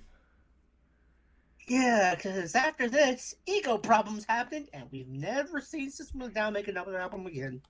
Nope. Not a one. It's been 15 fucking years. So, yeah, wrapping up System, we'll move into some of his solo work. I really only know the one album, though, which is Elect the Dead. And that's the thing. And that's the thing, though. You're talking about Surge's solo work. Yes, Varren's done his own too, and I don't know any of it. Which is funny because I only know one song, and honestly, it's kind of a bop. But but that's mostly because I'm a dance geek. I'll be honest. I'll have to show it to you later, but it's a song called Lives. Yeah. Or Lives, depending on how you look at it. Honestly, the most I know of Surge's solo stuff is just a few songs here and there, and that one cover he did a Blue Oyster Cult for Godzilla. Exactly. That's Yeah. the only one I really Yeah, know we will at bring- the end credits of Godzilla King of the Monsters. Yeah. God, when that shit played in the theater, I was losing my mind. Yeah. Like, that's Surge. It's Surge. Yeah. Honestly, Nobody in the theater knew what I was talking about. Yeah. Honestly, yeah. I mean, Empty Walls is a good way to start off. I'm thinking majority, money, blah, blah, blah. But you get on to one of the ones, and the reason why I showed Ver this is because we are horror geeks. We know and love our horror. So I was like, oh, so you have to know this song. He did, but he couldn't place it. Like, Lie, Lie, Lie, aka the opening to the anthology Masters of Horror. Which, to be fair, is still a series I have to see properly. But I did know that song from somewhere. Yeah. It blew my fucking mind because I'd heard it and I'm like, okay, that sounds like System of a Down, but every time I looked for it, I couldn't find it until I found out he did solo work. And that's when I looked at it and went, holy shit, I knew this. But yeah, no, there's not much else to say, honestly. Surge is great. System of a Down is great. Check out those 5 albums. They're worth it. Although I was asked, what's your favorite? If you could only listen to one of them, there's 5 albums. If you could only listen to one, which would it be? Oh, don't do that to That is me. a mean question. That's a mean question, and you should feel bad. Oh, I do, but at the same time. I think it would be easier to answer like what's your favorite song from each album. Okay. So 5 songs. 1 song for me. You're still mean. Oh, well, of course I am. I don't want to pick. That's like picking your favorite child. Pick your favorite child. The ones you don't pick get shot. No. Each album is a child, and you just have to pick the favorite thing you like about each child. You're still mean. She's so adamant about this. I did not think you would be so adamant about this. It's adorable. It very much is. Alright, so should I start then? Yes. Sure. Alright, so going in order, we have their self-titled... Oh... God, I have to go with Spiders.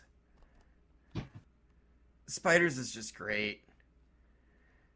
It's nice and slow. The video is fucking twisted as all hell. It feels like a fever dream and I love it.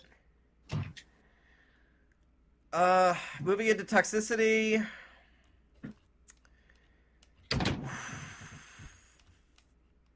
Fuck, that is a tough, kind of a tough one.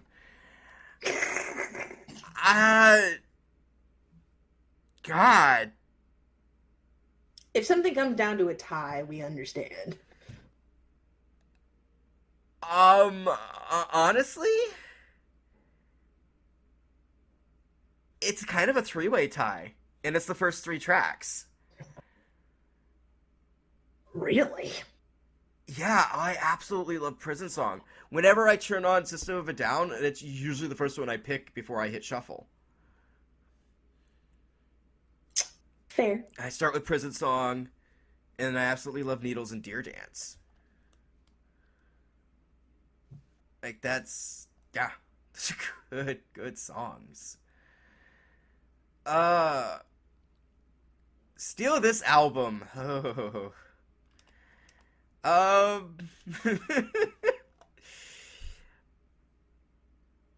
Roulette.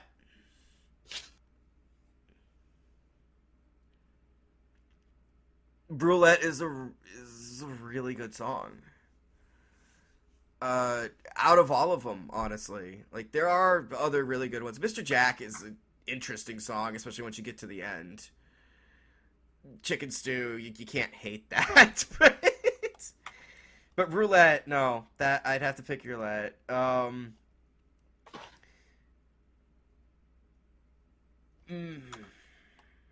Mesmerize.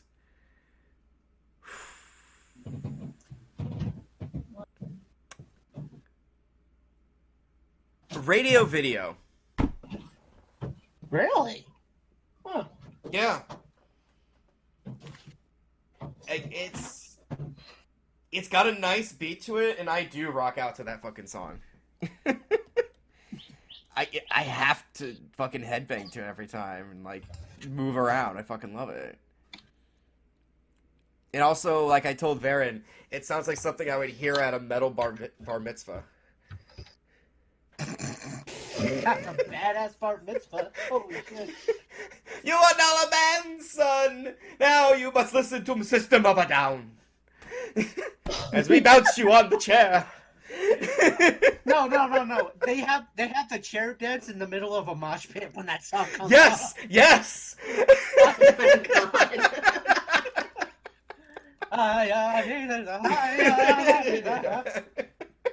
That take me away from the strangest places. Yeah, I fucking love it. Hypnotize.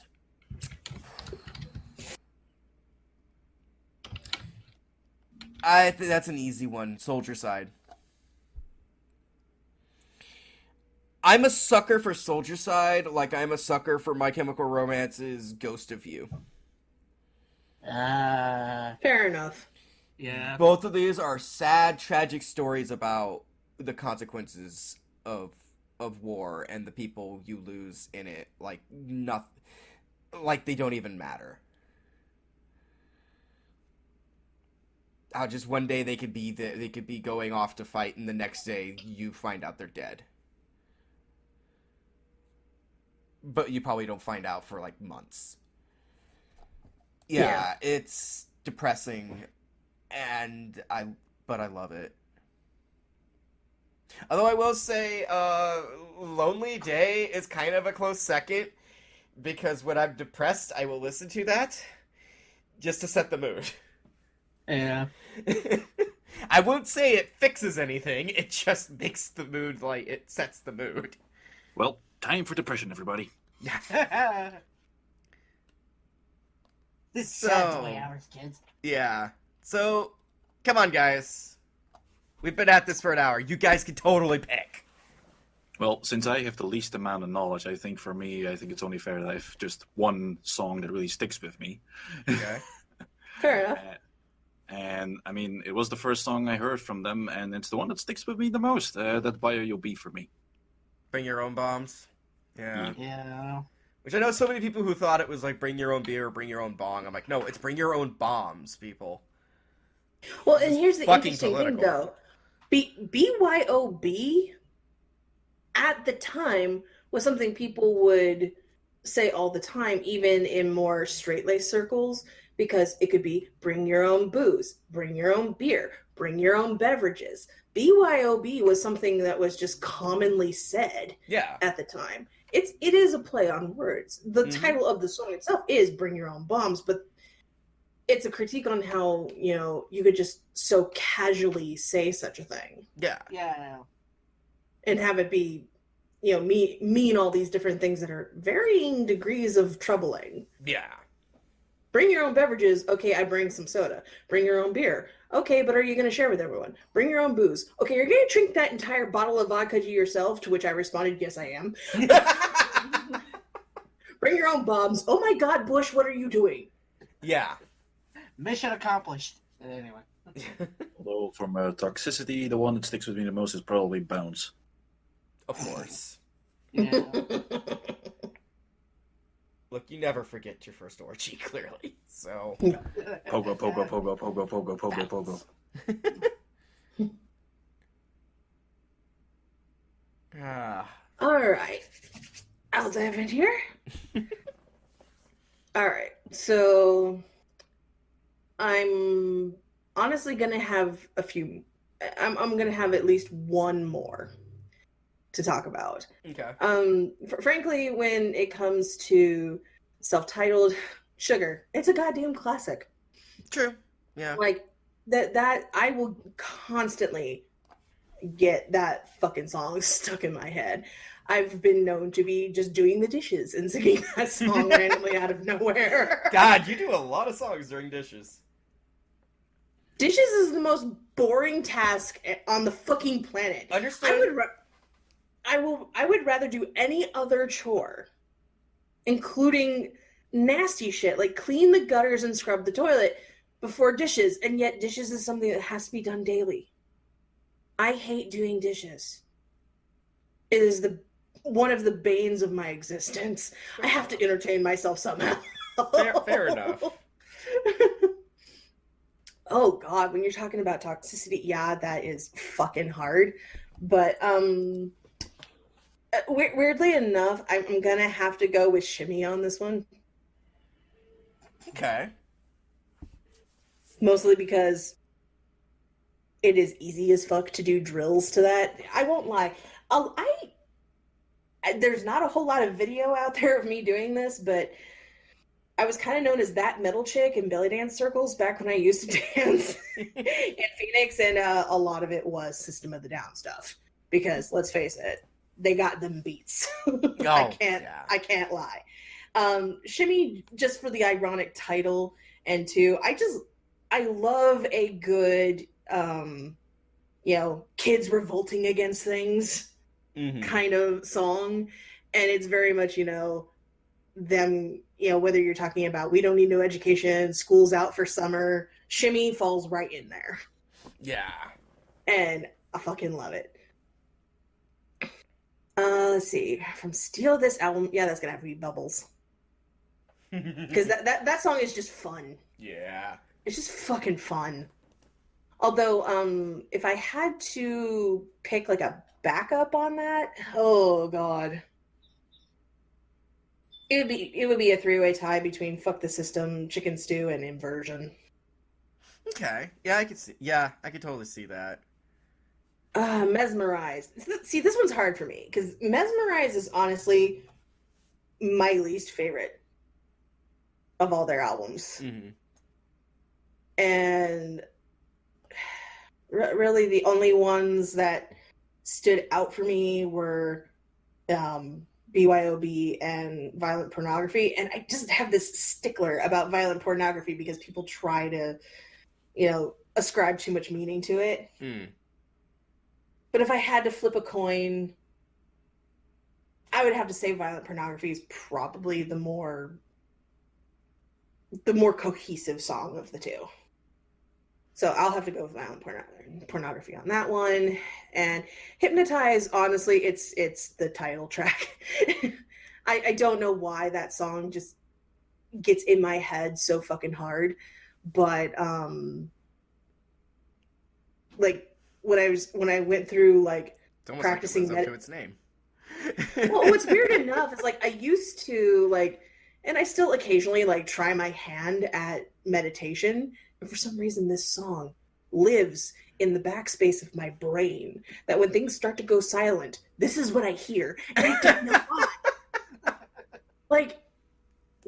Why am I suddenly hearing Darren's voice? Dudes, can I not have a moment's quiet? Apparently not. The one song I will, actually the two songs I will bring up is, if you look up, I refuse to say their last names because I know I will butcher it. But if you look up Darren's song with Scars on Broadway, Lives, that song is just fucking fun. And I highly recommend it. Also, they did a cover of Metro on one of their EPs. That's fucking amazing. Riding on the Metro. It's so good. I'll have to look into it. It's I think I fucking have good. them all. I have them backed up. I just haven't listened to everything. Yeah, I forget which EP it's on. 1 second, actually. It was on the Lonely Day. Or, yeah, Lonely? Lonely or, no. Either way, it was on the Not Another Teen Movie soundtrack. So, we got to see a Power Ranger butt naked. Good times. And one of these days, as friends, we're gonna have to talk about Not Another Teen Movie and its songs, because good lord, the tonal disparity. So, confession, I never got around to watching that. That movie was my first experience with titties, so. Congrats. That's one hell of an experience. No shit. I had several experiences. So. Okay, we're going to get off this topic before I tie Ookami to a chair. Okay. Graveturtle, you next. No, I'm not picking. Oh my god. Well, I'll go while she has an existential crisis. Fine. Okay, self-titled. Honestly, honestly, like, as much as I'll give love to Sugar, but honestly, I love the big one I love is a good old. I love Pluck. I actually love Pluck. Politically lying and holy cowardly killers. Yeah. Yeah, because holy fuck. Toxicity. Honestly, this one is mostly based out of nostalgia because this was the first song I heard from them. But I love the title track on that one. I love the dichotomy of just like these softer segments and then how it just goes to the heavy breakdowns. Let's see. Yeah. Steel's album is the one I'm least familiar with when it comes to System, but because I've only listened to it like once or twice. Mm-hmm. So, but from what I remember, I'm a sucker for chicken stew. I'm sorry. Pepperoni and green peppers.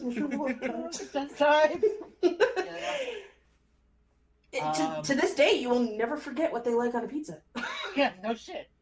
I've seen a meme of that. I have seen a meme of that. When somebody like orders a fucking pizza, and they're gonna do that, and it was like a video. It's a short video on YouTube where somebody goes to order a pizza. It's like a prank call or something, and they're like, "Oh, what would you like on your pizza?" And it just suddenly plays that sound clip. Yeah, no. For Mesmerize, it's honestly, this is the one where it's a tie for me personally. For Mesmerize, I have to go for a tie between BYOB and Old School Hollywood. I don't know why those two in particular, but Hey, they're solid picks, man. yeah. Well, not sure about Old School Hollywood. I know why BYOB. Because I fucking love Darren going completely fucking insane on that song. Mm-hmm. Yes. Blast off! It's party time! Yeah. Yeah. I swear to God, it's like he took the corners of his mouth and like tied them with piano wire to his fucking eardrums so they wouldn't move, and he was just forced to gnash his teeth like a marionette to sing those lines.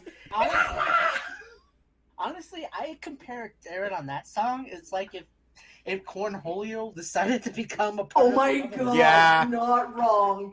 You're not fucking wrong. Oh, I've never thought about it that way. It's perfect. I am Cornholio, and we must feed the rich and give to the poor. Cornholio is Robin Hood. Oh my God. By way of communist Russia. Now imagine Cornholio as like no, even better. It's Cornholio as Che Guevara. Oh God. For those listening, if you decide to actually finally do some fan art for us, please draw that. Cornholio. I am Cornholio, and I want TV for everyone. TV for everyone. Oh god, no, that needs to be on a shirt now, guys. When we're recording this, it's April 2020. I still can't find toilet paper. I've been lucky to find it a couple of times. God damn. I'm gonna have a stockpile for now. And Hypnotize, I'm not gonna lie, as much as I like the double album, Hypnotize is the one that is the least memorable to me. But it is for a lot of people. Yeah, but if I'm honest, I still like I'll go with Holy Mountain, actually, because that is a really blissful song. Yeah. It's one of those songs that can it sinks into your heart and goes down to your stomach. Because every time Killer! Demon! Yeah. Oh, it's one of those ones where it's they've brought up the topic of the Armenian genocide many times in their music, but this was the one that truly sounded mournful. Mm-hmm. The others just sounded really fucking angry, and this is just no, you really feel the sad. Yeah, no, basically this Holy Mountains for me is just grief. It is pure unadulterated grief. Oh, it definitely is. You can definitely tell. Yeah. All right, Grave. Bite the fucking bullet. Come on. No. How's that existential crisis going on? Just pick 5 songs you like. That's all you gotta do. They don't even have to be favorites. Just 5 songs. One song you like from each album. Just give us a sample. And if you read the album titles off, I will slap you. Oh, but I am far away. You can't reach me from here. Goddamn quarantine. I am safe. For now.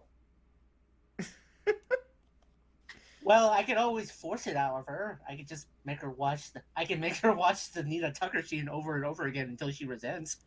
God damn it, Dutch is running wild with that fucking thing.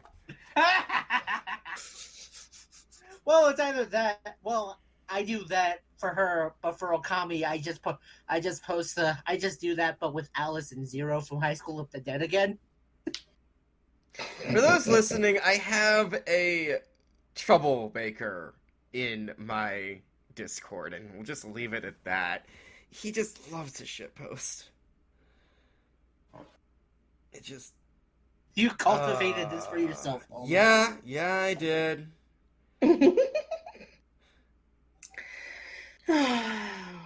Anyway. And since turtles want to be indecisive...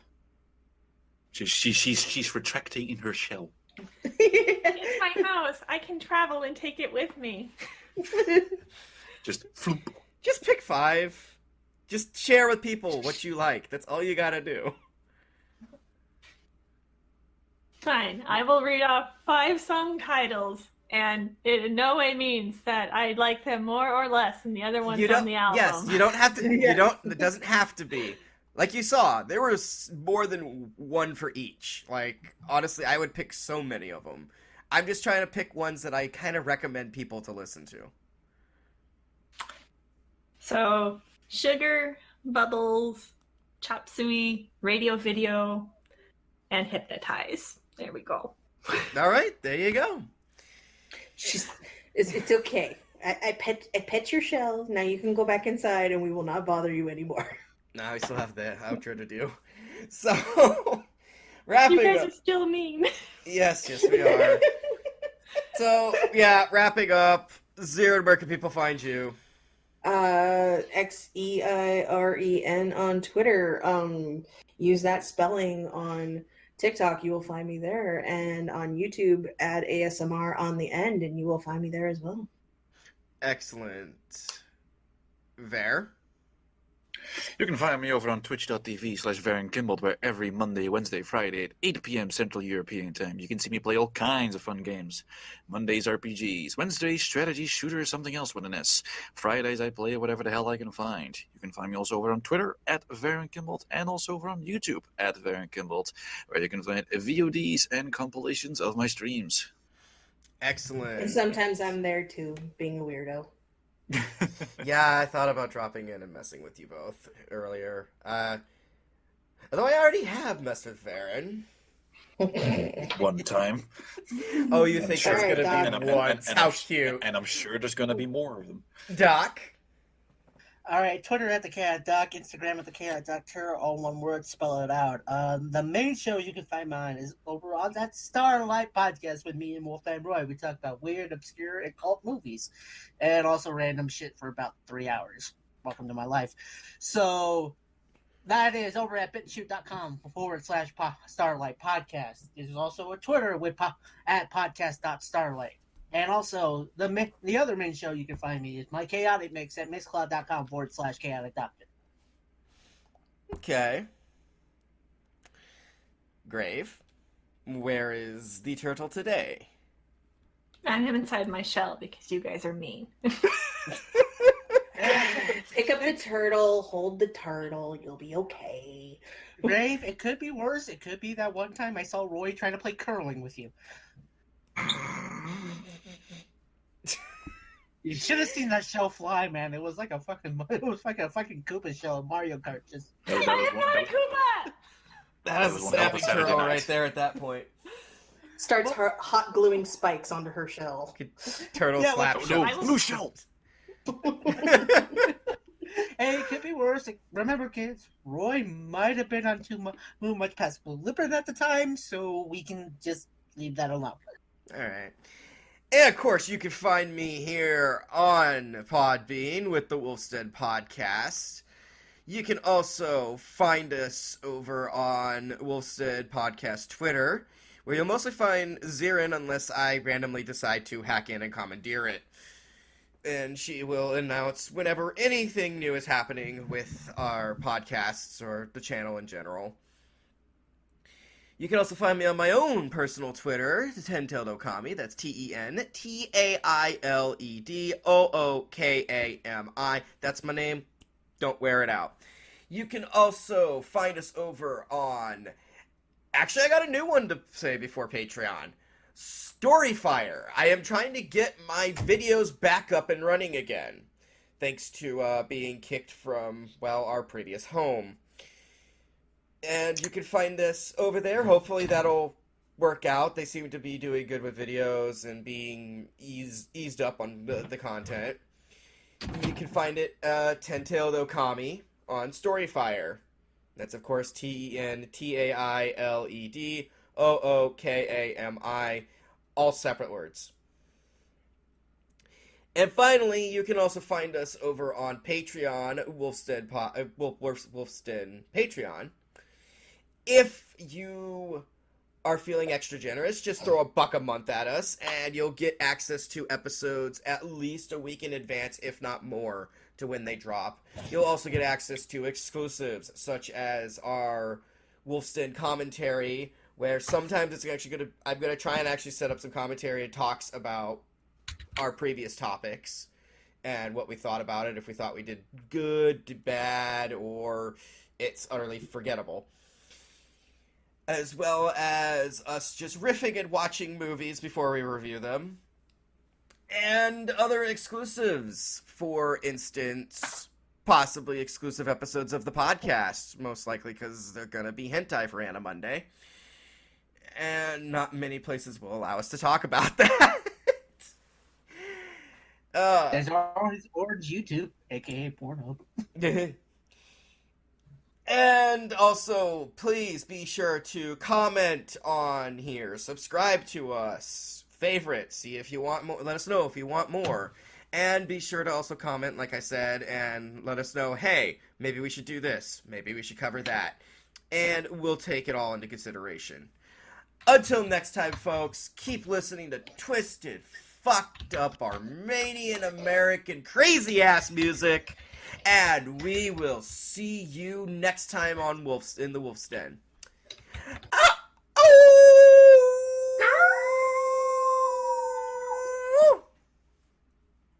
God dang it, I need some oil for my pogo stick. Woof.